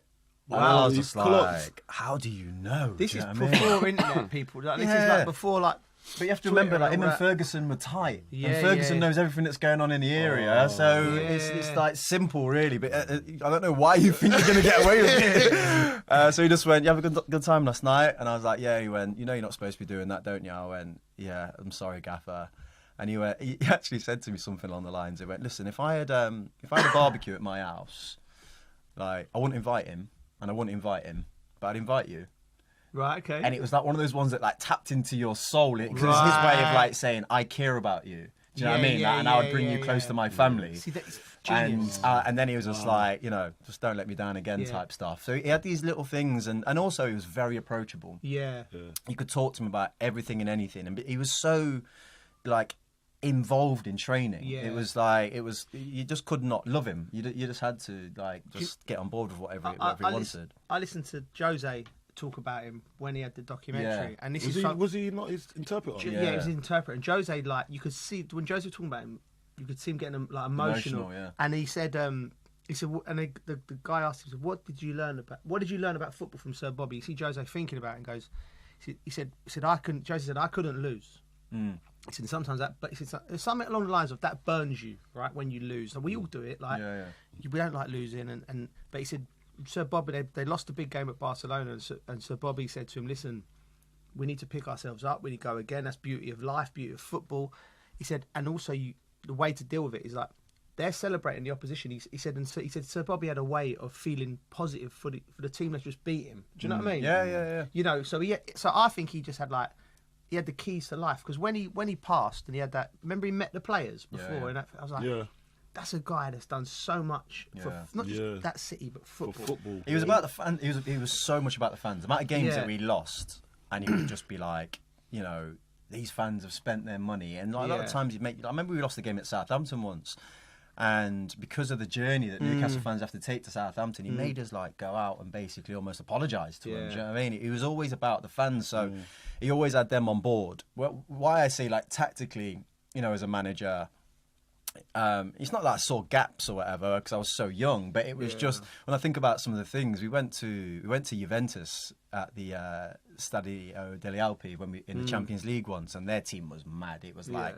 Nedved, David's in midfield, Trezeguet, Del Piero, Tehran was there. They had a proper team, and it was probably like my second or third game in the Champions League, and. Like our team was attacking. Like our defense, when I look back on it, is like I don't know how we got where we got. Really, that was all it was, and we've gone there. And for some reason, he's decided to put Andy Griffin, who was our right back at the time, do a man-to-man job on Nedved, and Nedved's just gone. Yeah, all right. He's just sacked it off and gone to the other side, and Griff's like on the other side of the pitch. I'm right wing, getting absolutely mullered down this one side. It was just like he always just did mad things like that. But as a manager, honestly, at that football club at that time, all of us loved him. Every single person loved him. And when he got sacked, I mean, we were fifth when they sacked him. Yeah. But there was this thing about. I mean, they called us like the Brat Pack, basically. There was like me, Kieran, Bellas, and Cole Court, and a few others. We were just young lads enjoying ourselves in Newcastle. That's all it was. But they brought in Souness to absolutely dismantle us. Dismantle the Brat Pack, pretty much, Yeah, I remember that was when you got tarnished with that, you know, like you weren't doing nothing no different to what we weren't doing in London. No, none. It was just that you. I can ask you about that Goldfish Bowl at Newcastle. Yeah. I think when you left the club. You've said recently like you felt that because you come to London, but did you feel like it was hard to sort of get away with not get away with things, but live your life? The polar opposite, Joe. Really? Yeah. I mean, the thing that annoyed me about that statement. Keys to the sea. Yeah, the thing that annoyed me about that statement was like I never said it. Number one. Right. Okay. Sorry. No, it's fine. It was just like in my eyes, it was kind of like Graham Souness's way of softening, kind of like. The blow of losing a young player. You know, I was a young player who was still playing for England at the time, and it wasn't a good look on the club because I was like, I need to get out. If I wanted to go to the World Cup in 2006, which was my goal at that time, I knew I couldn't be at Newcastle because I could feel it going the wrong way. Their focus was too much on like destruction rather than like how do we build a great team. It was like. Craig Bellamy is a nuisance, so, and you don't get on with Alan Shearer. So he has a reputation that he doesn't deserve sometimes. I love him. I also don't care. Like he's a freaking sensational footballer who, if he's in your team, like when you play Rebellas, you don't understand how rare his type of player is. Where every single day, every game matters. So, you know, getting rid of him. Then got rid of Laurent Robert, who was a bit rogue, but he was like creative genius. So it was all these things that were happening where you were just looking at it going, this is not, like, we've got a good team already and you're breaking it down. Yeah. So I knew I needed to get out. So that statement kind of came from that. But because, like Carlton says, like, I'm playing for Newcastle in the Champions League at 18. I'm telling you now, there's some stuff up there that people know that never came out. Yeah. Because that city protects you. Yeah. Like you telling you. Yeah, whereas I came to London... Yeah. Exposure. Wait, swear to God, my first night out, I hadn't even played a game for the football club, right? And I think we were away with England, and I literally signed for Spurs whilst we were away. I landed back at the airport. I went straight to Waltham Abbey or whatever, and there was about a week before the first game. Played the game. And I've gone out basically in London with someone. Mm-hmm. And anyway, not that I don't know who it was, but I decided to kind of like go home early. I don't know why. Did. Yeah. Anyway, I think I was at Funky Buddha or one of those places. Yeah, it would have been. I see you in there. You saw me. Yeah, I saw you in the corner. You know, I was there in the corner. I'm always lurking in the crevices, in the darkness. All you just see is like glaring eyes. Yeah, there's Coley's corner. You were there. Yeah. You were definitely there. But I got home and I just had in the morning I got this phone call from Donna Cullen. Yeah. And she was just like going mad at me at the phone. She was like head of the press at the time. Yeah. She's going, what are you doing? You're not even paid. And I'm like, what's happened? She's like, you're on the front page of the paper. I was like, what? I was like, what's happened? Anyway, it turns out some cage fighter or some had stabbed someone. Wow. And someone had took a picture of me when I came out of the club. And it was literally like, it was something like Prem footballer in death scare type thing. And I was like, I was home. Home. What do you mean? So coming to London was a big wake up in terms. It was way worse in London than it was in Newcastle. Way worse. Oh, come on. Way worse. London was a cesspit for like any kind of drama. It could be the smallest one, but they'll just blow it up. Yeah. So you just have to tread Also, carefully. There's paparazzi. Yeah, that's all You it don't is. have paparazzi Mainly in that, Newcastle. is it? No. Yeah. Ever. Different That's lives. never- Remember back in the, we were like rock stars, man. Like you come out. All right, Jimi Hendrix. I definitely want a rock star. I wouldn't mind being one, like, but I definitely want. I was like, I come out, I've got my guitar on my back. That's an insight into this man's head. That's where he's at. I've just lit him up there, haven't I? He's a bit like, I remember those days. Yeah, the good times. Yeah, but we had wild times, and it's not the same no more, obviously, because you got phones and clubs and that. So as soon as that started happening, I just fell back. I was like, this ain't for me no more. Stepped into the light. I was like, when you start getting photographed in the club, like I'm like, nah, this ain't for me. This is your safe space. Yeah, it was just a little bit like when we started getting the sat navs on our back when we was running on the pitch. And they would test. I said, nah, football's not for me anymore. Just things like that. I just say, well, it's not a safe space no more. I got to get out. But Bobby was a great. He was a great. See with Bobby, like, so you talk about his coaching and was he just more of he just inspired you? I think so, yeah. And the whole team as well. So he had different techniques to get the best out of different set of players. But also his history. You know, he would talk you about players that he's had and stuff. That's like what that. I would say. That's what I was going to get into. So he's the history. So he's the one that really found R9. Yeah. So he had him at PSV and then took him to So Barca. he had an eye for youth coming through, didn't he? Yeah. I think that was his thing. You know, he had a couple of good scouts around him who knew good young players. So you knew going to him, you was going to elevate your game, number one, because he'd what he'd done with people in the past. But he, again, it's hard to put your finger on exactly why. I think as a player, most of your jumps that you take are around your surroundings. So, at Forest, I got myself to a level where I was like, I'm the best player here, and if I stay here, this is where it stays. Whereas I think that then when you jump to Newcastle and you realise, well, there's another step I need to take. Then you go and play for England and you're like, geez, I need to step up even more. It's just constantly trying to prove yourself, isn't it? And I think that Bobby was just very good at, like, for example, he signs me, I win Young Player of the Year. The first thing he does the next year, he signs Hugo Viana. Who, at the time, Hugo Viana had just won Young European Footballer of the Year. So in my head, I'm like, oh, there's a big challenge already. Not only is he, like, young, but he's now bringing a different level, and he was that flair and stuff. And I mean, he's he was a player when he first came. Yeah, he's at Man City now, isn't he? He's their sporting director or something. So can I ask you? Ask you Spurs. Yeah. You moved to Spurs. Was that your only option, or what was it that made you go to? Because that at the time it was. I suppose it was quite an exciting time to go there. Yeah, it was. I mean, I'll be honest. Again, I think I've spoken about this, but I thought I was going to Arsenal at the time. Arsene Wenger had been like quite openly admiring of me, and then even at the year I won Young Player of the Year, I was speaking to, because Thierry won it that year. He won the main award. I won Young Player, and Thierry had mentioned, he said, look, the whole team voted for you to win Young Player of the Year. So you're like, okay, I'm respected in the dressing room. I know that Arsene Wenger had kind of like spoken about me in a certain way, and also Arsene Wenger was pretty much what Pep Guardiola is to football now for young players. He was developing them.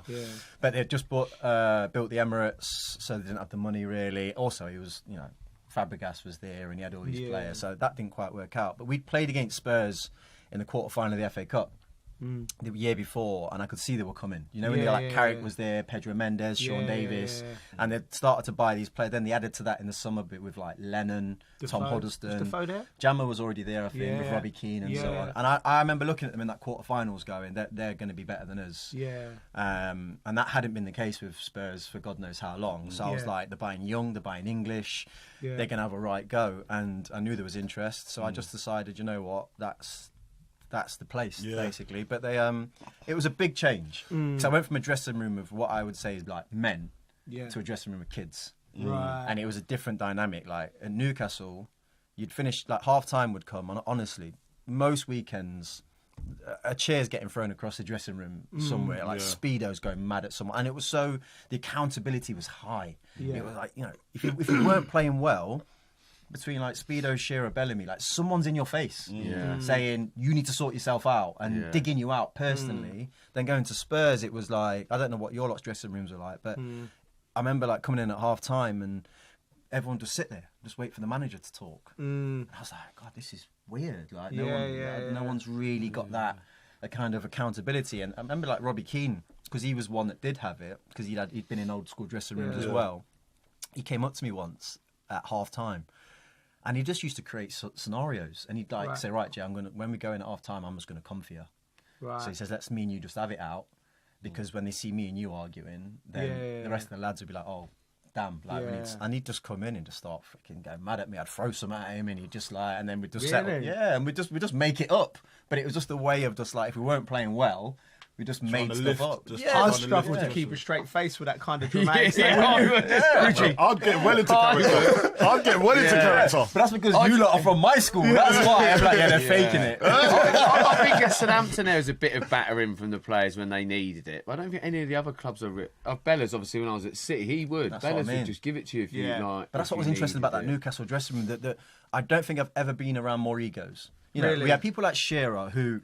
You know, at the time he's bowling around, I am the best goal scorer and the best player in the Premier League history. Then you got people like Speedo who are just born leaders and have got like 600 appearances and so on and so forth. Won the title at Leeds as yeah, well, didn't he? Exactly. Then you got like Ribeiro who just bowls in when he wants, but then will stick one in the top corner for 40 yards. And, you know, Dyer's just like, you know, the characters were just so big. You had a lot of Mavericks in your team. So many. And so many. And it was so hard to like for the manager to navigate. But that's where he was good because he was like, he turned a blind eye to Lauren Ribeiro being late every now and again, you know, but there was other bits and pieces where those characters are not easy to put together. Do you know what? Yeah, like when I first broke into first team, like I didn't see that argumentative side from the team. Everyone was on the same page and knew the common goal. And who was the manager though, Coley? Claudio Ranieri. So we worked with Claudio. I think Claudio had more of a disciplinarian.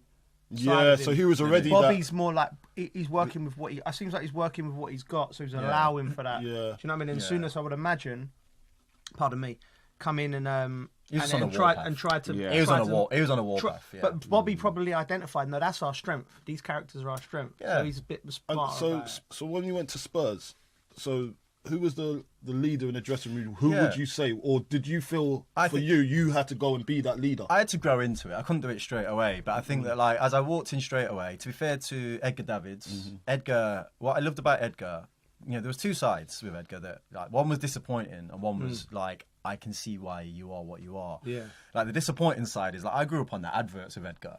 Nike adverts. But then like when I played with him, as much as I loved him, like technically I just didn't see it. Really? Yeah, like because that JJ because he was at the end of his career injuries. I don't know. I don't know because I played against him at Juve as well, and when I look back, that you know all those tricks and stuff weren't really a big part of his game. If I'm honest with you, no, he was a ball. Wasn't he? That's what I'm saying. So you know, but if you ask him to hit like a 60-yard diag, you could only hit it about 30 yards. Do you know what I mean? Yeah, it weren't really his bag. But when it came to like your mental capacity, honestly, when we were the year we were going for top 4 and the lasagna gate thing, he called on a meeting. It was the first time I'd seen a player call a meeting.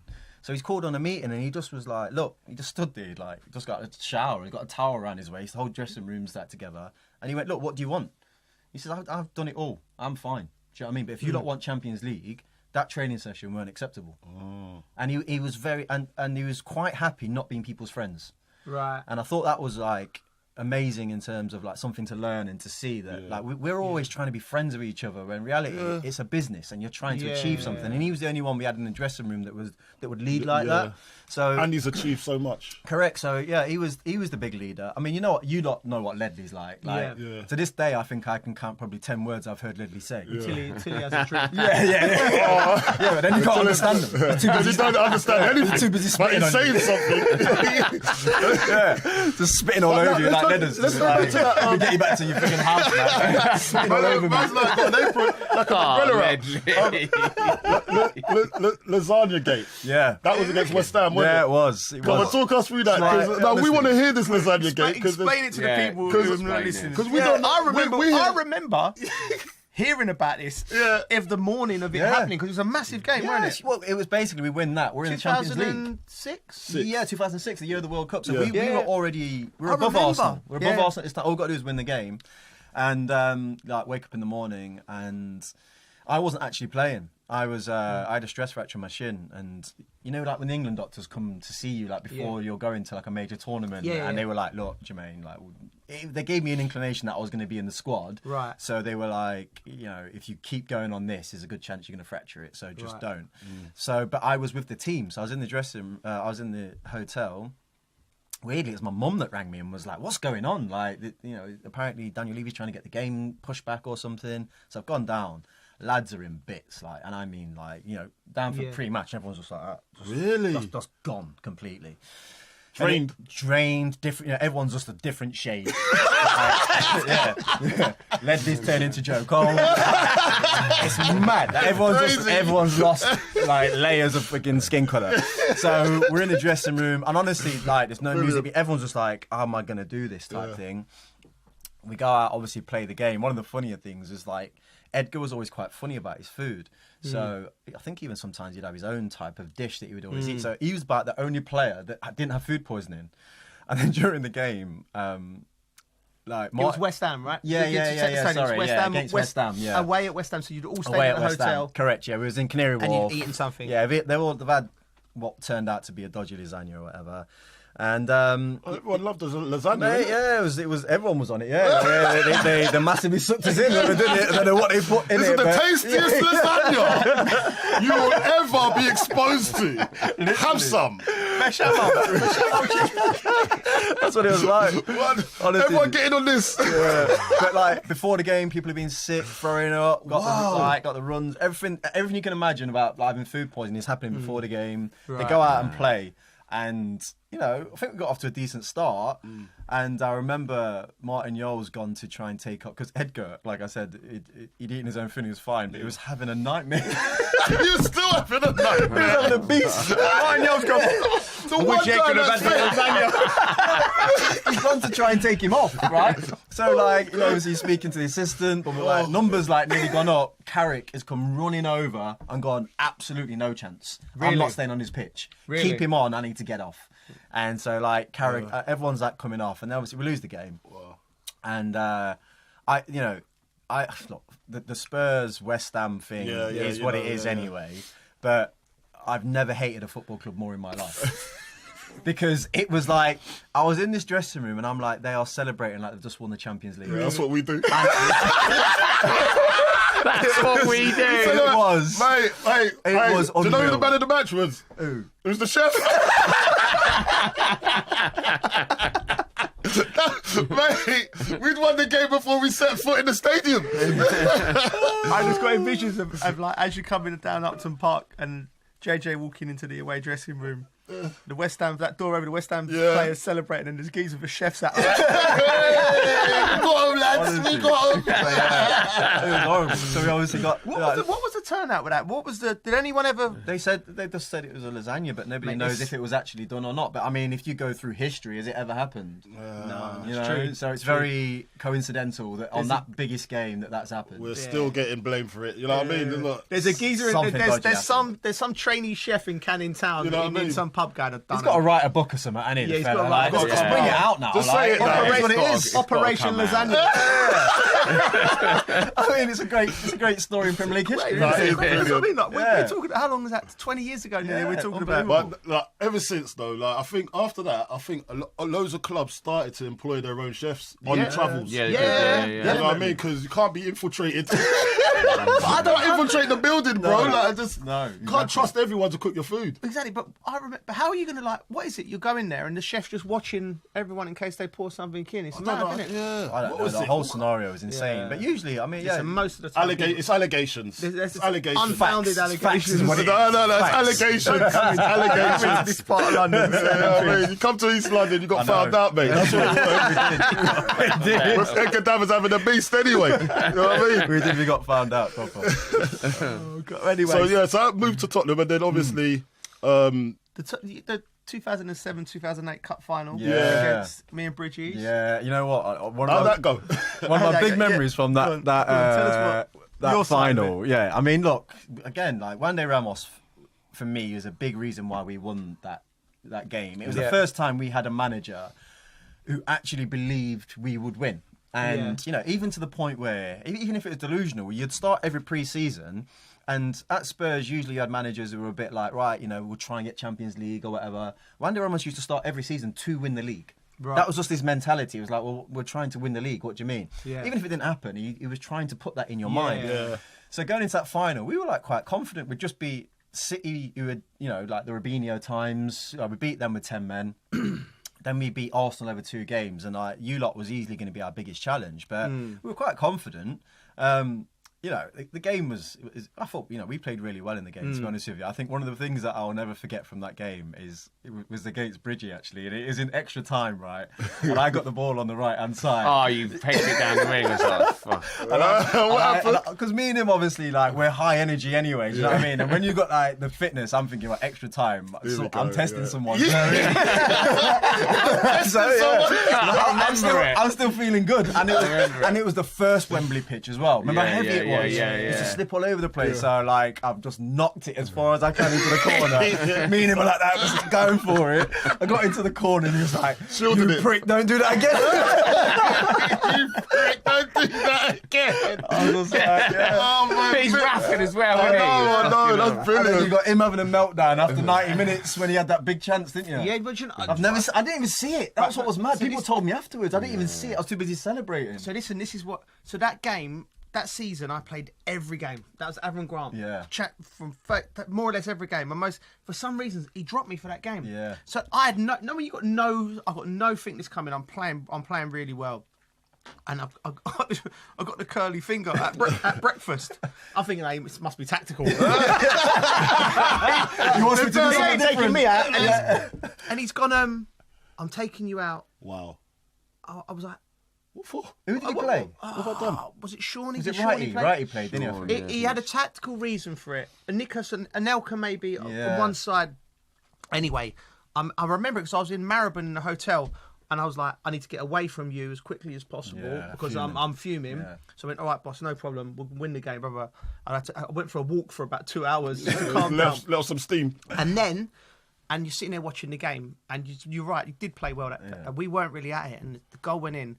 Then I come on the pitch and I missed the chance, and your right back or right midfielder, like Icelandic or Norwegian. Is it Tainio? Yeah, Timo, mate. Yeah. I wanted to kill him. Yeah, he's a rat. Mate, I wanted to kill him. I'm shouting at something, right, and he's come running over me for no reason like that, and he's gone pointed at the scoreboard. Oh my gosh! And I wanted to go. Ego sets in. My ego, like, he done me. My head had gone. He was a great lad, you know. Was he a great lad? Yeah, well, he done me. Good teammate. Yeah, just a great lad. Like, you know, I remember end of year when you have like your meet, like your end of season, get your like, you know, post season like stuff, like to go and train and stuff. And it's all kind of serious, and he just came in late in a Spider-Man outfit and just sat there in the meeting with the full mask on while Martin Yole's trying to give us this serious chat. But he's a great lad, but you're right, that was... He done me. Yeah, I mean... So it's a bit of a crazy one. Yeah, I mean, it's the whole game, and we went 1-0 down, didn't we? I mean, like... And you bit. I bit, yeah. Robbo pissed me off with that goal that he conceded with Didier. You know what I mean, Didier puts one like that free kick, and we're 1-0 down, and then... Look, I mean, like...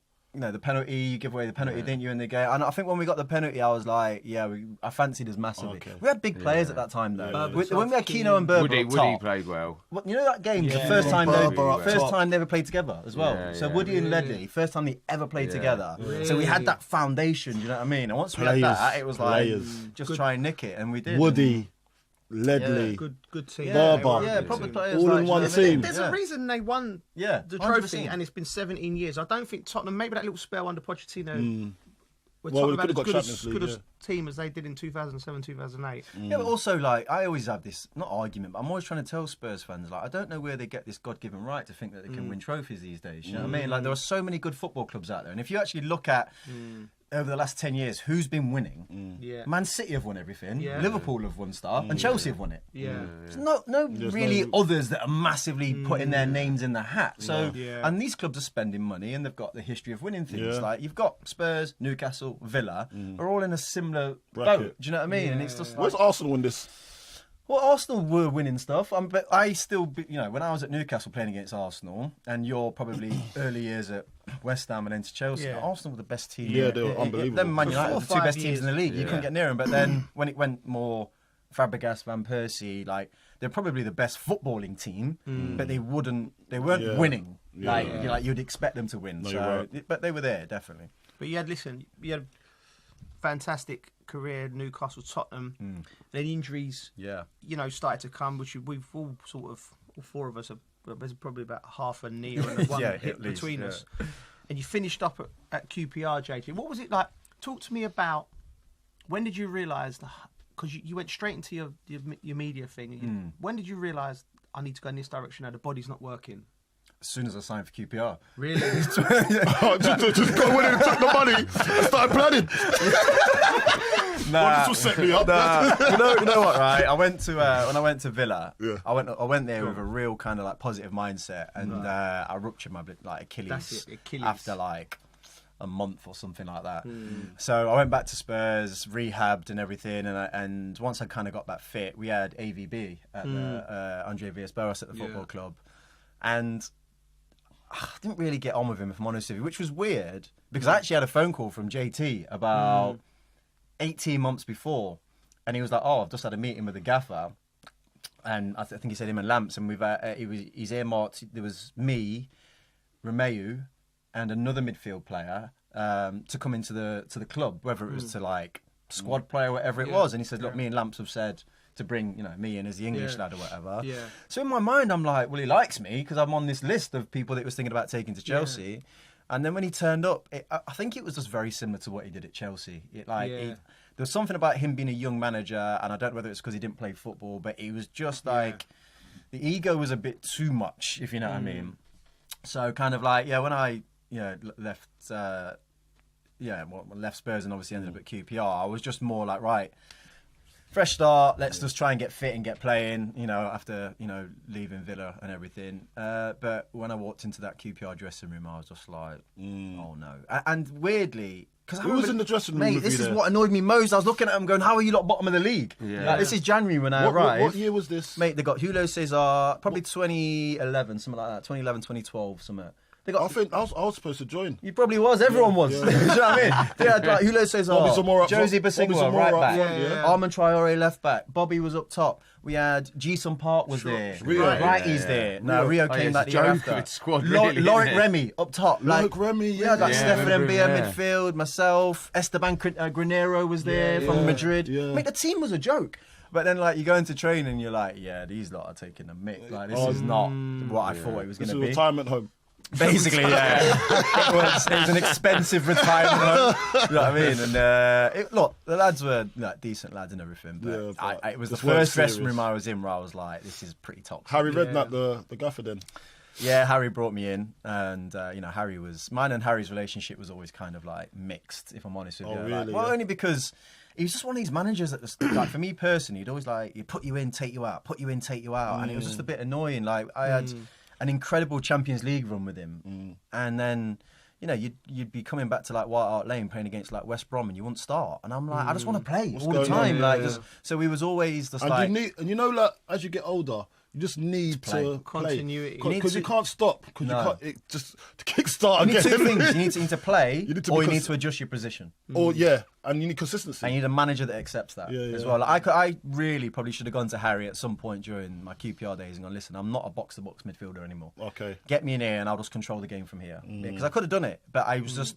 Everyone always G'd me up. I don't like Bridge. You might have had a similar thing. Once you're kind of known as the fitness guy, that's just your bag. Do you know what I mean? And it's like get up and down, box to box, and then you try and live up to it, and then your body starts going, mate.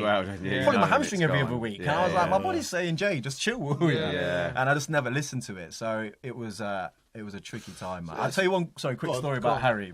When we played against Real Madrid, it's not really about Harry, but he was the manager. But it kind of gave me an insight as to kind of like top managers. And Harry was a top manager in his own right, obviously, but it was just like, we've gone to Real Madrid, this quarter-final Champions League, and we pulled up in the coach, and Real Madrid got those steps, haven't they, that go up to that door, and at the top of the door, Jose Mourinho has just stood there, right? And I'm like, that's odd.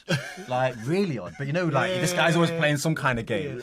So we've come off the coach and we're walking up the steps, and he's just at the top going, like, every single player that comes, even Harry's come, shook his hand, oh, welcome, like, good on you. Like, players have come through. And it literally didn't land until about 6 months later. I was like, this guy just buoyed us off. He literally shook our hands and patted us on the back of the head, like, well done getting this far, but this is as far as it goes. That's basically what he was saying to us, and none of us saw it. That's when you know you're in like an amateur Champions League team. Because he was just like, these guys don't know what's coming. I don't know what's going on. We're going to rip them apart. Enjoy your time in Santiago he does that thing where he shakes hands and gives you all the time as well. That's a point. You take it because it's Jose, and you're like, surely in the end, didn't do that to Harry. What am I Surely doing? didn't do that to Harry. He didn't tap him up. You know, even then, like, I mean, but in hindsight, Harry might have had the same thing, but he probably should have said, "Off." Like, don't touch my players. Do one, like, you know what I mean? But it was funny anyway. Oh, mate, that's brilliant. So after, all right, so we at QPR. You've called it quits. Yeah.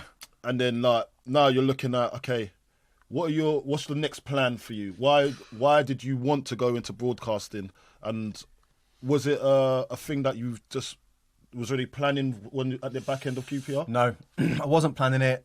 Didn't want to do it. The thing was, I just done my knee and I was trying to get back fit, and I was like, right, how do I just keep my head straight? Okay. And I had an opportunity to go to the World Cup in Brazil and do some broadcasting for radio at the time. Oh. But I was on crutches, and I'm like, I'm not hobbling around Brazil doing that. So I said to the BBC, look, give me a shout when I'm back, and maybe we'll do some stuff. And I think it's just one of those things where, because from a career perspective with my injuries, it felt like to me it just went like that. It just went down. And so my confidence kind of went with it. Yeah. And once I was told I was never going to play football again, I'm like rock bottom. Do you know what I mean? I'm because you essentially every day as a footballer, you know where you're going, you know what you're doing, you got a place to turn up to, you're getting paid, life's good. And then all of a sudden I wake up and it's like, you know, your friends in football, when you really look back on it, your colleagues, really. We've all had so many people we've met in football who we probably don't speak to anymore. And so they were my and then so the phone's not even ringing from anyone of like, even like, are you okay or whatever. So I just needed to kind of get my confidence back. So when I started doing the media work, I remember doing my first match of the day, which weirdly, it was match of day 2. And it was QPR against Man United at Old Trafford. Right. And I was still going into the club doing rehab. Right. So I'm obviously like, and they got battered something like 4-5-0. And this is when Rio was there. So I'm doing my analysis and I'm going, he's not getting tight enough. He's not doing this. He's not doing that. And then obviously on the Monday, I'm going into training. And I'm bumping into Harry in the corridor. And Harry was like, oh, I saw your match of the day. And I was like, yeah. And he went, can't disagree with anything you said, to be fair. And then I went into the dressing room and all the lads kind of like created like a circle around me. And I was like, here we go, what's going to go on here? And every single one of them just went, what's it like on match of the day? Like, what's it like? Yeah. Oh. So they, you know what it's like as a player. You get to that point at your end where you're like thinking about the next thing. And I just got a good response from it, basically. And I think from a confidence point of view and like my mental health, it really helped. That's so good. I just kind of stuck with it. Yeah, well, you're brilliant at it, JG. You. Like, you're brilliant. And you ended up, like, we worked together, obviously. Yeah. Brilliant. But you know, like the one show, you transcended. You know, you was the guy, wouldn't you? Do you know what I mean? I don't think there's anybody that's done it really. I think that like obviously Wrighty had like Ian Wright's Friday night show, I think at one point. But I don't think there's ever been a footballer that has gone on, say, like a daytime, evening, live television slot and presented in an entertainment space. And how did you find that stepping into that world compared to a football dressing room? Because it's hard. Sometimes message you'll be there like, with like Tom Cruise and you'll be there Yeah. That side it's of true it, though, man. It is mad. It's It is crazy, mad. innit? It was crazy. I think that side of it was strange, if I'm totally honest with you. I think that what you realise when you go into kind of television is, you know, the football world is just very different because we are naturally competitive. We're naturally, and also I've always been the type of person that's very much like, if I'm not doing something right, just tell me. Tell me, I want to hear you. Yeah, because it's like that in training, isn't it? If I'm not playing, I go knock on the manager's door. What am I not doing? So I can improve correct it. You're going out too much. You're not working out enough. You're not in the gym enough. Right, I'm going to do all those things, and then I want to be playing. It's simple. Television's not like that. Television, they just talk behind your back. Yeah, you know what I mean? You are say, is that all right? Yeah, is it. And then everyone will say, If it ain't, just tell me. Correct. If it ain't, just tell me. Try correct me so I can improve. No. Everybody in television will just lie to your face. Yeah. And I work with so many people. When I was like a main presenter on the show, we would have, sometimes if Alex Jones weren't working because she was having children at the time, I was working with various different kind of like female presenters, and we'd come off air and they'd go, oh, did you like her, JJ? I'd be like, yeah, she's really hot. It's her first time or whatever. She's done really well. And then I'd just see them talking crap about them. Like going, shit, and she's not coming back. And I think, why don't you just... positive, but I'm like, positive, and then they're just being sneaky. Well, it was more to do with, I'm thinking, tell them. Tell them what they didn't do well then, and then they can improve. And I just hated that side of it. Well, why do you think the culture is like that? Do you think it's insecurity around people's jobs? Or do you... that's a big part. I think there's a lot of like I always used to say on the show that I always felt really fortunate. And it's why I never took any crap from people who came on the show. Because every now and again, you get the odd comedian who'll come on who'd try and be a bit of a smart ass or whatever. Yeah. But in my head, I was like, I lived my dream. My dream was to play football. My dream was not to present on the one show. I've done that. I've done my dream. I've lived my dream. So if you think I'm going to sit here and take crap from you, that's not happening. I'm going to give it to you. Do you know what I mean? But I think in the television world, you underestimate how little amount of these spaces are available, right? And what people are doing to try and get those spaces, and people are literally like beg, steal, and borrowing and creating scenarios just to get that seat. So when they get it, they're like cling on to it. And my mindset weren't really like that. My mindset was crabs in a bucket kind of mentality. Yeah. I was doing the one show because I was just like, well, I want to be able to present live television so that when things come along like hosting the FIFA World Cup draw, I'm prepared for it. I'm ready for it. Well because, practiced. in those, there's nothing like hosting like live television in really difficult moments that prepares you. So it was like a training ground for me. That was my mentality with it. But it was just, I'm speaking to like Dolly Parton and stuff. This is mad. This is mad. It's actually mad. Yeah. So what moment, like, was there any moments when you're like obviously Dolly Parton, of course, you're like, do you know what I mean? Just trying to keep the eye line working for me. Honestly, But like, is there any moments you're like, wow, what's going on here? There was one time like I almost fell out with Jennifer Aniston. That was strange. What? Fell out, yeah? It was weird. She was just rude. Really? Yeah. It was on Rachel, Yeah, it was on a Zoom. It was on a Zoom. That's what I was thinking. That's disappointing. Bro, trust me. Rachel. So there's like her and like Reese Witherspoon were on about the morning show. Right, yeah. But they're on Zoom. And you get like a list of questions like before, and I'm always trying to like adjust them based on how I feel they're talking to me. And you'll see one, you think I'll swerve that because they're like in a good mood or whatever. Yeah.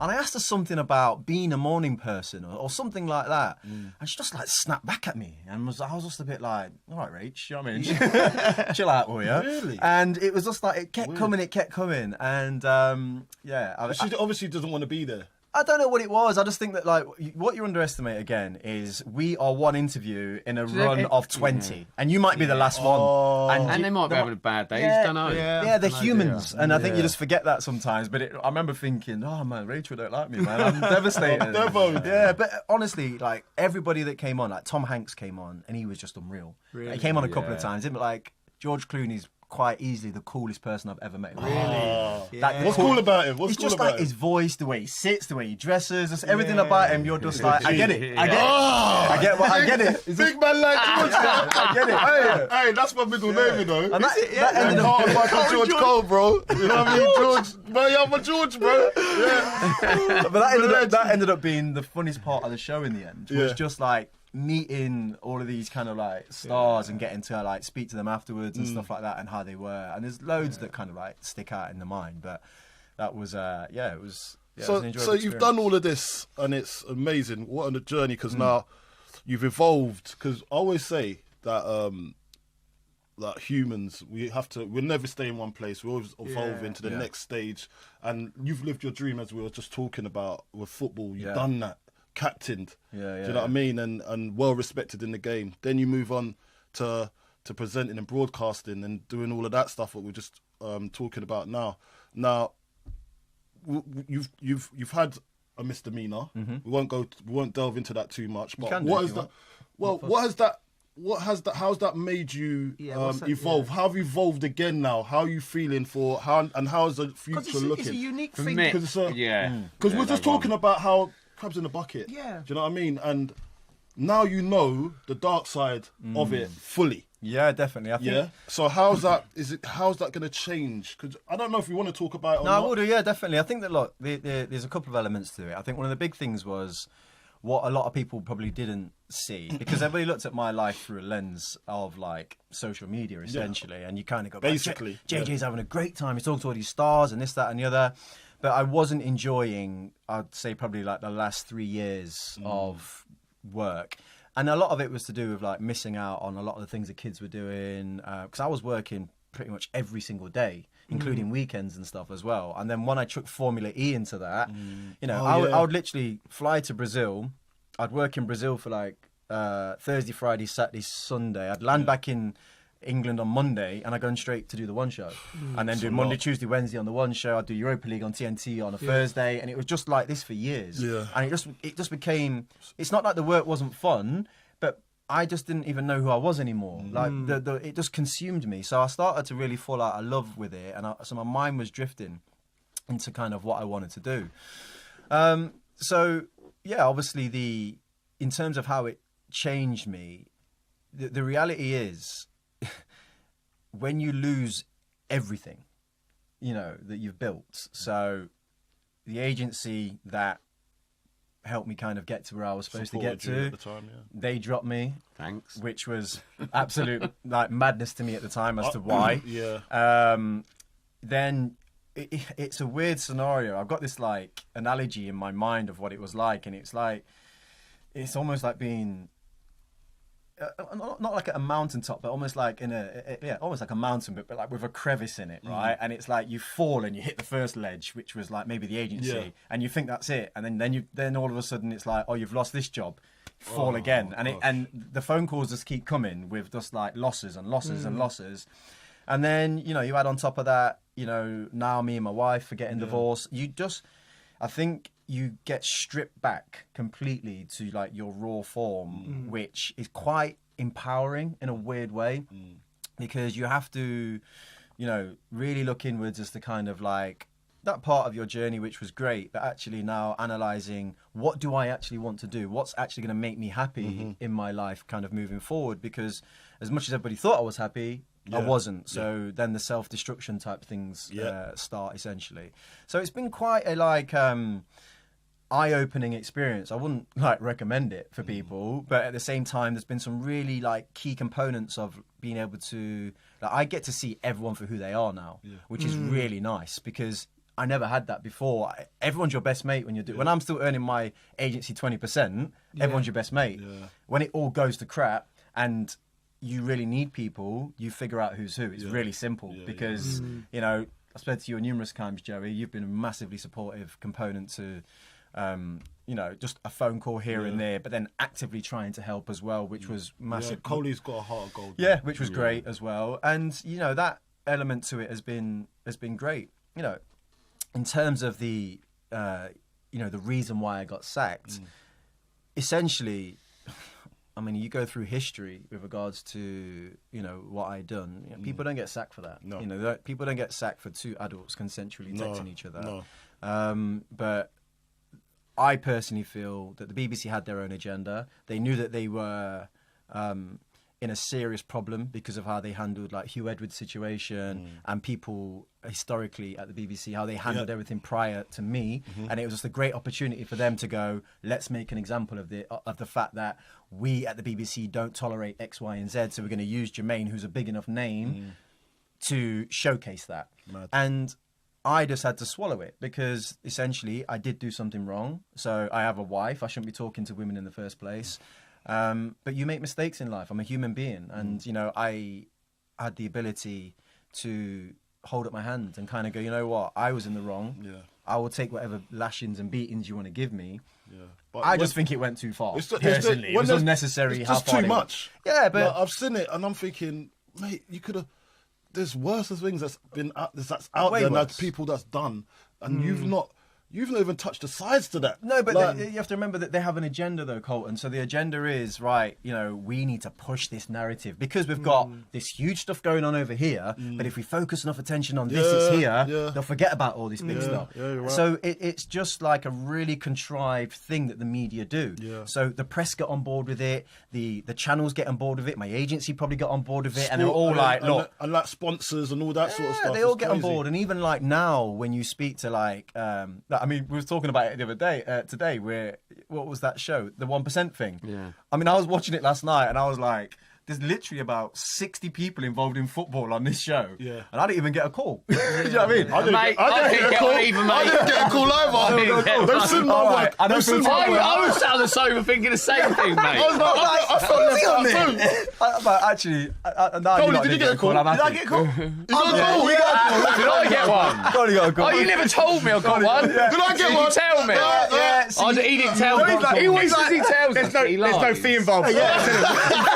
Bring him on. It's charity. I did do that. I did when I saw like 50 footballers on there. I was thinking they ain't paid them that much. No, you can't get that many people in the room and pay them that much. But no. Yeah. So I think, look, in the media, what you notice is that they're in this bubble that is like, it's not the real world. And I've been able to live with real people for the last kind of like year, whether it's kind of going down to the golf range and speak to people, school runs, mixing with like the dads and all that. And it's been like a huge reward because you realise that it's not that bad. Like, they're looking at you going, Jermaine, like, everyone's done this. Like, don't just, you know, yes, you've done wrong, but you haven't killed anybody. Get back on the ladder, just mate. keep going. And I think going. that element of it has been really nice, just speaking to, like, real people. Because the media, like I said, like, you step into a media kind of, like, outlet, and everyone's like, like, they don't want to, don't want to look at you. Like, I went and did a game at Newcastle, and bearing in mind, like, at TNT, I don't know if you were there for that one or not. I don't know who they played, but I was working for another broadcaster, and, like, half of our colleagues are like, yeah, like, that's only happens when someone's done something wrong. Do you know what I mean? You feel bad because that person's just been basically lynched for not, and you've been a part of that. So they're not going to look at you like, that's what I'm saying, and just come and shake your hand and say like I feel like they've not done something wrong because they've been part of that process. But they all want to keep their jobs as well, and they're all probably been told if you mix with him, it's like come on, you know me as a person. I've been with you for 10 years working. Nonsense, mate. You know, have you changed in a way from it or grown from it? Because when you hear you, I know you, but I don't know you know that well. But when I look at you, I think you seem really well. You seem good. No, I appreciate that. Thank you. But I think it may have been really hard for you, but it seems like you've really grown from it. It does happen in life. People grow from. That's why, and it's hard for people to understand, but it kind of has been a good experience as well as a bad one. Like, what I put my family through, I hate. My kids were getting followed to school, and like pictures of us, like they camped outside my house for like a week. It was like that side of it was hell. But then the other side of it has allowed me to kind of like grow and evolve as a person, and actually, just understand everything a little bit more. I think when you're in it and it's go, everything's great, and it's like it's a really fake world. Really fake world. So fake. Yeah. You know And it's I love that you know that now. Such a fake world. I love that you know that. Yeah. And then when you kind of gravitate back to, like, I went back to Nottingham loads. I was with my people, my mum, my sister, my friends. And it just, and don't get me wrong, I must have read about 20 self-help books and did the work and this, that and the other. I was just searching for answers at that particular time. But I think you eventually land in a place where I am now, where I'm still feel like I'm evolving and growing. But I am happy, The thing is that for you now, I think you're going to come back into a space and things are going to be on your terms. Correct, now. You're everything has to be on your terms because you know what this world is. Correct, I've seen it. And so now anything you have for the future and plans you've got for the future, it's got to be on your terms. And that's the way I'm living my life as well. Yeah, now. control was, when I first kind of like went, right, what do you want to do? Control was my big thing. Yeah. So no one's ever going to control my life again. Do you know what I mean? So whether I go back into broadcasting, whether it's for TNT or whether I go somewhere else and get back involved in television, it will all be on my terms as to kind of how much I want to do, when I want to do it. And obviously that allowed me then to start developing my own stuff as well, which is my bag anyway, because I've filmed 5 documentaries, you're unbelievable, man. Yeah, I've done all these social issues documentaries. I've been on TV for God knows how long. I've gained enough experience to be able to kind of like run my own stuff. I'd love to do a documentary of you. Yeah? Yeah. We should do one. What should we do? I've got a few ideas. Have you? I've got a few ideas, but we'll keep them as ideas. Yeah, we got loads of ideas. We've got some ideas. Anyway. You can draft me into one of the shows. Look, we are running out of time, but quickly before we go, you launched a new podcast with Derek Chisora. I am, who seems like a great lad. He is. I'd love a night out with him, actually. He can set that up. We can set that up. Don't worry about that. How's that going? Yeah, honestly, it's been great. I think, again, kind of just taps into that control element. So I set up my own production company, which I'd been wanting to do for years. Brilliant. And me and Derek have been good mates for about 10 years. And I just thought that, look, I know the image that I had in the media, which is what was eating me alive a little bit, was this like pristine, corporate, perfect, family, life, wife, kids. And it's not sustainable. Like, that's not you that do that. It's just what people. That's what they do. Yeah, correct. So they put you in that box, but I'm like, that's not me. And then you're on the one show and it gets even more. Yeah. So like, in my mind, I knew I wanted to do a podcast, and I was thinking about it with Derek for ages because I know two sides to Derek. Derek's rogue, number one, he is, but he's also got this other side where guy loves being at home, loves his kids more than anything like we all do, loves his missus, like he's got, and you know, he just knows how to sell fights. That's the bottom line with Derek. If Derek's got to throw a freaking table at someone's head to sell a fight, he's throwing it at your head. He don't care. But I just was like, right, I know that I can steer the ship of a podcast where I can maintain the structure and so on, but I know he's going to be coming out with some madness. With the skills that you've got, that you've learnt, you're using it for that. That's brilliant. And that was it. So I was like, I didn't want another kind of like polished host, essentially. I was like, I can do that. I need like a red flag in the room. I need someone who's just going to say the stuff off the cuff that anybody's thinking. You know what I mean? A bit like your role here, to be honest with you. I watch your stuff. That's what you do. Do you? Yeah. Oh, I love that, bro. That's what you do. I see some wild stuff, man. And I think you got to be... And I believe it too. I believe my wild stuff. The best thing you said on TV, when the geezer scored the toe punt in the Europa League, the Conference League, and I'm looking at you and it's gone... And we're dissecting it professionally. He's gone, well, what he's done there, Jules, is he's hyperextended toe. He's done what? Don't go gadget toe. Never underestimate a toe. That was it. Never underestimate a toe. Never underestimate the hyperextended toe. You can't. I don't think you can train that stuff. No. So yeah, we've called personality, man. It's just personality. Yeah. So it's called Let Me Tell You Something. And it's not kind of specific to sport. Kind of the framework for it is you tell me your kind of like your lessons in life, your wins, your losses, the lessons you've learned, the legacy you've left behind, and then we just go on a tangent and talk about everything. But it's loads of fun. We've filmed 10 eps and it's going to be launching June the 8th. I can't wait for it. So yeah. I can't wait for it. It's going to be. You're going to invite us on? Oh, mate. Well, Joey's already been on. Oh, you've been on already? Joey came on, but I'd love to have you two on. Yeah, man. We'll come on.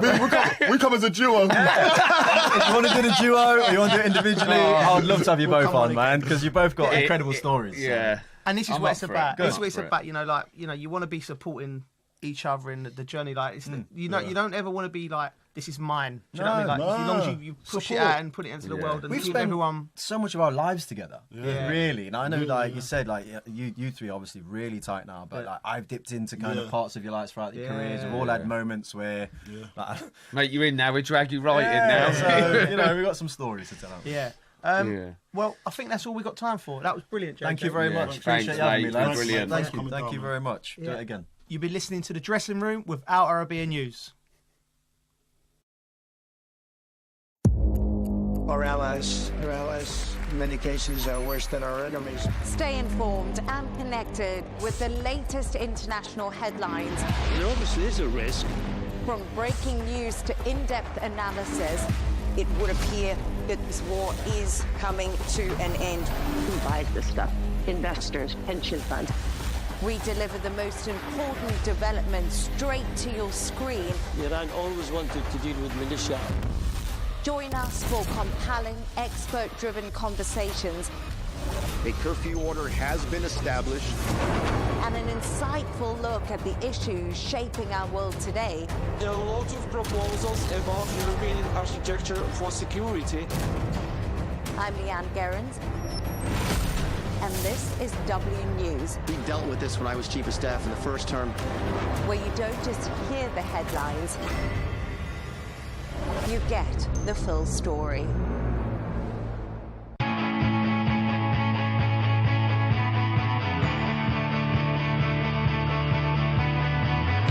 Welcome to the metropolis, the big city. This is where tech, trends, and culture meet. Meet the people. See the sights. Walk the city streets. And experience the lifestyle.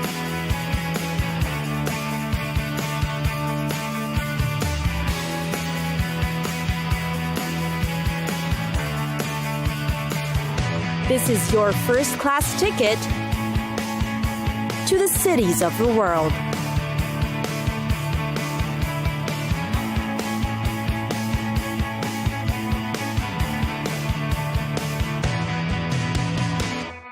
Tokyo, the world's most populous metropolitan area with 35 million people and one of the most expensive cities, Greater Tokyo. For its crowded places and high cost of living, what makes Tokyo worth the visit? The city is teeming with history, culture, and sights. One of the most popular is the Hachiko statue, a tribute to the dog loyal to his master. Hachiko, who died of a heart infection in 1935, is regarded a national celebrity and has a bronze statue of him outside Shibuya Station in his honor. A lesser-known Disneyland also lies in Tokyo. It first opened in 1983 and would see over 13 million visitors per year, making it the third most popular theme park in the world. Also find the animation studio of Studio Ghibli Inc., often referred to as the Japanese Disney. The studio's Oscar-winning feature Spirited Away is the highest-grossing film in Japanese history. Another frequently visited site is the Imperial Palace. The palace became the official imperial residence in 1869. It remains the main residence of Japanese Emperor Akihito. For historic Shinto sites, most recommended is the Meiji Shrine in Shibuya. Shinto is Japan's dominant religion. It means the worship of the deities of heaven and earth. The Meiji Shrine is the most highly regarded of all and is an immaculate example of Japan's impressive architecture. Sporting events are also popular in Japan. The Tokyo Dome is a 55,000-seater all-weather multi-purpose home of Japan's most famous team, the Tokyo Tomiuri Giants. All over the world, Japanese food is very popular. Japanese fare is favored by many because of their incredible cooking and attention to precision and preparation. The place keeps their menu simple and delicious and is visited again and again because of its classic tonkatsu, cutlets of tender breaded pork slow-cooked to perfection. When it comes to shopping, many visit Tokyo for its haven of electronics and gadgets. For Japanese fashion, visit the hip, edgier Harajuku district. Here, you'll bump into younger individuals cosplaying or adults dressed in very clean, minimalist styles.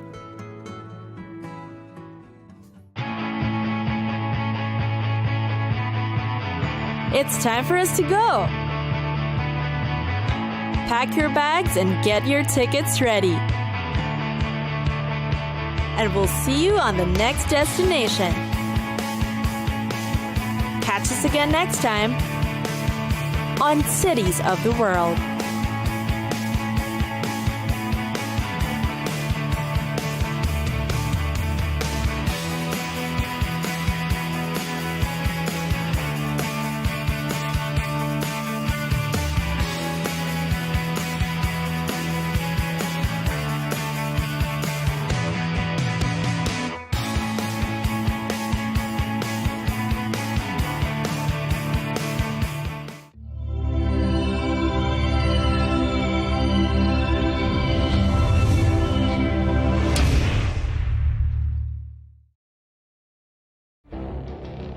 It feels like decades are passing by in a matter of weeks. Seismic shifts in the world order. Never, ever will be part of America. With so much happening and so much noise. Whether it's political upheaval, Canada has been ripping us off for years. economic shifts, or social movements, And no one wins from tariffs. I think America can be more friendly to the rest of the world. The in-depth analysis and all the latest developments across the globe. To have an inclusive policy together. The meetings with Hamas gave me some hope. We're in another nuclear arms race. The most important development straight to your screen. Welcome to the dressing room. I'm on my own. I need backup. And an insightful look at the issues shaping our world today. It was not going to happen, that war, and it happened. Join us on Al Arabiya News, where the world talks.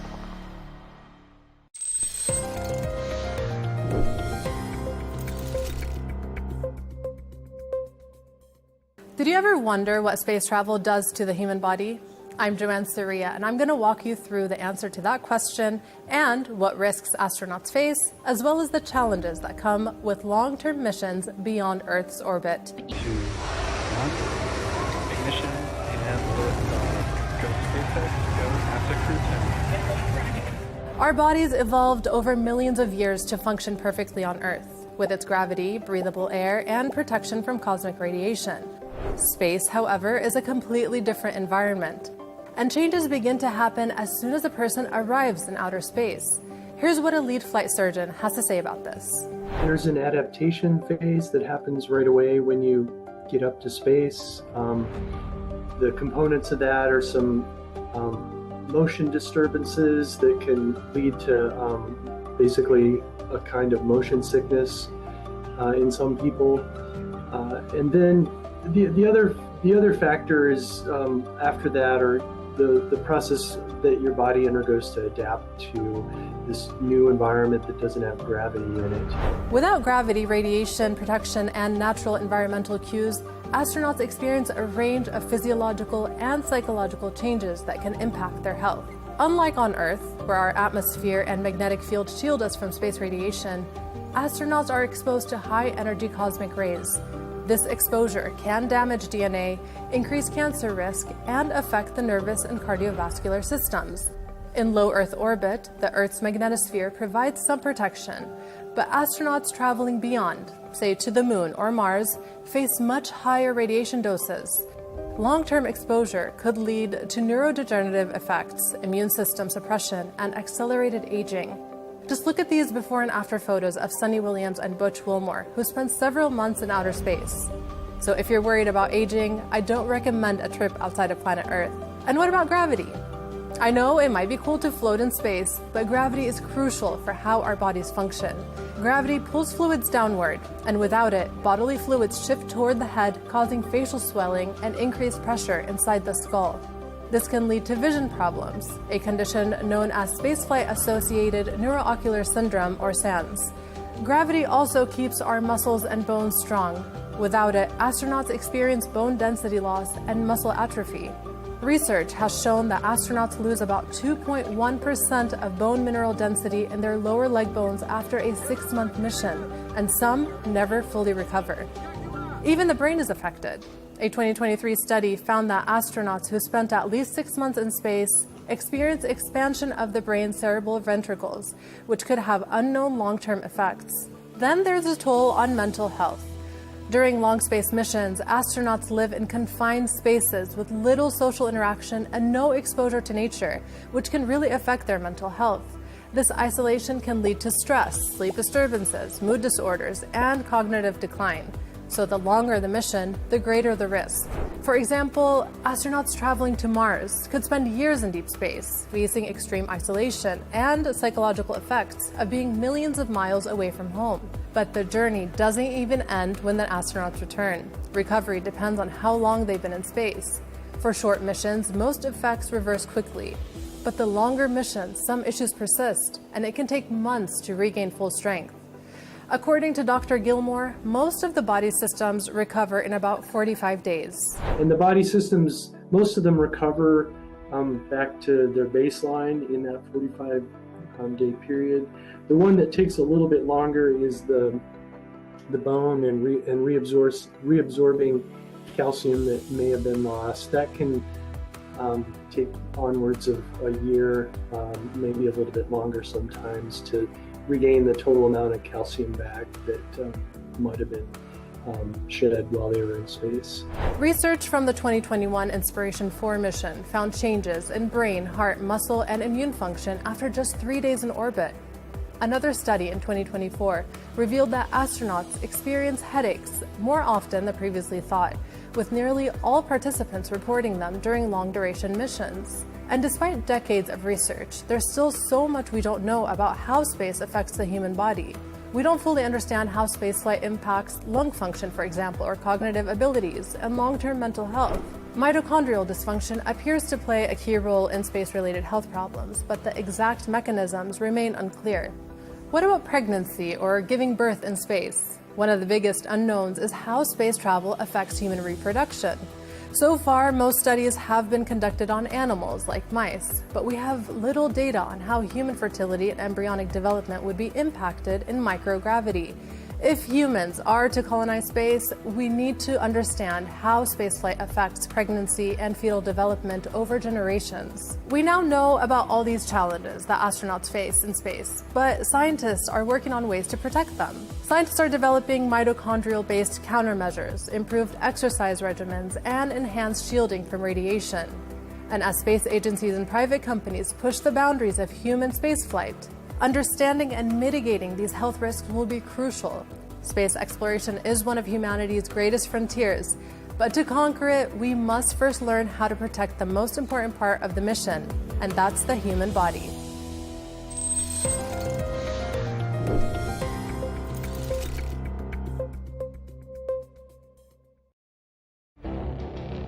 It feels like decades are passing by in a matter of weeks.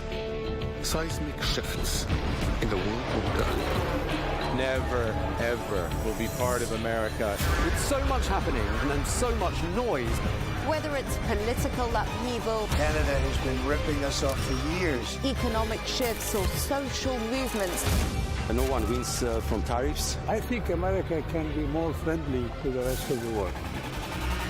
For in-depth analysis and all the latest developments across the globe. To have an inclusive policy together. The meetings with Hamas gave me some hope. We're in another nuclear arms race. the most important development straight to your screen. Welcome to the dressing room. I'm on my own. I need backup. And an insightful look at the issues shaping our world today. It was not going to happen, that war, and it happened. Join us on Arabiya News, where the world talks.